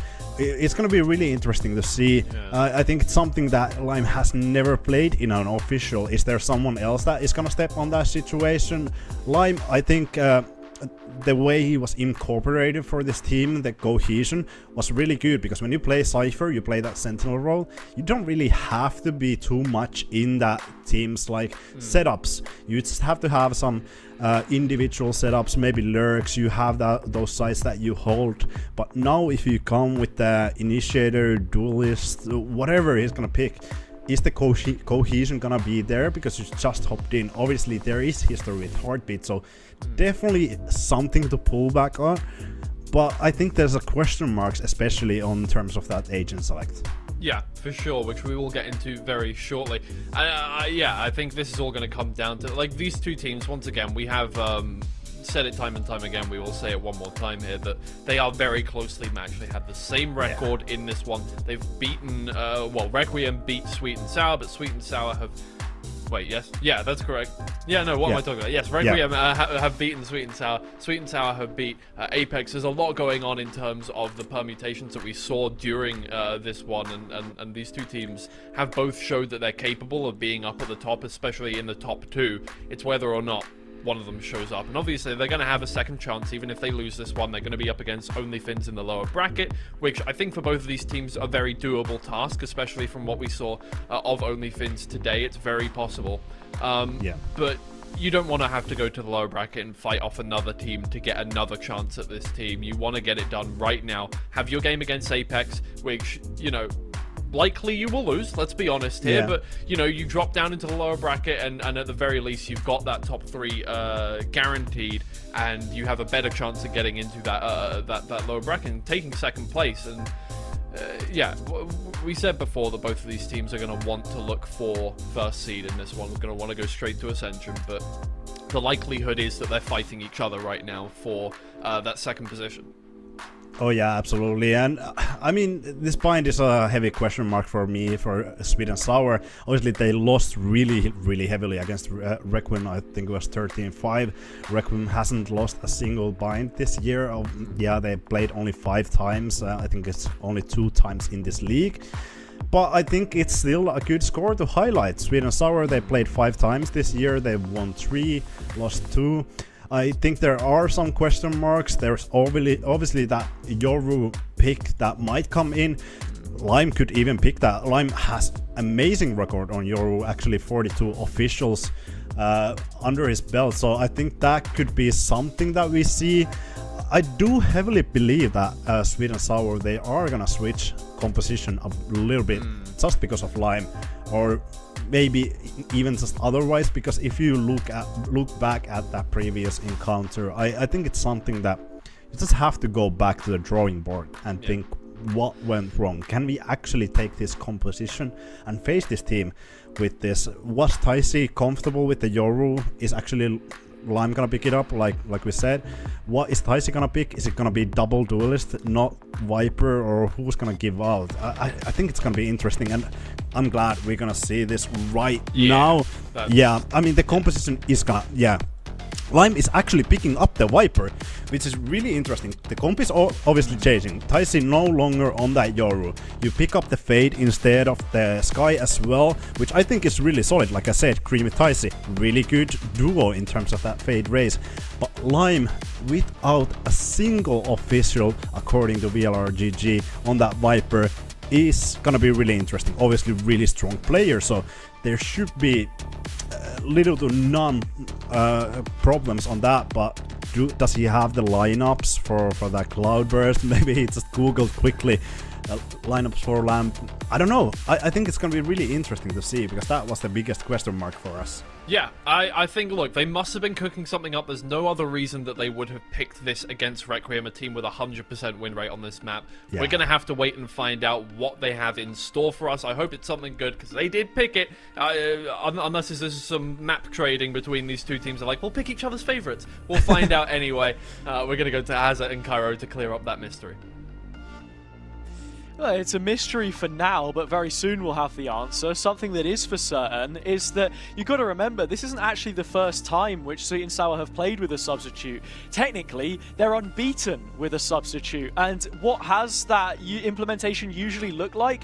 Putting them on whichever role was left missing. Sure, Lime doesn't have any career officials on Viper, but Tempo didn't have many when he came in. And ultimately, we're talking about an anchor player at heart. Everything on paper points towards this finding some level of success. We have to remember, it was a one-sided affair in favour of Requiem last time around.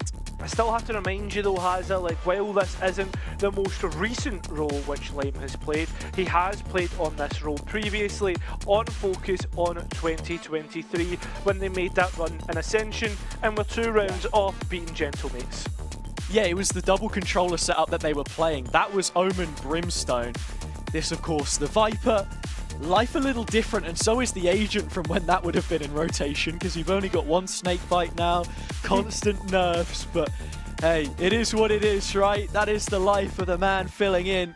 Yeah, I mean, did he not play Viper on Fracture before they switched to the Eurocomp? That was a Killjoy pick. I'm like 99% certain. Listen, enough about the semantics of it all. Already pushed back from B. Mate, you know me. Focus 2023 lives in my head rent free. It does everywhere in North ever since those guys left. Right there. Outside, Focus HQ, speakers at night. Please come back. At this point, imagine who you, cares? Like sitting sobbing. Yeah. Goodbye, Lewis. Well, Always- look, hey, maybe they'll come back. I'm seeing a couple free You never agents know. in the future, perhaps. Who knows? Anyway, Yeah. pistol round for Sweet and Sour. This attack was a total non-starter last time. They only picked up 4 rounds with the Euro comp. Obviously, we've spoken at great length about that. Planted. But the Gecko inclusion means it's a safe plant, and a little bit of safety in the positionings too. Moving into lamps early and getting that one under their banner. So much damage onto Yanto, and he's actually stuck here. Lime's done so much for Sweet and Sour, and they've been allowed to scrap their way through the site. Weapon here. Lovely finish out. Just like, I can't believe it's like Lime's ability to just flick and kill people, like destroy utility, man. Like, I know the guy's good, but like, we always get reminded at key points. It's not always the angles which you fight, it's the ones which you don't. It's a case of not leaving yourself exposed to too much at once. That's ultimately the takeaway there. 3 weapons of increased value and 2 pistols on the attack side. And again, I mean, look, finding the pistol round, you put yourself in a decent position to kick on from here. And the Gecko utilities looked great. Just getting the spike down in the previous went a long way in terms of consolidating where they were. This is a role on the opposite side for Yanto, which was fairly new to him a couple of months ago, but has been a real driving force behind the run that Requiem have made. This 4-series streak, which could be ending in 12 rounds' time. I think it's so funny to see like Yanto, like again, like his evolution as a player and how he's been able to turn from like a player on a roster to like a real leader. And he's been dictating the style of play ever since these boys have been kind of getting back into Polaris. I mean, his calling has went to another level, it feels. Well, he's a guy who always wants to stay competitive. We heard it in the post-match interview that we would be getting a better version of this team out of play-ins. The repeat affair so far has not exactly looked the way that we were anticipating based on those statements. Nice shots from the man in question. A couple of kills come from Yanto Sheriffs, but that is all that there is to take home. The rifles and Spectre restored, and the bonus getting ready to go. Another thing for other people at home is like between these two rosters, they're actually all friends, right? There's a common friends group between the two, and I think that was something else that the Yanto was saying coming into this one, was that they didn't want to give them any more excuses. They wanted it to be left all on the server, and right now I think it's Sweet and Sour who are doing the talking on the server. Oh, friends. Valorant friends. I know what you mean, though. It's a rivalry at heart. Again, so much similarity between the two. Sweet and Sour quick on the pace this time around. Straight into the B site. 6 seconds to detain Deck. He's gone, but not before Soren's managed to find a couple back. Could have just about been enough, but the retake's one-dimensional. Back through spawn, Harambe nearly a full belt, and the wingman might just be the one which makes this tenable. Players low. Oh, Yanto, what? Famsam's not got that done. And Thrash now he's available. opened things up with the Thrash back online. And quickly offline. That's a bonus converted. And like the wingman just goes out there as well. You kind of want to wait on the peak and bait for Sweet and Sour to make that first move. Slight lack of coordination perhaps, but you do keep the Thrash at the very least. Lime steadily building on towards that pit. And for a first-time Viper player, you can't really say that he's put a foot wrong. In fact, he doesn't have a single death at this point in time. How much longer that continues, I don't know. But Sweet and Sour up against the Sheriffs are 1 round away from matching their tally on the attack side previously. That says a lot. Yeah. I think as well, like the other thing you've got to think about throughout the playoffs and thinking about the wider world is Lime might not be just a one-day substitution. It is Tempo who has an illness, and it was today in which he felt as if he couldn't go on any further because he felt as if it had gotten worse. If that's the case, there's a chance you could see Lime tomorrow. Who knows? I have to get official wording from Sweet and Sour HQ. sign the papers, get the contract. Of course, for any org owners watching, this team could be yours for the fair price of, well, however much they want, to be honest, I don't know. And if they can cement themselves as that second place team, which again, they failed to do in full effect, in my eyes, at the end of the regular season by getting the head-to-head over Apex combined with the Requiem result ultimately, you know, that would have been it. But this round trades the name of the game. 30 seconds left. Yeah, and the trades are just sweet and sour's way. Like, they've lost one player and picked up 3. The players trying to get out has a... Well, you look at this. It's just already gone straight towards the position, and it's Lime again from Hookah, who just almost works as a turret, except it's got a lot more damage than a KG turret. Their heart rate It does. A role which he's a little more used to, of course. Oh, yeah. First or second most played overall. Not even really a Cypher guy, but he still did a brilliant job on Lotus. Again, it just feels like we're constantly talking about him, and we've got to mention Requiem here as well. These guys know adversity well. The fact that they're even in playoffs through play-ins is a testament to their quality. A third place position on, you know, overall round sort of map differential, win differential. When you consider they were one of the newest additions from Eclipse, they didn't come in with any missed points. Their qualification with this new system is even more difficult than it would have been in years previous. They're the only team that has ever joined halfway through the splits and been in a playoff position. So breaking new ground constantly. And I think the big issue is they were very slow to start in the previous. If they can warm up a hell of a lot quicker here, which they're already struggling to do so, and that's what you want to see. I mean, for me, Hazza as well, like, Requiem, we haven't really seen them in a playoff spot, right, where they actually could be in ascension. Like, the stakes have never been higher for them. I mean, it has been a trial by fire. Everything that you've said has been spot on. But for me, like, is this a step too far? Like, when is it too much for Requiem as a roster? Because at some point, that's going to happen. The bind was always going to be the focus for Sweet and Sour in the time off that they had. Shot to the legs of Harambe, he's low, caught out for a heal and nearly caught out entirely. Ends up with less than he came in on with the overgrowth, the regrowth I should say.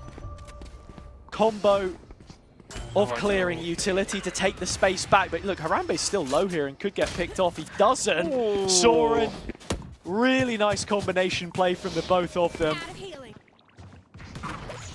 Just Deck on B to hold the line. I mean, Tyson needs to be Lime out there, and with Deck hidden in the corner, he's waiting for his time to strike. Won't be able to deny the spike, but will be seen by Heartbeat, and there it is. He's given everything up, Hazza. The Seeker's back in. Somehow Harambe's found Heartbeat through the smoke. Nice peek back through, off of the Thrash as well. Nobody on site as the defuse is happening though. Soren uses it as bait and reels in the first catch that Requiem have found on this defender's side. It sticks. First on the scoreboard for them now. Finally. In terms of adaptations though, like, Deck didn't even really do much there on the B side, and I liked the fact that he tried something different. It was just on the retake back through, and the aggression here. Ticey should have had that kill. Soren does so well to get that. To be fair, Deck's done less than he should have been able to there. Yeah, didn't even deny the plant and then gave up the position on the other side of the wall. So 100%. Tough, but confidence builder. You can see Jenny's feeling it from the coach slot, and Requiem will translate that to how they play. Forward thinking. Again, it's Harambe at the front, and on the opposite side of their opponent's wall, that is the shower space for the second round in a row. Thing is though, when they take that shower space, they'll realise that there is nothing there, and it's quite a quick pivot towards B. Lime's still in position, no? Oh! A Lime up? Yeah, he's found the lineups. Credit to him. Lands on top of site, so they will clear out the tube. It is a flank-heavy retake that we've got to be thinking about, though. And the spike only just getting planted once the wingman was broken. Ticey getting found out by the judge of Deck, but again has The threat isn't coming from CT. The most prominent one is from long. All 4 players hiding in the pit. Oh, with the play of the pit as well, you're kind of constricted and expecting different angles to be taken anyway. Showstopper available, boom, but all of it. Harambe trying to open this one up, and he does. 2 come after his own death. A parting gift from the shot of the Showstopper, and Requiem will double up in as many rounds. Again, came from that flank, right? Like the double Showstopper. I did not like the pit hazard. I didn't like it at all, because if you actually go and look at it and look at the position on the map, it doesn't take any extra space. It doesn't alleviate anything. Sure. The players can walk around the side of the pit and they can enter from any which way they want. I think that's always been a big talking point about Viper on this map as well. Are you using a pit which is constricting CT or elbow? Which of the two? Yeah. Limes just said, screw it, nah, neither. I'm just going to pop it right in the middle of the site. So as much as we like to credit him for his work so far, that is one of the situations where you will see gaps in the play. Again, same approach made. Lime does see Ianto this time. They're only coming in from hookah on B though. This is a change, because it's always been from long, has it? With one player coming back in late. And again, Requiem, they're just completely abusing the flank, which isn't being controlled by Requiem.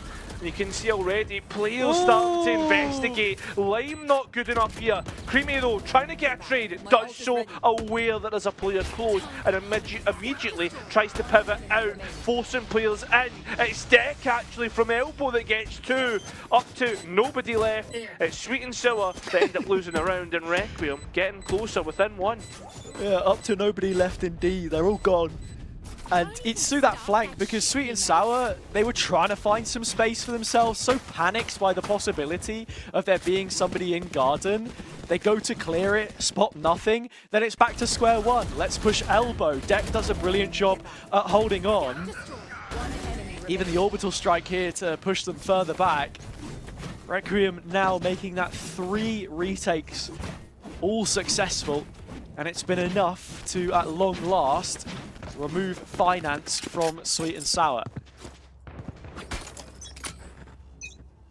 I mean, with it being Bindo, CQC, we've talked about it before, sometimes you actually find yourself having a better round on Thrifties, and already big damage being found on towards players trying to take fights. Bomb buddy out. Requiem being pushed back, and Ianto the one who's taking the brunt of most of the damage. Karo, Lime is out on short. In fact, he is all the way through backside with a backstab in lamps. It's over here on the controller. Should be an easy one. That's going to be a Vandal back in his hands. Wall can go up. They walk into the Snakebite instead. Double damage, but double the impact from Harambe perhaps. 2 of his own.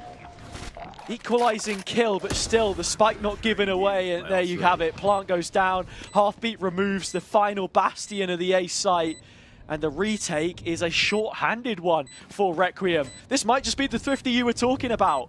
Yeah, it looks like it. I mean, with the ultimates to boot, there's still Heartbeat's Molly, Creamy's belt utility. Farms have, they've expended nothing as a, and they've all found rifles. They've got shields in their pocket, and Requiem was so unlucky. So at least you've got Deck there to clear things out. It's whether they clear this corner. The flick was good, but not good enough. Time to delay. Ianto trying to get onto the spike, and yeah, Sweet and Sour invest everything as they should to get this one over the line. They might have won the last one, but you will not win this one. Sweet and Sour, that'll be them back up to 2. Yeah, extending their advantage again. Exactly. But I think that's a small win there for Ianto to get rid of the orbital strike. It was not unnecessary at all, right? The wingman was broken by the incendiary. Yeah. I understand the reason for wanting to use it, but look, I'm going to stand my ground. I don't think they needed to use that. You can have Famzan peek it himself, that's fine. You've still got 2 players left. I agree. Either way, they're not going to have it, and it's the ults that are still up. Yeah, I agree, but like at the same time, Heartbeat and that were playing so passive that they didn't You got to play want a short, just peek it. Yeah, I guess. I don't know, but on top of that though, I think something even bigger that's a loss for Requiem in that round is the gaps that were actually being found by Sweet and Sour. They know that there's gaps now in the map which they can like have Lime lurk into, and especially how weak that A side of the map is. Here we go again, straight back in. You know, gaps which they left for themselves, really, and a revealed Harambe should be a dead one. From both sides he was exposed. The nade, not enough to capture a kill from the detain, the initial one. Lots of room to roam for Sweet and Sour. How they choose to set up in post is entirely on them, but instead, Famzam caught like a headless chicken out in the open, first to go down, and it would have been numbers for Requiem had there not been a refrag. That's oh, Yanto, it is lovely now. Stuff. That's great. Now it's up to Ticey though. He's good for it before, but not good this time. It's Yanto that opens the site up, and it's Deck that finishes it off. There you have it, Hazza. I mean, there's not much to really differentiate between the two.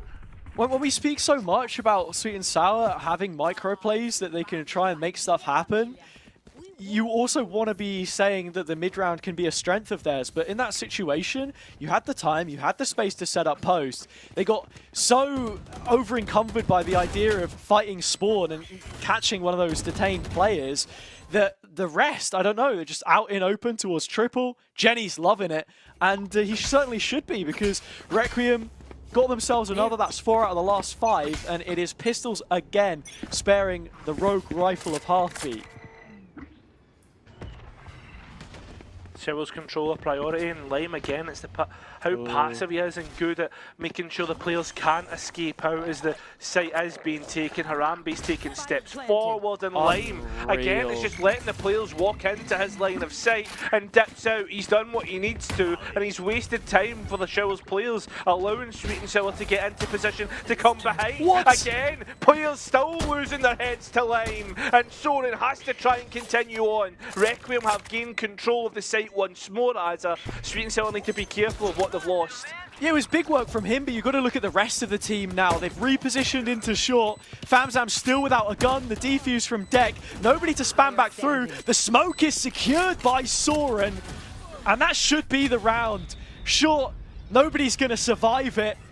With 10 played, it is all square, but I don't know, man. That was very, very close in the end. Yeah, they get sucked into chasing the player or repositioning towards short, which is like a nice idea, but they just do not have the time. Like, while Lime's like wasted time, like they've wasted their own time, like trying to deal with it, you know? Yeah, nobody else was doing their job, it felt like. It was like Lime's doing everything. You got the players that pinch into the site, and you get the spike down. And again, it doesn't feel like we're taking up positions that can be all too effective trade potential-wise here. Requiem another. Deck this time in the corner. First goes his way, but the follow-up will not land. The issue with that is, again, it's the hit squad that are coming on fly. Yep, easy as that. Spike back in pocket. Lime's on his own adventure, and well, Creamy, he was off investigating what he held out on long. A split up, a spike isolated, a tough round now to come back into for Sweet and Sour. Some more of those legacy issues with the attacking campaign of Sweet and Sour so far in the second split is that they have been off playing their own game, isolated at the best of times. It'll work against, you know, Europeaners of the world, your Metasports perhaps, but this is a different level of play now. And one where they've not been in the upper bracket all too often. You've got to remember, they lost the opening match against OnlyFins in Split 1. 30 seconds left. It's back through the lowest where they battled. Yeah, this is a save. Fair enough, like, fair enough, mate. I mean, they've been there, exactly as they've been in tough positions before, and I think that's the thing with Sweet and Sour, right? As a roster, they have they found themselves in tough places at key moments as well. Like, you talk about last season when they had last split, apologies, where they had come in and they had like basically went in a 4-game unbeaten streak and then started to lose and have really tough games after that, after a break. They had to try and come back from there, and then they managed to rescue their season. You come into playoffs, you lose your first game, everyone's thinking it's the same Sweet and Sour issues, and somehow they make grand finals. something similar second split, but it's been a lot better, a lot more consistent. Again, it only helped but feel it's self-inflicted. The same way they didn't win groups, that they drop to lowers, that they always leave it late. Like that guy that's just born with all the intellect, but doesn't do their homework until the night before. Here we go. What kind of pre-cooked plan could there be here? It's Requiem, the ones which school sweet and sour. 3 ults down short. Thrash, Seekers, and the showstopper. Lime has nothing left to do. Final round of the half, so you might as well throw everything at it, and every last bit stuck.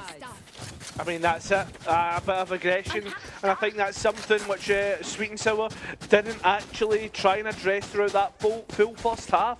How many times did we see Requiem actually walk down shot and find themselves and like behind Sweet and Sour 3-4 rounds perhaps? All in all, like that was a chronic issue which did not get addressed through that full first half. Now then, second half, Soren 18-6 again, fulfilling his 20 kill contract for every map played against Sweet and Sour so far. Getting close to it already. 2 kills in as many rounds shouldn't be an issue. And Lime on the opposite side. The debut Viper doing well, and the defender's side is where you expect him now to come into his element. Players at his shoulders and in support. The showers crunch is successful. It's Lime and Famzam with all of the rest. 5 players and a spike at their feet. Oh mate, that is like genuine like cheese and wine, you know what I mean? That is beautiful stuff, and the players who have tried to come through the TP to rescue this round, I think they've got more than a tough task, to be honest. That crunch is a thing of beauty. That's all I can say, a thing of beauty. Yep. You're speaking my language, I'll speak yours. Fried Mars bar and an iron brew. That is grim. Beautiful scenes. That, you know how much I hate Have fried you Mars. ever even had one of them? I know you love a pizza crunch, at least, if we're talking deep fried Scottish scran. Yeah, mate, a pizza crunch, 100%, but like a fried Mars bar is just such a weird sensation. And look, they were feasting on the players in the shower position this time here, Sweet and Sour. They know that Requiem like to play through it on the defender's side, on the attack to get the round started. The C's was brilliant. The Dizzy even better, and the follow-up, nothing short of perfection. So 2 pistol rounds for Sweet and Sour now. Anti-eco, it's Hearthbeat's judge. The spam could be an issue. It's not. So Creamy getting one elsewhere.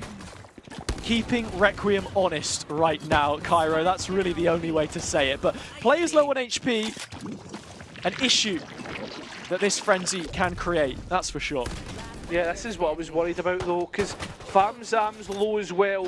There you go. And it gives Yanto a chance. A tap of the spike, they'll see that he's nowhere near.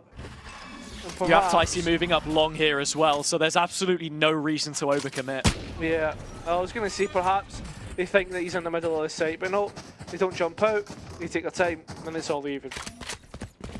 Brilliant work from Sweet and Sour there. And keeping guns into the next. Big thing too, Famzam so pivotal in these last couple of rounds, and being there to react to these situations, already has the Thrash. So in your bonus round, there's a lot that you can potentially do. And in terms of the setup, I mean, I don't really know what they're trying to achieve here. You have the Outlaw playing late on A, Viper utility B. I was just wondering if they were going to maybe play for a retake, but it looks like a standard setup, to be honest, Cairo. It does. I mean, like, right now as well, they're only using regenerative util. Like, except for when you look at Requiem, they've invested a molly towards showers, and all they're doing is holding it from long and invested Harambe towards their right.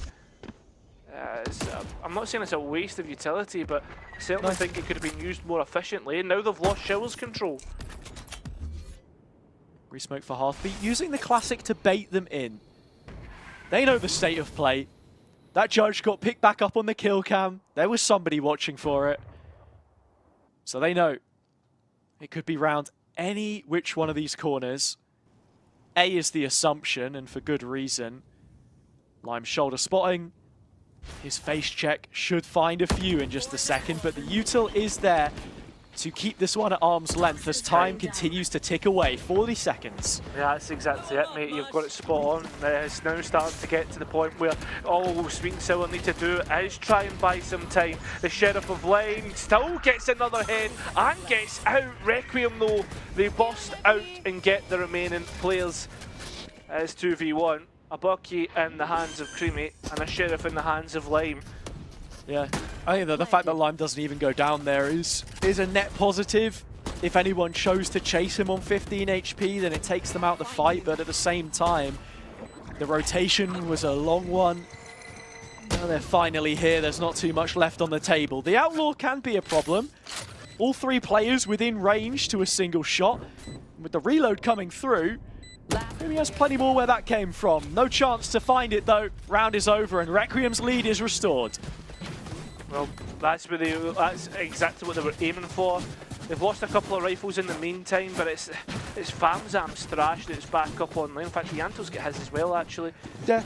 So I mean, Famzam had it coming into the previous round, it just wasn't invested, so that's where you were looking to see if they had any kind of setup to fine-tune it a little bit more. And since it's going to be the exact same from the defender's side on this round, yeah, it's exactly what you said. How's the Yanto going to use it? You already see him on short.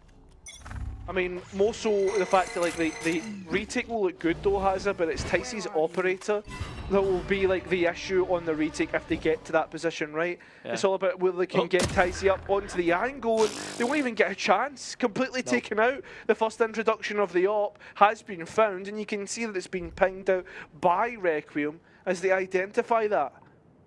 Harambe shows him the door. In terms of the duelist matchup, it has been Harambe which has stolen the headlines so far. Ticey not having his best series. I think Bind has been a little bit of a struggle point for him, right? Identity too, in terms of the Yoru, now back on the Raze. Thrash coming in though, this was the expectation. Requiem on their execute, but Sweet and Sour already rotating back. Hawk will go over the top as Heartbeat guards the smoke. Toba's trying to be the one to make the play, the hero on the Requiem side. It's Soren instead that puts on the cape against his former outfit before. Suiting up for success yet again. Toba right there with him, and Famzam the only one left in a 4v1. He's got the first couple, plenty more to be done, and utility to do it with. My buddy's defusing. Yeah, a peek. There's Soren and he's lower HP, expects the second player to come out, but can't quite get it cleanly. Low on HP, low on bullets, and again has a low on time. That time is run out, and Requiem again begin to extend the lead towards double digits. Sweet and Sour, I mean, they can't stop these issues of hemorrhaging first bloods. This is a much more competitive second map than what we saw last time as well, Cairo. And as you say, those advantages not being converted in the way that you would think. Finding Ticey here, losing all lane control, and then the shower refight looked great, but I think at the same time a little bit lost in the sauce in how they approached it. Neither here nor there, and again, a bad buy. Requiem play the patient game. So much respect being given. Blinded.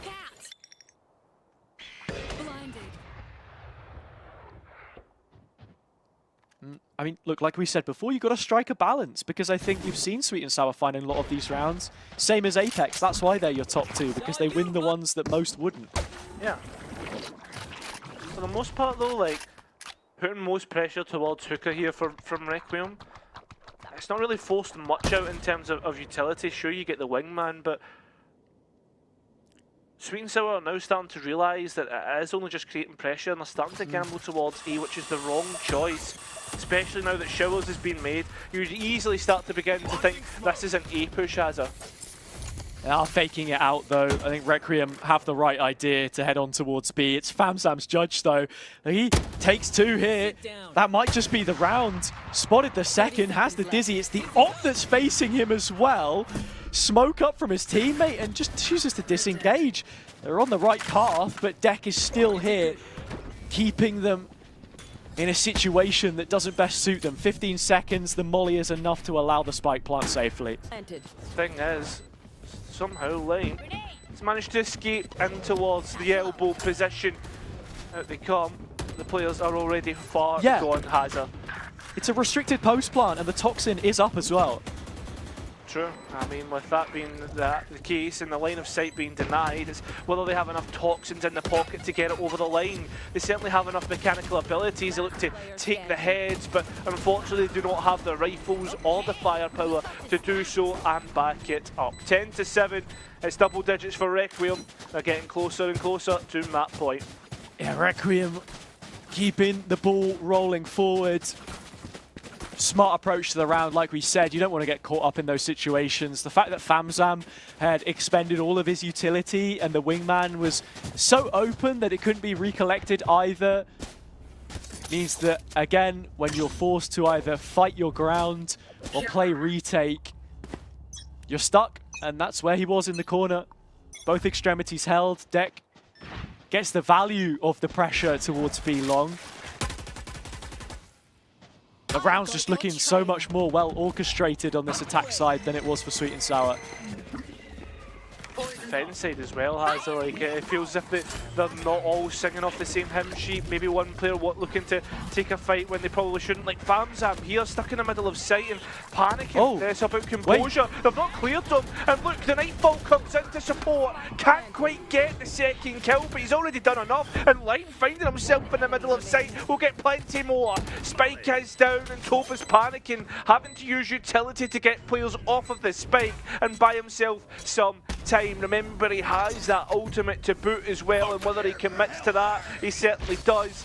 He's not buying it, combining them both at the same time, and now there's a chance which Sweet and Sour can get on towards this spike. It's about getting the last player. They'll do so, and there's plenty of time to get this one over the line.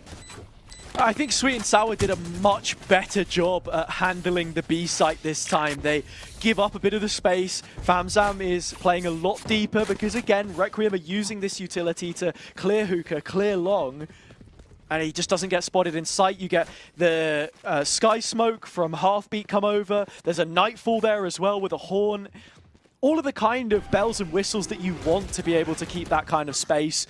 Lime getting two back out of elbow, Creamy right there with him, and you know, no matter the stall power that Toba had, the rest of the team simply had not bought enough time up until that point. Right into the next, plenty more ults.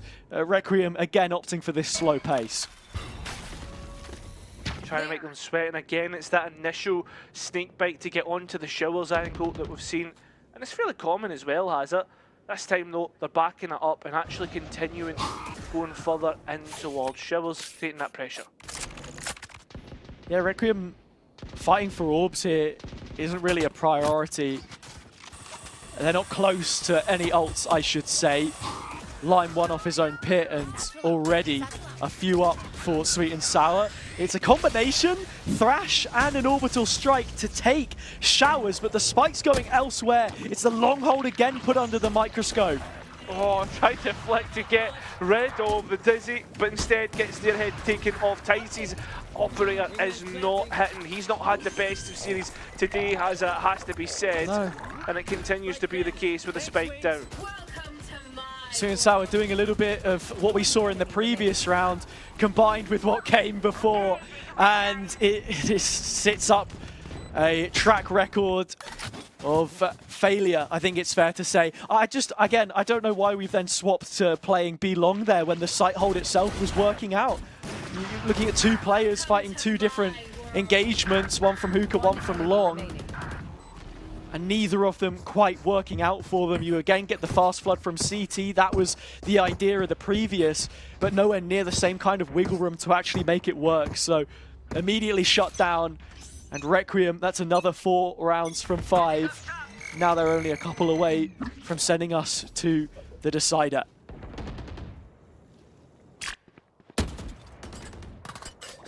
It's again like straight away, reset the pace, reset everything, and change up what you're doing, right? Like Sweet and Sour don't know round to round where Requiem want to pressure, where they want to head to, what's the adaptations, where's the finish. constantly making them doubt themselves, and well, Creamy goes investigating off the back of that, trying to find something to work with, and I mean, doesn't find anything. Well, finds himself dead, well, apart from that. Oh, we all know what happened to the Curious Cat. Gone now. Curious Creamy, similar story. Oh yeah! 4 on 5. Ticey with a Guardian. Had to land the shot. Harambe. Nothing has stopped him so far, though. The kid is on fire. Famzam does get one back, and Shower's control will be an asset in the retake, but Halfbeat holding on to Lamps. Just can't get this one going. The judge, sure, has other players locked out from making their way back in, but he's locked himself in there in the process. They know about it now. They'll just poke at range. It is a second ace in as many playdays for Harambe. 5 from him. Means only 4 chances for Sweet and Sour. Oh, what else is there to say? There's a reason why this kid is on the radar. Has up-and-coming talents, because to be honest, he does not stop hitting heads.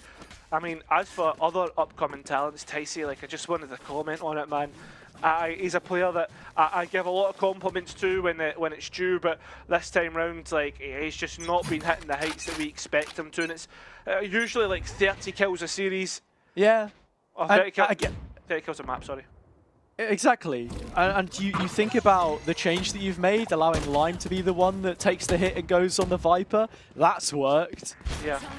But again, as I said before, when the Yoru was struggling here, and we went back to the Razor thinking, okay, maybe that could be the identity crisis fixed, this performance says otherwise. Sweet and Sour, a 1-for-1 in the opening engagements, better than what they've had so far. Can the status quo survive them any longer? Soren seems to think not. Yeah, that was a big 1v1, and Soren just finds himself sauntering into the back of sight, and the spike is heading elsewhere. I mean, right now, Harambe is just a distraction, and they're putting the Yanto right into position.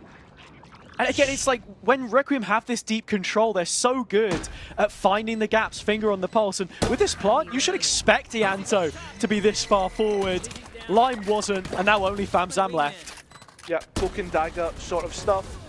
And easy as that has it. It will be a 13-8, a bounce back straight away on Bind. It was a decent map pool overall in this series between the two, has it?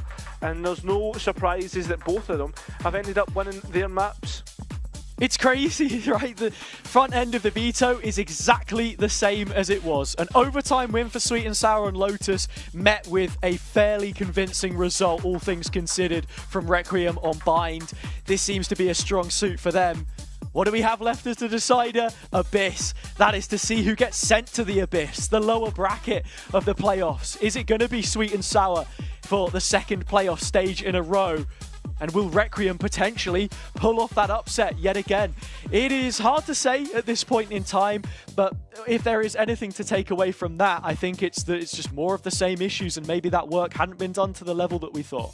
Yeah, I mean, they've tried to reconstruct something new, like, and come up with something different. Again, as you said, like, the one on Lotus worked, I think, to a high degree. Sure, they made a couple of mistakes, but when we come in towards Bind, I don't know, man, just did not hit the same. And I think the thing is, though, as well, is the fact that when you look at the first, like a couple of times that they played Bind, I think it was pretty much spot on. They just obviously made mistakes when they played against Requiem. Now we have Abyss, and it's a complete unknown for both teams. You know that before we even saw the deadlock comp that Sweet and Sour were playing at the start of the first split in VCT EMEA, that they were winning on, that they were undefeated upon, they ended up turning away from it, and now they've moved on to something else. So yeah, I still think there's plenty of soul searching to be done on Bind for them, especially when you see Ticey flying around in the backside with a showstopper, not really knowing which target to take. That's not the Ticey that we know and love, right? And it's disappointing when you know that the level is certainly there for these guys, that they can't do it. Again, a map pool which requires depth if you're going to go toe-to-toe with the best that this league has to offer.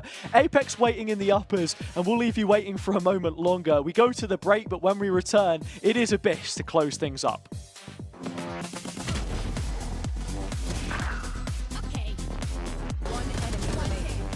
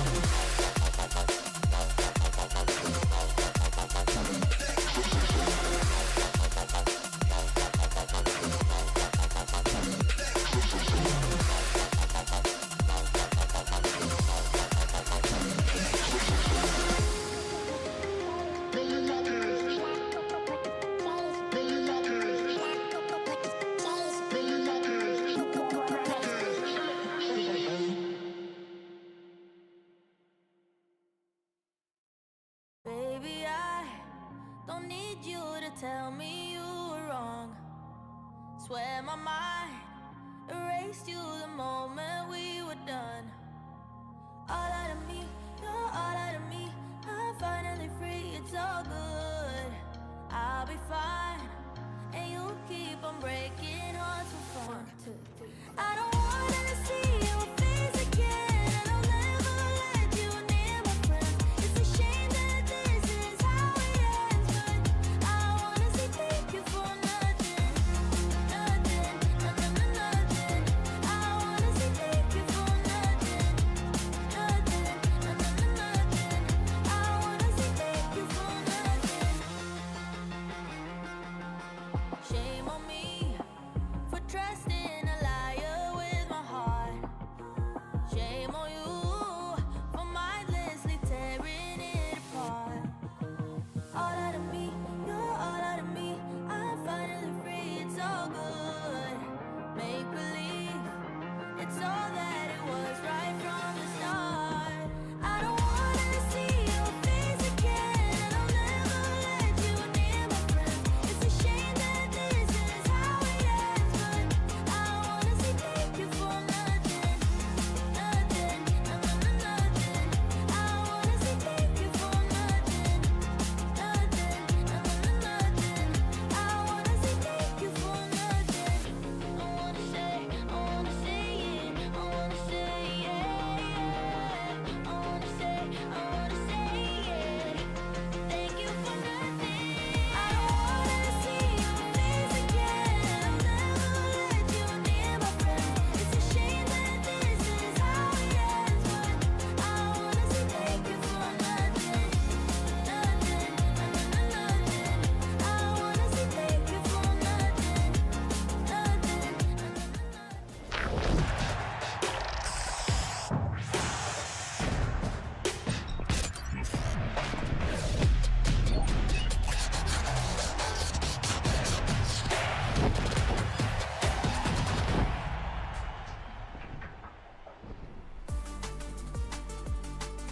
Welcome back to Polaris once again, and we are going the distance. We're getting a 2-for-1 special today on Abyss, because we will be heading there once again for the finale of Sweet and Sour versus Requiem. Requiem managed to take this map away, and Sweet and Sour, though their adaptation on this map was good, wasn't quite enough to get the result that they wanted. A better result than last time for sure, but not quite enough to beat Requiem out in 2 maps. We're going to be heading once again to a map that we have no insights to whatsoever in terms of these 2 teams.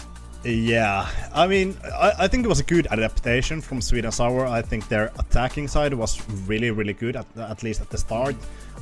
Amazing trash coming in from FamSam really early, but I think there was a struggle on the side of that flank control. And even though Lime is MVP, don't get me wrong, Lime was fragging amazing. I think it was 10-0 in the first 4 rounds. But I think there was still something that I think Lime was missing in terms of having that flank control. Requiem, I think it was 4 times that they pushed that short, A short, and that allowed them to flank that B post plan and allowed them to win quite many rounds. And I'm not quite sure whether it's Lime not being familiar with this role. Obviously, with the Viper, it's not too comfortable. I could say that because you haven't played a single official. It looked on the server that it was really comfortable in terms of like shooting with the Viper, positioning.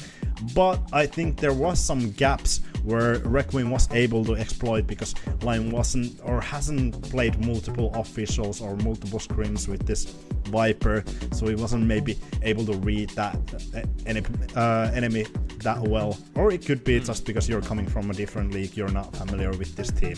And I think Requiem abused that A short push quite well, and obviously their attack was really, really solid. Yeah, and I think that's a risky run, obviously, when you're running a substitute. I said at the map before that it didn't look like there were really any gaps in terms of cohesion when Lime was substituted into the team. You could see it a little more here, obviously. That's just going to happen. It doesn't matter who you substitute in. It doesn't matter what happens. There are going to be gaps that can be exploited.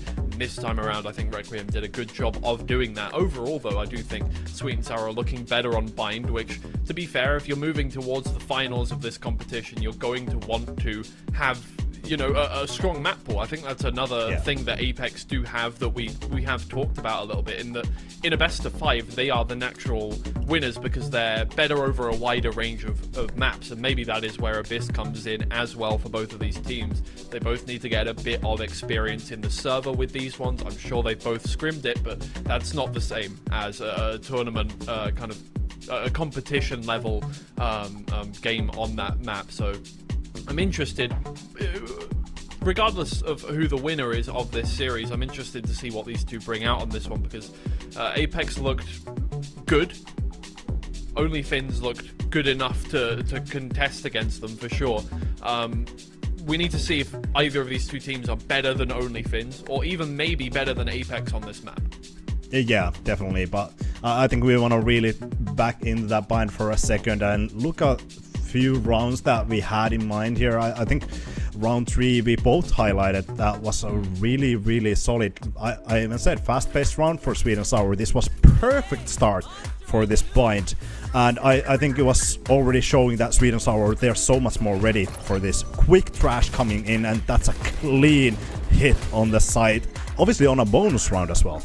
Yeah, for sure. I mean, the fact that Famzam has that available, brilliant time to use it on the bonus round. Yeah. It levels out the playing field, managing to take out the first player who's going to engage against you, get a free rifle off the back of it, and put them on level pegging for the start of the round at the very least, and then the rest of the round obviously back and forth, but it is in the end closed out by Lime here. And yeah, a great round from Sweet and Sour, and a really smart investment there of the Thrash as well. And I think that's another level of Sweet and Sour's gameplay that we see. There's a little bit more of that depth, that kind of thought that goes into the strategy that they're playing. And I like that they're still able to come up with good strategies despite the fact they've got a substitute on their team. Obviously, it's not like the Viper is that instrumental in terms of the quick attack, but still, it was a good look. And you wanted to take a look at round 11 as well. Oh yeah, I think this was one of the rounds that I highlighted for Requiem. It was really good short push for the side of Requiem on that defensive side. This is exactly what they were doing time and time again. This time Lime is actually staying towards the A side, but it's going for Sours. I think this is something that was a big gap for the side of Sweet and Sour. No one is holding down that A short. 3 players pushing for the side of Requiem, and even though Sweet and Sour get the trade in hookah, they have Trash. They have 3 players flanking them. The round is completely over in that situation. I think that was 3rd or 4th round that happened for Sweet and Sour, and I think they couldn't quite get that down. Even last round, okay, then Requiem had multiple ultimates, but they walked down short again and were able to capitalize off of that. So I think that was something that Sweet and Sour, they need to look out for. Obviously, it wasn't something that Requiem did too many times last time around, but like I said, maybe that's something that they were looking for. Okay, Lime is playing off-roll. Can we capitalize off of this short play?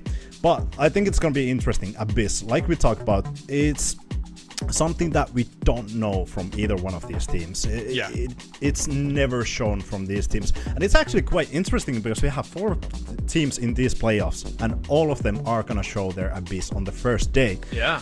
So I think that's really intriguing in terms of the upcoming days as well. Yeah, I mean, what we saw from the Apex versus OnlyFins match is that both of the teams looked relatively uncomfortable on it. Neither of them looked like they had kind of a good...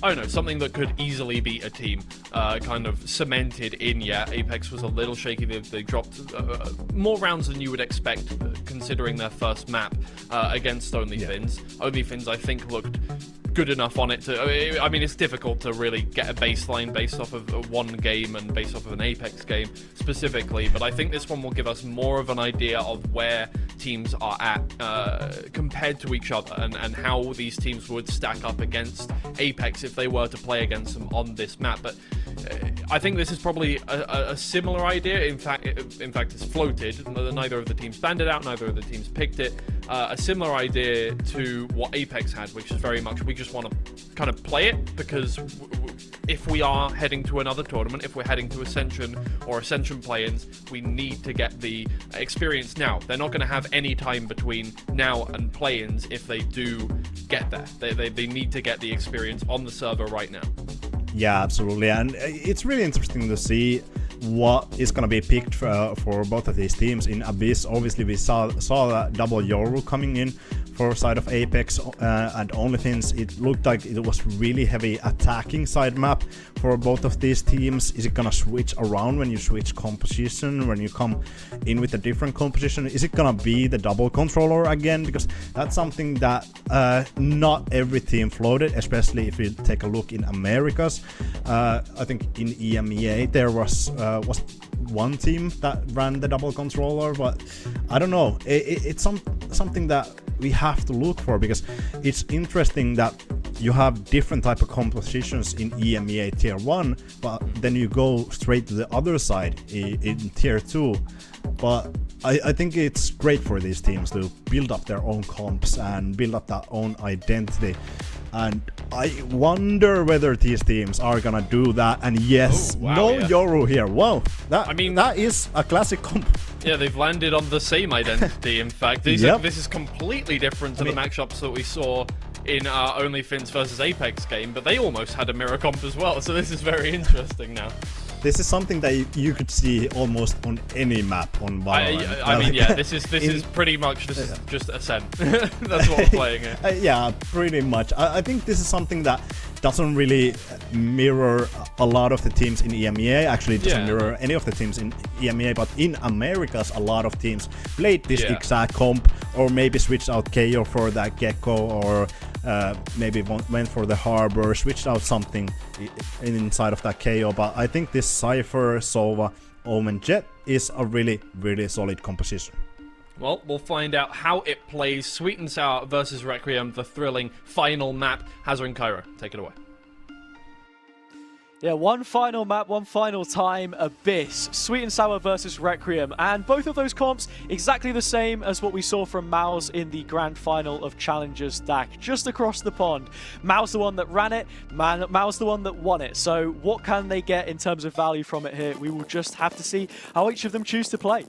Well, I mean, it just comes down to the utility and how they play around one another, because at the end of the day, it's the same amount of utility, right? There's nothing that can really separate it except from what is good enough and what isn't. Tempo is missing, but a pretty decent substitution in the form of Lime, who was playing against Mouse, maybe not on Abyss, but certainly on other maps and throughout the season. He'll be well aware and will probably have seen this comp being played. It's one map, one best of one to decide who goes to that upper bracket final.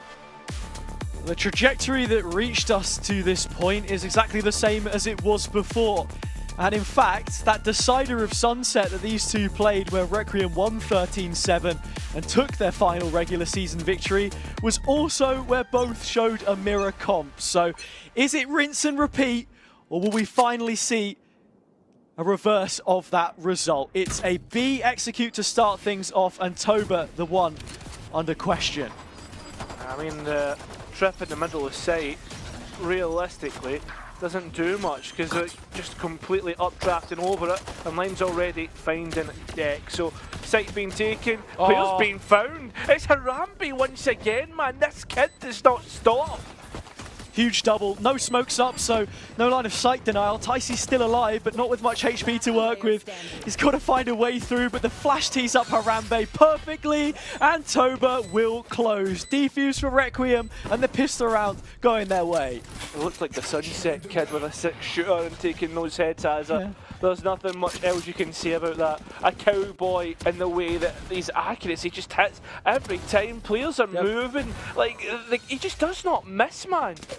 And in terms of these comps, and again, that callback to previous Challengers matchups, it was always the Jets which were running the show. It's another map where I think she can be so valuable. So again, you've got to bring in that head-to-head of Harambe and Tyce. Tyce did not have a great bind, whereas Harambe has been on hot form ever since the tail end of Lotus. Guns now for the defenders, and again, collecting information. And collecting orbs, if you're the attackers here, is going to be the first thing you want to try and do. Yeah, move around the map. Try and get yourselves into a spot where there's stuff to work with in the later rounds. I think as well, like having a pretty decent ultimates in the form of the Hunter's Fury and all commanders, realistically what you want to be working towards. Toba being pushed all the way back from his setup, in fact even some getting destroyed and taking some decent damage as well.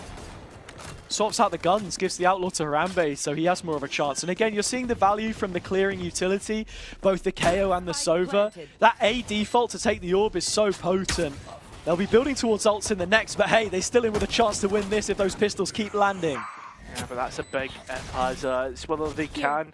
Although they are doing well to managing to lay out. Yeah, that's a second big kill, and now things start to get a little bit more worrying. The fact that the numbers were even, I was thinking to myself, as this would be Requiem just to come straight back in, but no. But finally it is from absolutely nowhere. Another collateral from the Outlaw, which gets Requiem the second round.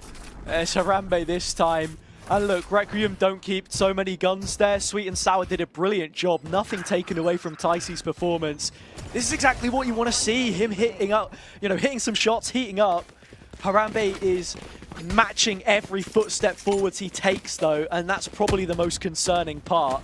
Again, you're seeing the value that Ianto's utility gives with how much open air there is over the top of B to just keep tossing those flashes.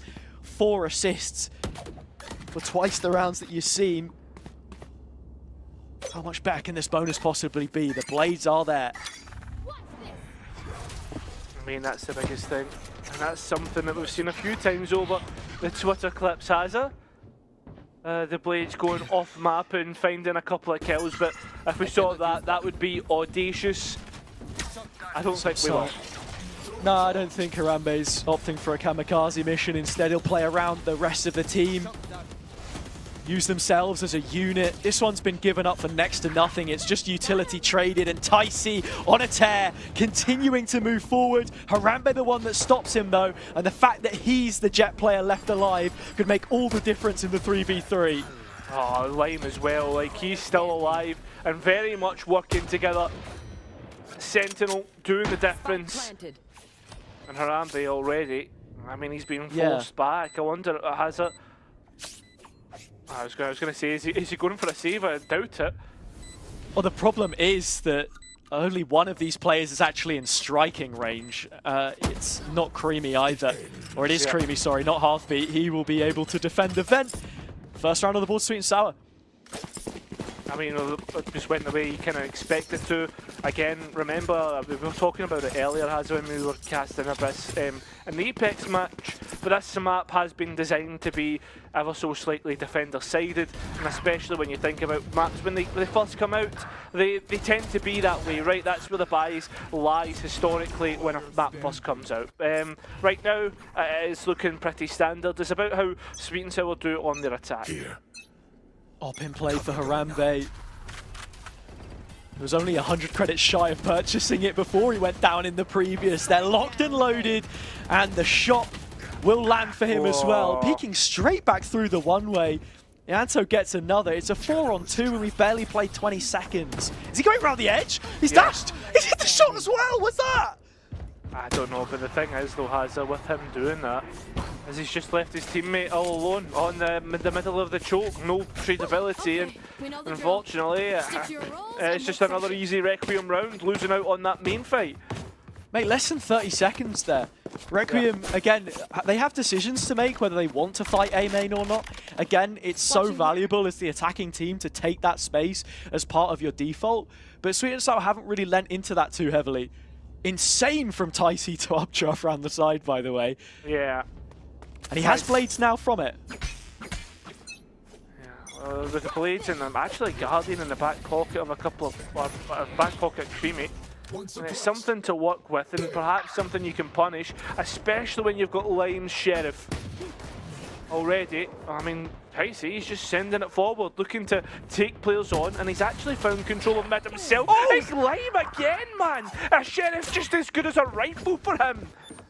Yeah, it completely changes the game plan there as well, because Tyc had opened some space up in the back line. The cloudburst for the cross meant that there was potential of players moving in spawn side.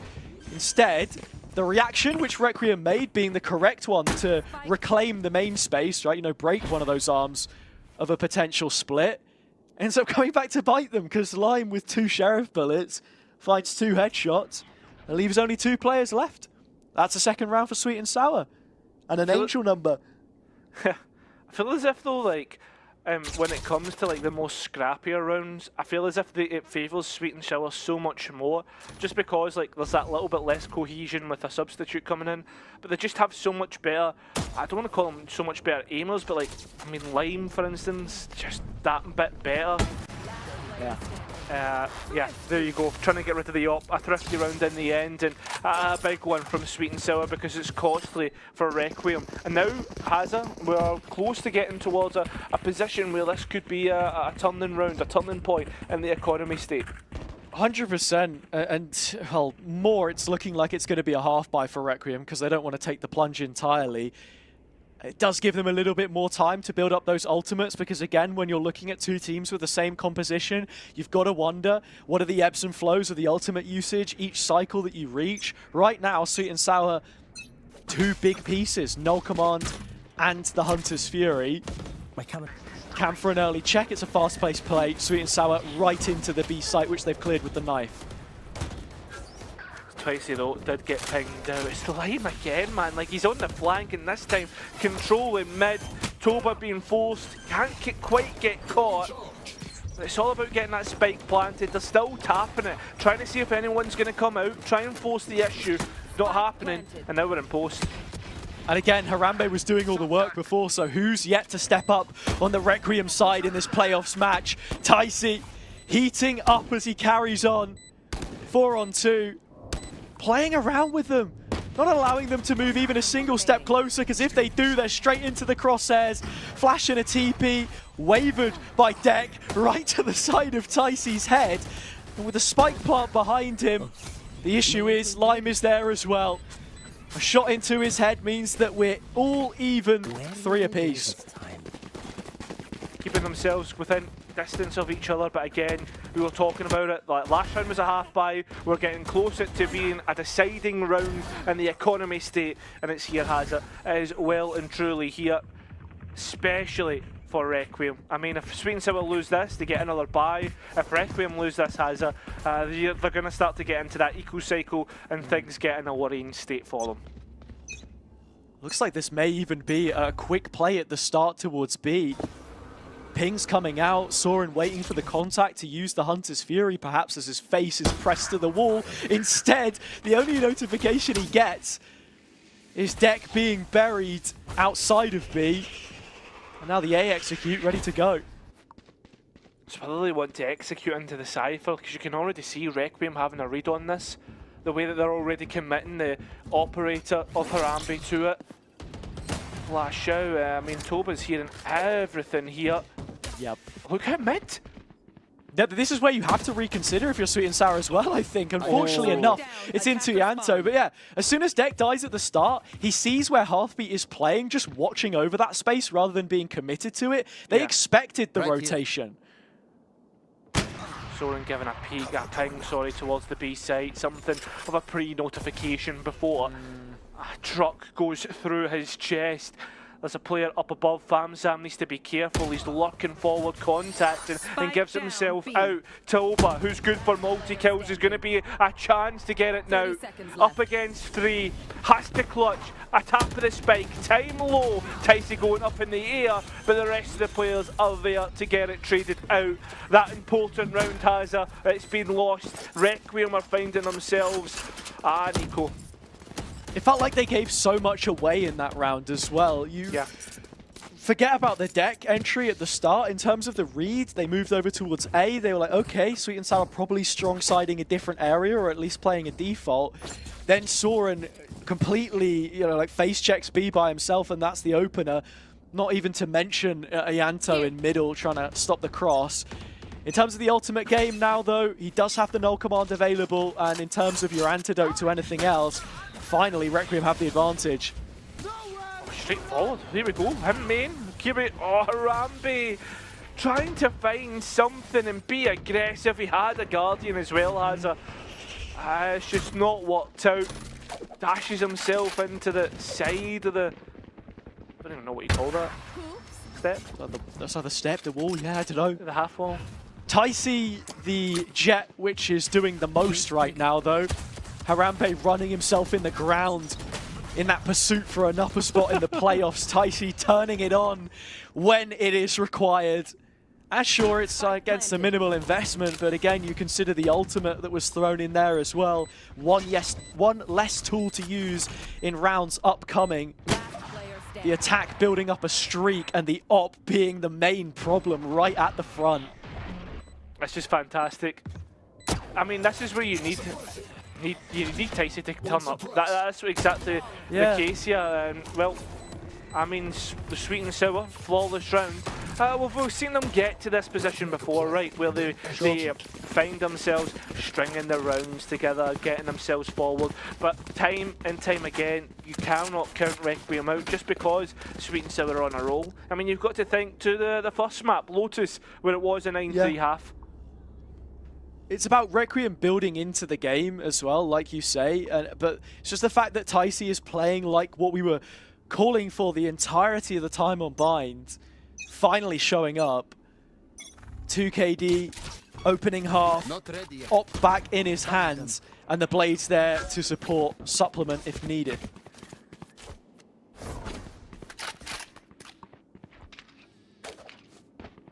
A lock up mid. Couple of players close by to Lime, Soren and Toe, but a lot more precedence being set to hold on this. This is what we saw both OnlyFins and Apex do in the previous map as well. Take the mid space. Neither of these teams have done too much of that so far, except for Ianto's push. I mean, Lime's been doing well to luck through it and finding value from that luck. As for Sweet and Sour, they are going to take their time to just get themselves out. Ticey's missed his op shot once again, and now you can see Requiem being pulled into this. Actually, very premature null command. Yeah, it did come out early. The dagger is there more for the info than anything else. Lime is still set up in mid, and you've still got 4 players getting ready to assault A. An A hold, in fact, which weakens with that opener. Yeah, and with the taking that fight, I thought there's a big 50-50, because if Lime wins it, that's the B site completely opened up. Well, it is open anyway, because Ianto was distracted, and there's a smoke stopping him from getting his bullets into where he wants to. A spam towards where the default box is. He gets a kill, but it's not the planter or who he thought it was. Clearing out the flank. Now it's all focus on where the spike plant is, and they have a player advantage as well here. Requiem, they need to try and take the fight. Stop players getting round the corner, and that's exactly where Ianto positions himself. Moves Harambe back to the spike and begins to get to work on it. The players swing round, and it's up to Harambe now. And a 1v2, he's good for it, almost good for it, but it's Ticey who bests his opposite number. Not when you expect him to, not when he's had the best series, and exactly when it's needed. Yeah, there's such a key 1 versus 1 there at the end as well. The dagger coming up at a brilliant time for Ianto to hold them back. Maybe a slight hesitation in getting onto the spike, like you say. The bottom line is that when Sweet and Sour have attacked a site, 9 times out of 10, they've taken control of it. If you want me to be a little bit more specific, 6 times out of 9. It's tough.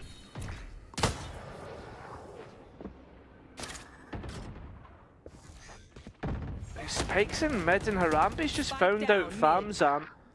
I mean, there's a trade there. It seems as if it's going to be a lot of 1v1s and scrappy fights throughout this. When you look at the positioning of all the players, has it. He needs to get out of dodge. Yeah. Hearthy's got to be really careful here as well, where he was playing up in the nest, because those mid players were remaining active and flanking back around. They may just catch the rest here. Knife out for Ticey, but just about able to stabilize with this operator against some players which are within striking distance. First shot missed, only has 1 left. Needs to get the next and doesn't. So now we're going back towards the B site where already smokes have been going down, and there's plenty of time to get this spike into the perfect position. Actually, it's Heartbeat who's going to go and take an extra couple of steps and see if he can find himself a pick back in his favour. But he has given Deck the chance to make it even more in his. It's Deck that wins it out. And now we go back to Creamy. All up to you, pal. 1 versus 4. Players solo, and the first shot is sharp. Soren dealt with a couple more for him to find. A few, in fact. Next peak, Ianto into danger, and they call it that for a reason. Things are starting to get scary. Deck, the follow-up, and the 4v1 is more than on. Plenty of utility to call upon here. The jump up from Toba will stop him in his tracks. To the defuse he goes, and with plenty of time left to take it. A thrifty in the end, but way too close for comfort. Far too close for comfort. But again, it's like on a thrifty round, you could see the positioning. I mean, Sweet and Sour's all split up. The fact that Famzam's in mid, holding the spike as well. I don't know, man. I think it's a dodgy way to play, especially on a thrifty round. Requiem immediately time out off the back of it, and I think again, I think this is a good time for Jenny to be introduced, because I think they identified a few weaknesses in how Sweet and Sour are defaulting. Yeah, that's true. It's exactly as you said it, that the attack side should be able to take the mid space early, a lot easier than the defenders, at least in terms of aggressive angles. The game plan there at the start to push up on the B side really did work well in tandem with what they were doing in mid, like you say. And yeah, it's laboured in the end, but they're not going to care how the result arrives as long as it does. Equal buy for both teams in many senses. Light shields on 4 of the Requiem players. The timeout is more just to reinforce those ideas that you were speaking about, and yeah, just try and exploit this default a little bit more, because I don't think Sweet and Sour have Abyss fully figured out. No, I don't think so. I don't think so either. I think there's many gaps which they are allowing, but I think Requiem just don't have the prowess in identifying that. I give compliments to Yanto and his IGL and stuff, but he's still young and very much in his first year of getting that working right. Sure. There's going to be those mistakes, and I think so far, definitely think they've been punished for it, but they're starting to get an idea, a picture, a lay of the landscape which they can work with. And again, Famzam is in mid with that spike. Sweet and Sour have also made an adaptation of their own. Look how quickly Ticey gets here with the AWP. Drone over the top of it. Doesn't clear as much as you like, really. It's such a long hallway in the library space that it's almost impossible to do fully effectively. They'll deposit Lime. He's the one given the op this time. Again, former Jet player, future Jet player perhaps. He knows how it works. The rest of the play comes in with a null command. Nice shots from Deck. But the thing is though, they've not identified Ticey. Soren was thinking about jumping out. The trades are good, but look at this. He's out. Soren's there. He's looking to try and put people to the sword, but it's trades either way. Trying to get this core stabilised. It's not worked out, and Lime now has to come up with a clutch. Good for it before. Happened so many times in Dark, but it's a rifle and a drop against one Lime. Taking a different angle up above. He's actually found a rampage easily enough. There's Toba, and there's a clutch. Just when you think he's good for it, he gets it. That's so unbelievably well played by Lime. Swaps to the Vandal, knows they're going to be jump spotting him, because as the defender's there, you're waiting for a missed shot to punish. There is no missed shot, because Lime's right up in your face before the chance you get to look at him arrives. So huge. Felt like the sight hole was decent. And again, you understand why Requiem want to guard this body. Lime bringing that clutch factor to light though. And with a 7th secured, that's the advantage for Sweet and Sour.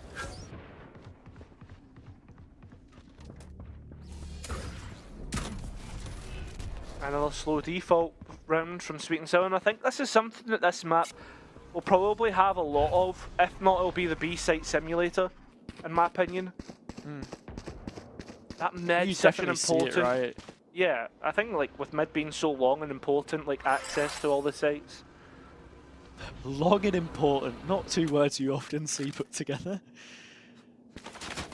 I'm going to refrain from making a joke. That is, that's all good. But size matters. So does space, more importantly, of which Sweet and Sour haven't taken too much in that middle that we were talking about. Yeah, in terms of the B hold, that's so important for Requiem because, as you say, if you allow a team to get into a deep post plant, with Famzam 1 away from the Hunter's Fury as well, could be writing out your own death warrant. Yento again, final round. First few missed shots, but gets away from the dagger and still has his ult. Yeah, well, Tyce's trying to chase the footsteps and definitely sniffing at the ground. He actually has it. There's a lot of space for him to try and get up to. Spike will be downed after a jump out of him and Evil Knievel stuff. And bones have been breaking, so are hearts. It's 8-4. Requiem find themselves at a significant deficit. Switching sides. But not for the first time. We said before that this series in many ways replicated week 7 of the regular season with the overtime win on map 1, the Requiem result on map 2, but Abyss is uncharted territory. And again, having now seen at least one half from every team in the playoffs, Sweet and Sour showing good things on their attack side. I did feel like it was a little bit reliant on Tyce coming up with some big multi-kills. However, if Harambe is able to emulate at least some of that, there is every chance that this one can go the distance again. Revealing area. Mid, another place where we're going to see a lot of importance being placed, and this time it's Sweet and Sour that do it. It's lovely clean shots from Toba, and already Heartbeat's being forced out. This kill's picked up, an immediate reset from Requiem. They relinquish all the space. Toba left there to just catch for any kind of rotate that may be coming through the vents, as the rest of the players are queuing up for A. It's just Karimi, missing one flash, but has all of the rest at his disposal. How much work can one man do? I mean, that's he's already respecting what's happening here. Lane going to go through mid, while Heartbeat takes the spawn angle, so there's many different things which Requiem need to be careful of, and actually Hazard are looking to take things mostly on the front foot. If you look towards the site, they're all towards CT. 2 players on the retake. Trap's going to be broken. That's when Toba will know. In terms of what Requiem are doing, it's going all the way around back towards upper to play post-plant from this position. As soon as Famzam falls, that should be the round done. It should be. Let's not count them out just yet. Yeah, maybe we will now. Nice pistol round, flawless in the end. Hey. And that will hopefully bring them within 2 with the round that they have. I mean, their defense won't really have a force either. Look, I don't want to say told you so, but the writing was on the wall. That was such a nice reaction from Requiem to, you know, not only take the spawn space, but then merge that into claiming upper with the open plant that they had more towards that side of the map. It is similar to what they were doing on Lotus with the B plant, if you remember, when they were able to get a player round through A side stairs and then push upper at the same time as well. Yeah, I Plenty more of that, please. Exactly, they scrim a lot, and I mean that's it. The protocols will be spot on. Harambe again introduces this outlaw where we've seen many double kill before, but it'll only be a single this time. Lane wants to go and take fights of himself, but can't quite find the finishing blow onto Toba. And again, we know Requiem are a team which will pop up in scrims for teams across challenges. Perhaps even a few names in VCT as well. But it is officials' performance which matter most. A good example to give would be a Pino Orchestra after their season finished out on Twitter. Remember them saying, oh, we doubled our win rate in scrims, but it halved in officials. And I think in these final few rounds, that pressure it will be very real. Especially if Requiem can get themselves, you know, only a couple rounds behind. Harambe having a whale of a time here. And the quad kill makes for a flawless anti-eco. Imagine there'll be plenty of eyes on this game. You've got to remember as well, Apex were the ones who played earlier, so they'll have the advantage in terms of being able to sit down, watch everything that's going on, have tomorrow to prep for. This is going the distance as well. Yeah. It's exactly what we expected too. The desk said it, I said it, you said it. Everyone knew it.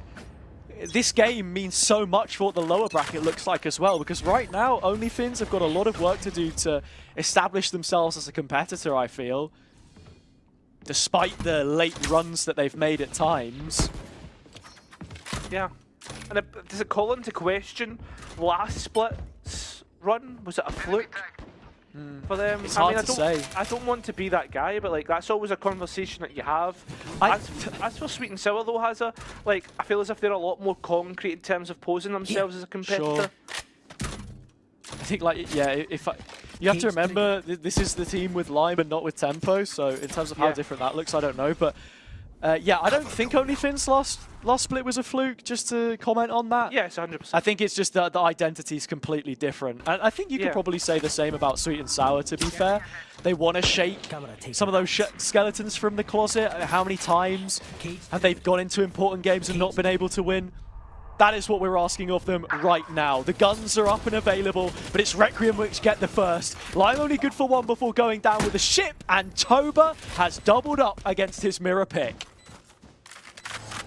Ticey and Creamy, I mean, it's probably the best combo. Your Jet with an initiator to support them. Toba's next up, and he still won that out. It's saving now for Creamy. That's probably the best option as he looks to try and hide out away from Toba. Noted. But that's it. That's where we're at, right? Like, you're going to be looking to save this out, look towards the next round and have something to play with. I don't imagine Requiem will allow that to happen. And now that's 3 rounds in a row, that bonus converted. It's really a really nice round from Requiem. Again, the value from the utility. You're saying here, you know, Creamy and Ticey being a duo which were known for their ranked escapades at times. How was it that Harambe found so much value on those B retakes in the first half? It was because Ianto was teeing him up for a lot of those rounds. In terms of the calls here, it's hard to see, but the one guy with the frozen cam is probably the one talking, actually, Ticey, because we know he likes to pre-round, and then that makes me pose this one to you, Cairo. As this is a Sweet and Sour team which has changed identity, you've moved away from Athen now. Who is it that's calling the shots? Who do you look to in these moments of need? Is it Hearthbeat or is it Ticey? Because someone's got to budge. I mean, this is the thing though, right? Like, this is very much Ticey's roster. It has been from the start. But like, when it comes to that calling structure, there needs to be, I don't know, like, we're expecting Hearthbeat to be this mid-round and great IGL. If Ticey's overriding them and not, I guess, letting the egos sit to the side for a second, where do you expect to improve? Hard to say. Or know even what goes on in the comms. I think. I mean, this is the idea before, right? Is it's Ticey pre-round? That's the speculation. Yeah. Hearthbeat, again. Look, a clash of ideas perhaps. And right now, I think if you just want to talk purely individuals, Hearthbeat is at the bottom of the scoreboard. I didn't quite catch the other name. I think it was Famzam. Both less than 5. Something's got to give. Sooner rather than later, it doesn't matter. Ticey does get all of the setup here, though. The util is spot on. Harambe can hold him to rights, though, and that opens up the possibility of the B play with the info that A was pushed. Lame. The fact he's the only one on site, he's got plenty of players coming in, and that rifle that was all the way out on A main cannot be rescued. Numbers still in the favour of Requiem, and Lime doing his best impression of some sort of resistance doesn't come true. At least it still stays within a 2v2. Something to work with. Harambe's blades have been good before, but it's whether they can be good again. In fact, it's Ianto's rifle that will do the damage. Famzam's Bulldog has it, and a 2v1. The Sheriff now as well. It was a game of the blades. That first dagger didn't land. Kept Harambe available, but it was Ianto ultimately that wins it out for them. 3 kills for him, and this is exactly what I referenced only a few rounds ago. What happens when the scoreline finds itself tied? Who steps up? What does the situation dictate? Ticey has called for the aggression here again. It's going to be him in the comms that has asked for that. You can tell without any real information required. But as soon as they get that advantage, what does he do? Peek into spawn and die to Harambe 4v4 and they commit B? I think we need to see a few more layers added to these initial decisions being made. I don't think it's a bad decision. I just think he takes like he just goes a bit too far, you know.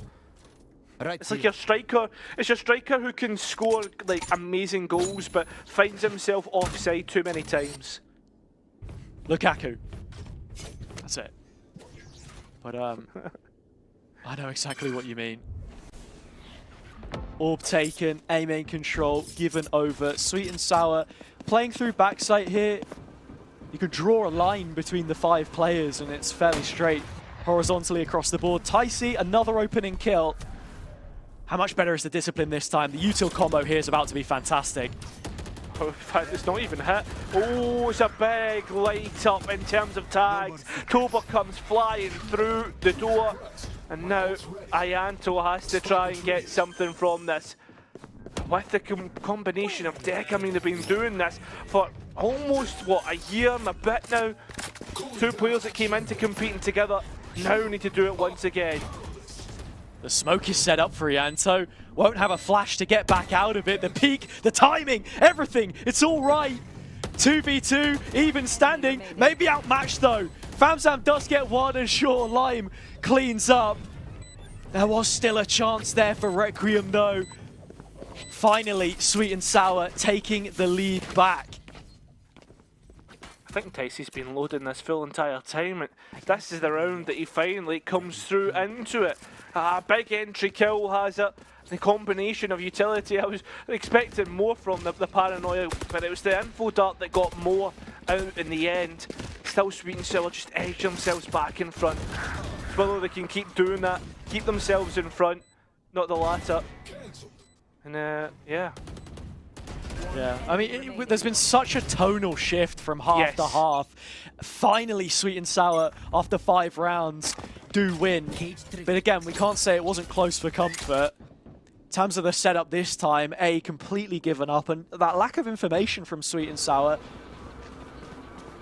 does mean that they have to make concessions. The B site, there's never a player back site actually holding on to this most of the time. It's just the cam and the traps.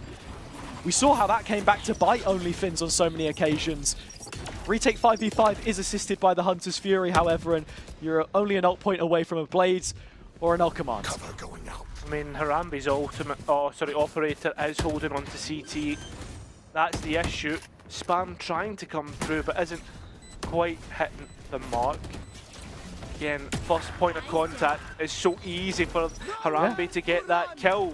Hunter's Fury in fact, it's just stopping all the players from getting out, Hazza. Now you're starting to think, is this safe territory with the time ticking away and the amount of stuff that's already been invested, the players that are getting low? Ticey says no. Creamy also supporting that. Oh, what a shot from Soren. That's it. That's the nail in the coffin. Yep. I said it so, Cairo. Sweet and Sour giving up too much space on, the map as a whole, I think. Halfbeat mega passive on A, but still had Famzam there with him. No real info collection on A main early after the orb wasn't taken on this round. And then what's your Cypher setup doing? You've got a trap for the cross.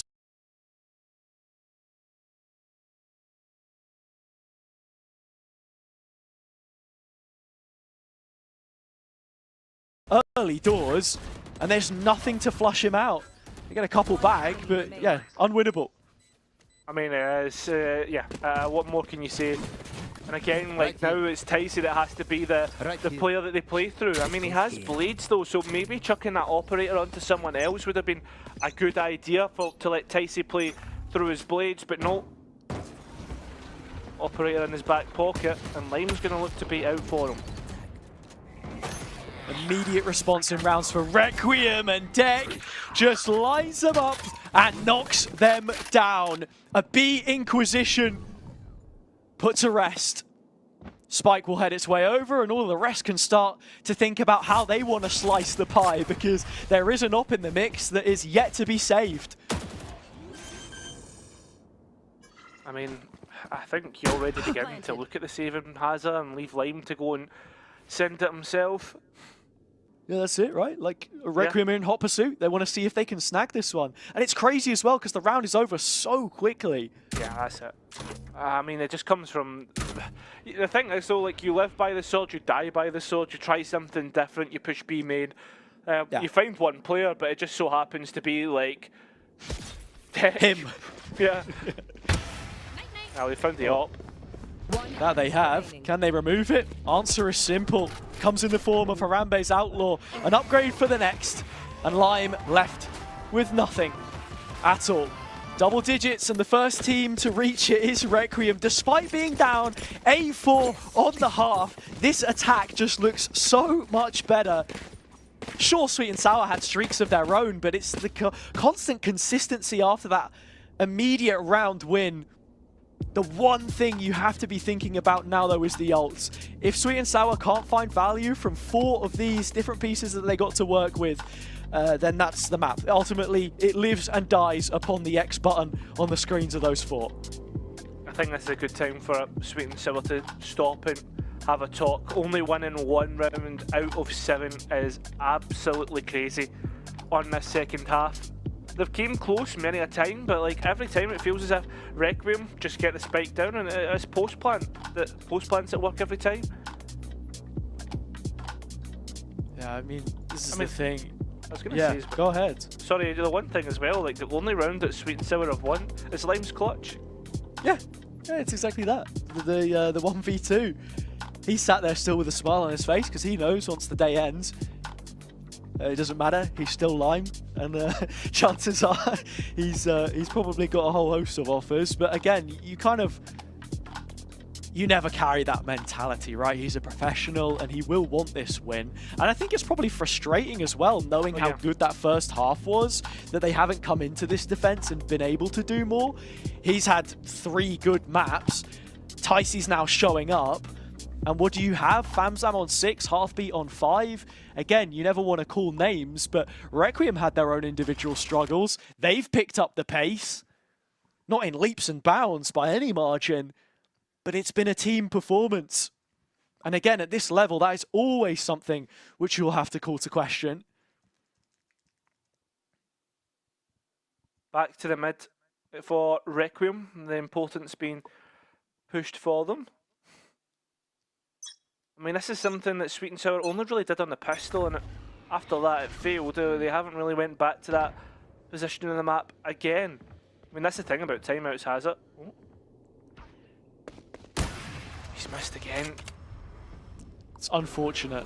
I was just about to say something I want to see more from Sweet and Sour is little contact pieces like that to get Ticey in positions where you can just get the passive info from the operator, because previously it's either been spawn barrier goes down, we're pushing straight away, or we're not pushing at all and we're giving too much respect. They need to find a balance. I think they've got that here. Now, let's invest a little bit more towards B, I think. You know, sure, the call was maybe incorrect, but at least they'll get the info. They slowly scale up though, and Yanto is the one with the spike, remember? And they don't know what's actually happening behind the door. Famzam's calming it, getting the players ready to rotate. If he stays in this position here, there's a very good chance he's going to be next up to go first pick, to be honest, Hazza for Requiem. Left. Well, Requiem have nowhere else to go. The timing could not be worse or better. I don't really know. There are revealed players, and the fact of the matter is they're out of vent now. And into the scope of Ticey. He will get his kill in the end, and it's the one which puts Sweet and Sour a man in front when the spike goes down. Yeah, Ticey is still well aware of where someone can be, and it's Harambe that he finds next. Now with all of that upper control and plenty more, this should be something which Sweet and Sour can easily work into a win. No, it doesn't seem to be the case. It doesn't seem to be the case. Oh, it's brought down to a 1v1. And Lime gets the trade to make it all even, but it should never have been that close. Requiem do not go down without scorching the earth beneath their feet every damn time. Another Lime clutch is what gets Sweet and Sour through. But to go back to how the round was played, just from a positional standpoint, again, something which we wanted more from for Sweet and Sour, it's that slow build-up into A main, sticking to one setup. I would perhaps have loved to have seen Famzam actually just slot in with Ticey there and fully hold on to main, give up the mid space. But either way, you can't be hypercritical. It did work. That's what we want more of. And here, actually, it's Lime with the op. It's the Blades and another fast play. I like this from Ticey. Going a different sort of pattern, and Harambe is left with the spike on the floor. Toba's been caught, and look at this. Where's Ticey gone? Nowhere to be seen. Nah, I really like that. A change of pace, but this time, again, it finds the results, and then we've got the discipline to back out with the numbers. That's what was ever so slightly missing from the previous. What else was? The mid-round, the layers, knowing what space has now been given up. There are 4 players still in middle. Sweet and Sour should be aware of this. You can see Creamy's just trying to hold on to the cross in towards CT, but it's let it go. So there's a time in there. He doesn't want to leave Lime exposed, and he does have the info. Yeah, now on towards Sai, but Lime not close enough. The off though is certainly good enough. Trading even though all across the board, which leaves the rest of the players of Sweet and Sour to try and bring this back. Dex just missed out on Ticey, or maybe the opposite way around, as Deck playing within his smokes gets a double. Guy can't be beat in that situation. Soren shuts up shop. Requiem in front again. And in terms of the money, well, that was a big one to lose for Sweet and Sour, because just as soon as they found themselves on winning ways, there is not much cash left in pocket. They've got to take the half, and that might just be enough to secure series point for Requiem. In terms of this one, again, it's like I said, you make the brilliant play at the start to get yourself numbers, but then you have to know where the weaknesses lie. You can't just go flying into the fight in one place and not expect a bite back in the other, because Requiem have been so good at their reactions.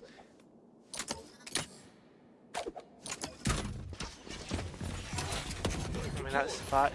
Lime again, solo beat, trying to destroy the info dart, but again, he's been playing the same position every single time. There's nothing different here. The only difference, I guess, is maybe the spam through the smoke, and actually, some couple of trades back. The Sheriffs are looking good here, and a flood out almost works out, but Requiem close everything down, and Hazard, the worst thing about that is map and series point to Requiem. Requiem adding Abyss to their arsenal, seemingly. The B site there felt like a hotbed for Sweet and Sour success. I'll be real, we both saw it. The smoke was there, the close fights, the Sheriffs flooding out, but nothing lands. And here we are, a solo shootout. Even if Sweet and Sour make it through, if it's Lime clutching a 1v2, you're not going to have guns, really. The money isn't there. Prime position, 4 ults. Requiem, 5 players on the B push, but they get spotted out by the knife. Yeah, but they've also got ultimates to boot, so the first kill was Lime, and now everything is activated. Creamy with an absolute gallery to shoot out, but no, it's Requiem that shot every single swing down.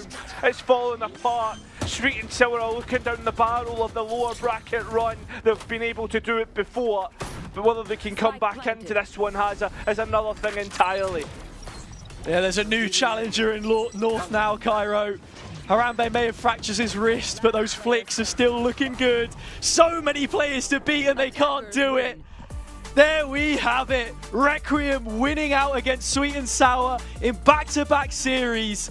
The shining lights of the North are out of their shadow now. And as Ianto had watched from the sidelines when they tore up the first split, he has taken his chance with both hands to lead this group of prospects to the upper finals of the playoffs. I mean, Hazard Ianto said that he wanted Apex, he wanted to go up against the top dogs. Well, this is it, mate. This is your chance. I mean, you heard what Mosey said earlier. It doesn't matter who will play, we'll win. Hazard, I don't think it will be an easy one if he is going to win it out in the end.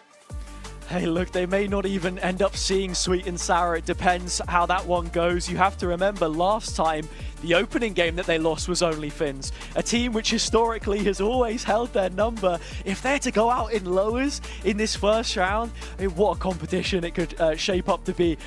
I'm left almost speechless. I feel like every time Requiem win, you know they have the potential to, but even when they do, it kind of catches you off guard. Yeah. You get goosebumps because you're like, okay, wow, they're actually really doing this and standing behind everything that they've put up in the last few weeks and months. All credit to them. I think this is the highlight of their split so far. An upper bracket final against Apex. Ianto will be back in the team as well to take on that one. What a prospect to be looking forward to tomorrow. And for Sweet and Sour, again, falling short in those games where you want to see them put daylight between themselves and the chasing pack. Not able to do so. And now the lower bracket is what awaits them, Cairo. It's a big task which they've been able to do before. I think for me though, Hazza, it's the first time we're going to really see Requiem going up against Apex. Got to think back to match play 1 where we saw some weird cops being played, right? Like nothing concrete. But now it seems as if Requiem have everything fully fleshed out in terms of what they want to play, how they want to play, and who they're going to play against, right? Now they go up against Apex for the first time ever. That's what I'm excited for. I'll be definitely in the stands watching that one, that's for sure. Yeah, I don't know where those stands exactly are located, but I'll be right there with you, mate. We're looking forward to that one. Like you said, that Requiem roster with the sub before against Apex, now playing full strength. Can't exactly say that the substitute was a big hindrance of Sweet and Sour today, line performance, but not the performance that they were looking for on the whole. A 2-1 defeat, Requiem do it again. That's going to be all from us on the commentary desk, but we'll catch you guys soon. A break coming up with the analysts after it, the interview, the breakdown, all of that. Don't go anywhere.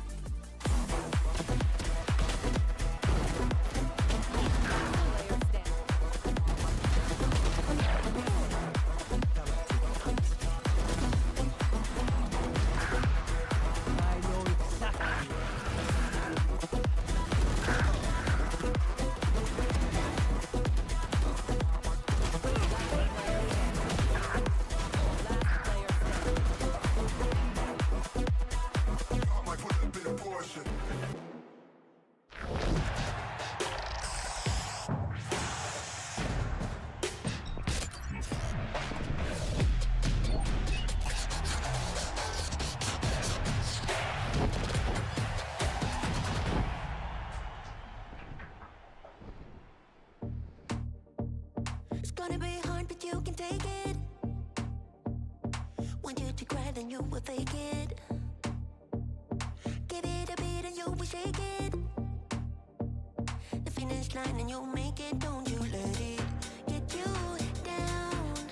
Just keep getting up when you hit the ground. Don't you let it get you down. Just keep getting up when you hit the ground. Gotta be real with it. Never give up, never give up.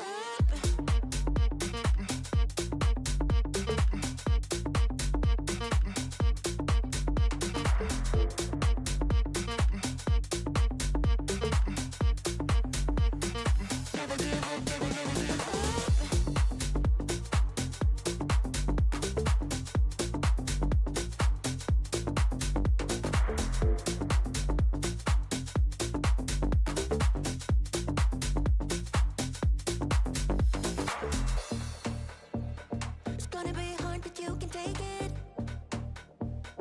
Want you to cry, then you will fake it. Give it a beat and you will shake it.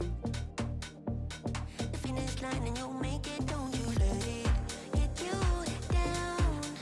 Just keep getting up when you hit the ground. Don't you let it get you down. Just keep getting up when you hit the ground. Gotta be real with it. Never give up, never give up.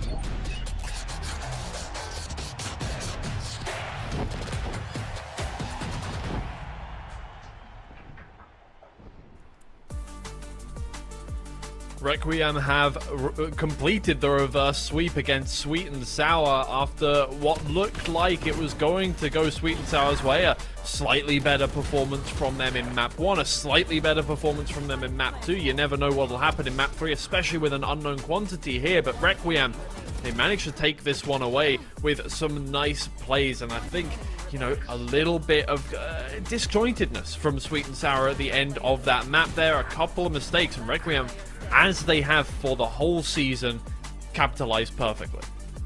Yeah, absolutely, and it seems like this map, for at least our Polaris teams, is heavily attacking favor. It seemed like Requiem couldn't get it quite under control on the defensive side, and the same thing happened for Sweet and Sour, but Requiem were able to capitalize a little bit more.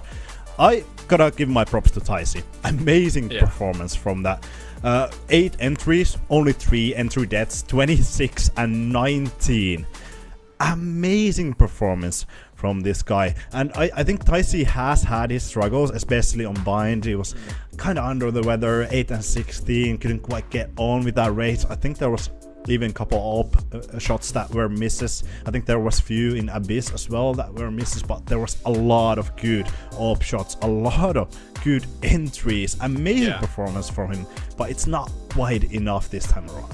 Yeah, and look, I have no doubt that they'll come back stronger from this loss. I think obviously it was a close one, but they're going to be up against OnlyFins next, and I think that's a game where they'll be comfortable enough to be able to kind of gain back some confidence. We'll see how the actual result works out tomorrow. It'll be the first game then, but for now, we have an interview with the victors here, specifically with Ianto. How are you doing, man? You have accomplished, I think, something incredibly special just to begin with, entering Polaris this split, already securing a top 3 position overall. So first off, congratulations.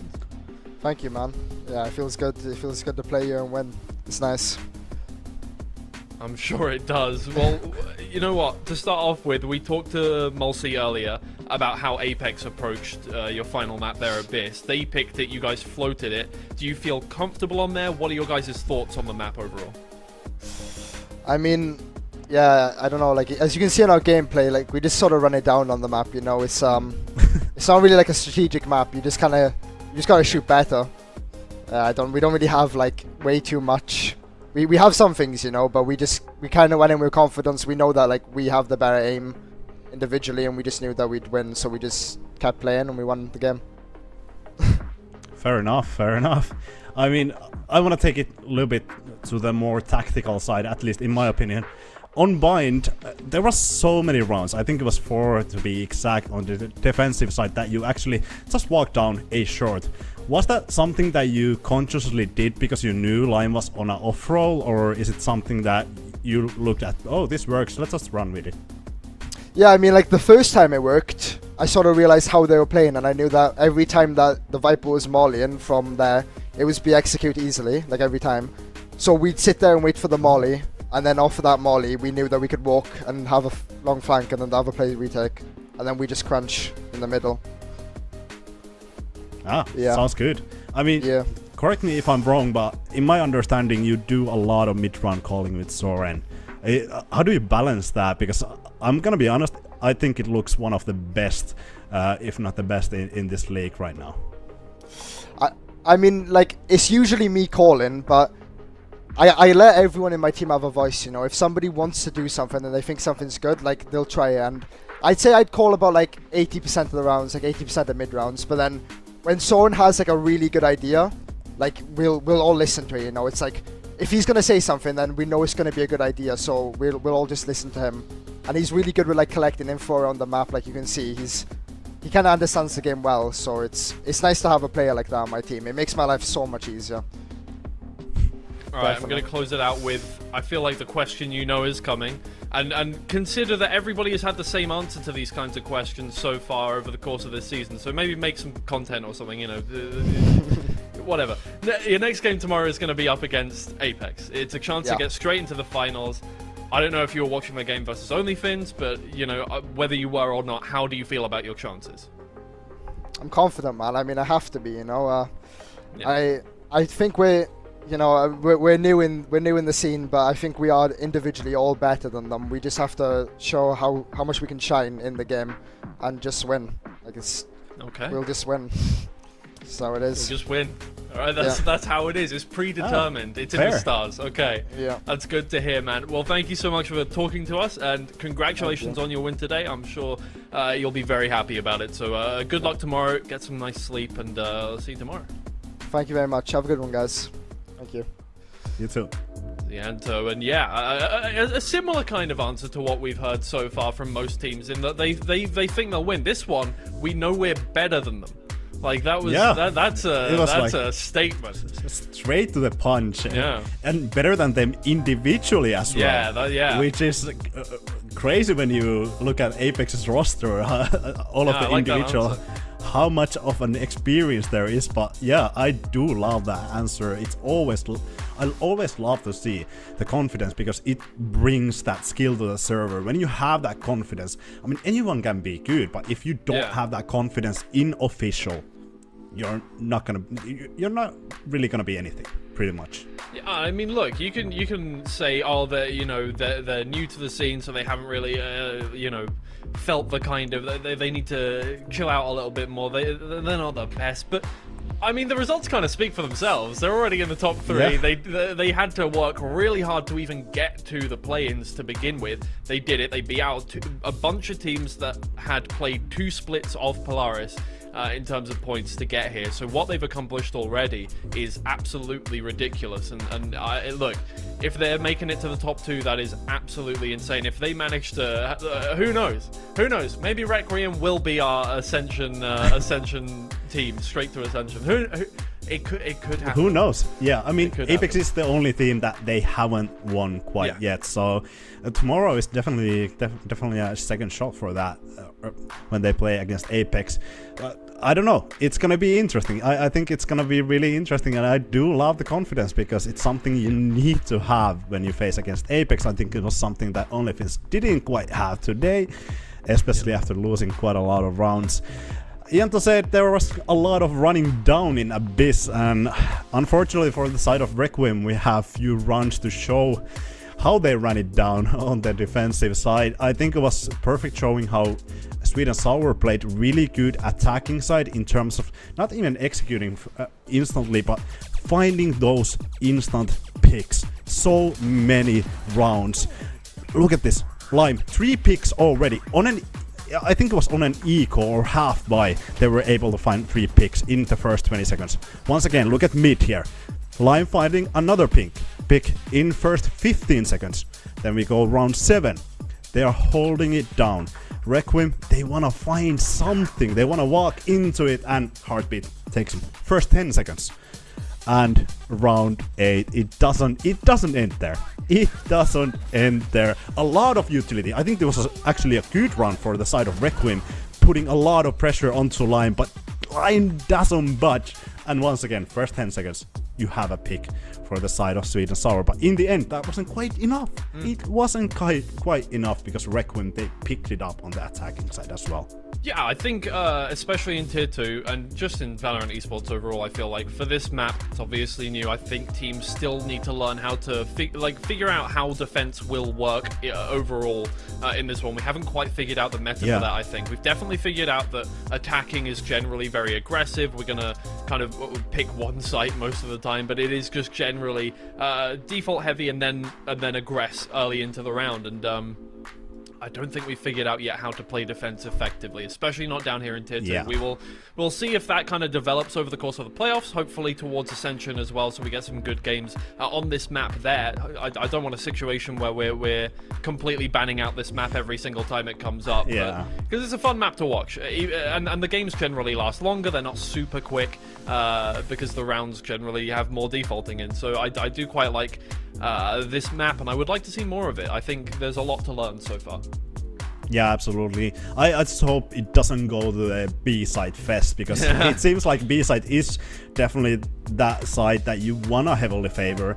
A-side, it's quite much harder to attack there directly. B-side, if you get that control, if you get that plant down, I'd say around 75% you will win that round, win that post plant, because it's really hard to retake. So there could be some adaptations in terms of compositions. We were even talking about, is there going to be a double sentinel, but I think that's something that we are going to see maybe in the future, at least not today. But I think we have a playoff bracket we want to take a look at. Yeah, we can take another look at the playoff bracket before we sign off for today, and we'll just take a look at how our games will stack up tomorrow. We're starting off with the lower bracket, OnlyFins versus Sweet and Sour. Our first team will be eliminated from the playoffs and have no shot into the finals, no shot into making their way towards Ascension, but at the very least, they will come away with the kind of pride that they came in the top 4 of Polaris here. But whoever wins that one, obviously, moving forward in the lower bracket, our second game tomorrow is going to be Apex versus Requiem, as we talked about before. And look, Mulsi called it. He said, well, we might not be playing Sweet and Sour tomorrow, but he said either way, we're going to beat them. It doesn't matter who we're playing against. And Requiem have said we're better individually than Apex, and therefore we should be beating them. So both teams rate themselves to win. You wouldn't have it any other way. Look, of course they rate themselves to win. They have to be confident if they're going into this stage of the tournament. But you know, heavy talk from both teams. They both think that they are going to win this game. Yeah, absolutely. And I mean, either one of these teams, they are going to be fine. It's going to be the lower bracket that is going to have the most consequences, because you might drop out of this playoff bracket. Obviously, we have our socials here. Go and follow those. Twitter, YouTube.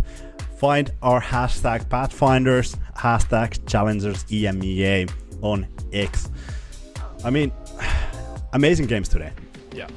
Wonderful games, great way to start off the playoffs, and there's only more to come. We've got tomorrow to go, and we've got a couple more days after that as well. So please stay in tune, go on those socials that were shown down there, stay in touch with the games. I'm not going to say don't go anywhere, get some good sleep. You're going to want it for tomorrow's games. It's going to be exciting, it's going to be great. We'll see you tomorrow. Goodbye, guys.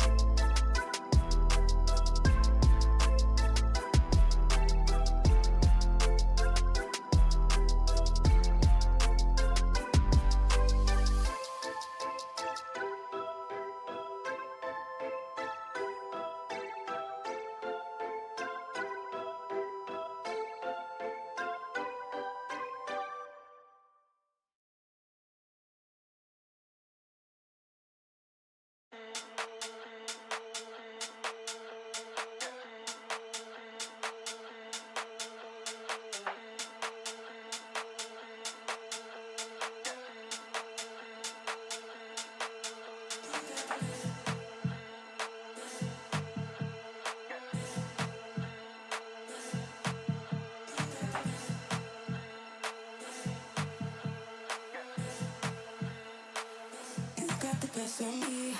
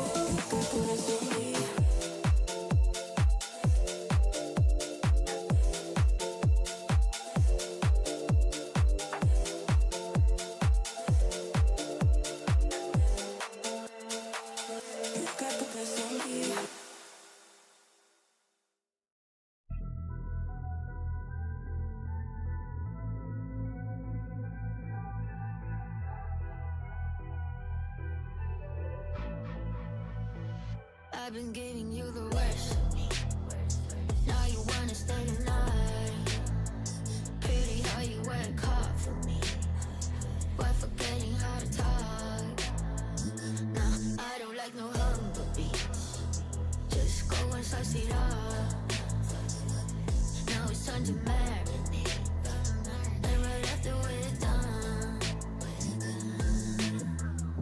I like it when you're looking like that. Don't like it when you shit, chat shit. I like it when you're looking like that. Or shy to find, don't mind my reaction. I like it when you look like that. Don't wanna watch a bugger with a white mouth.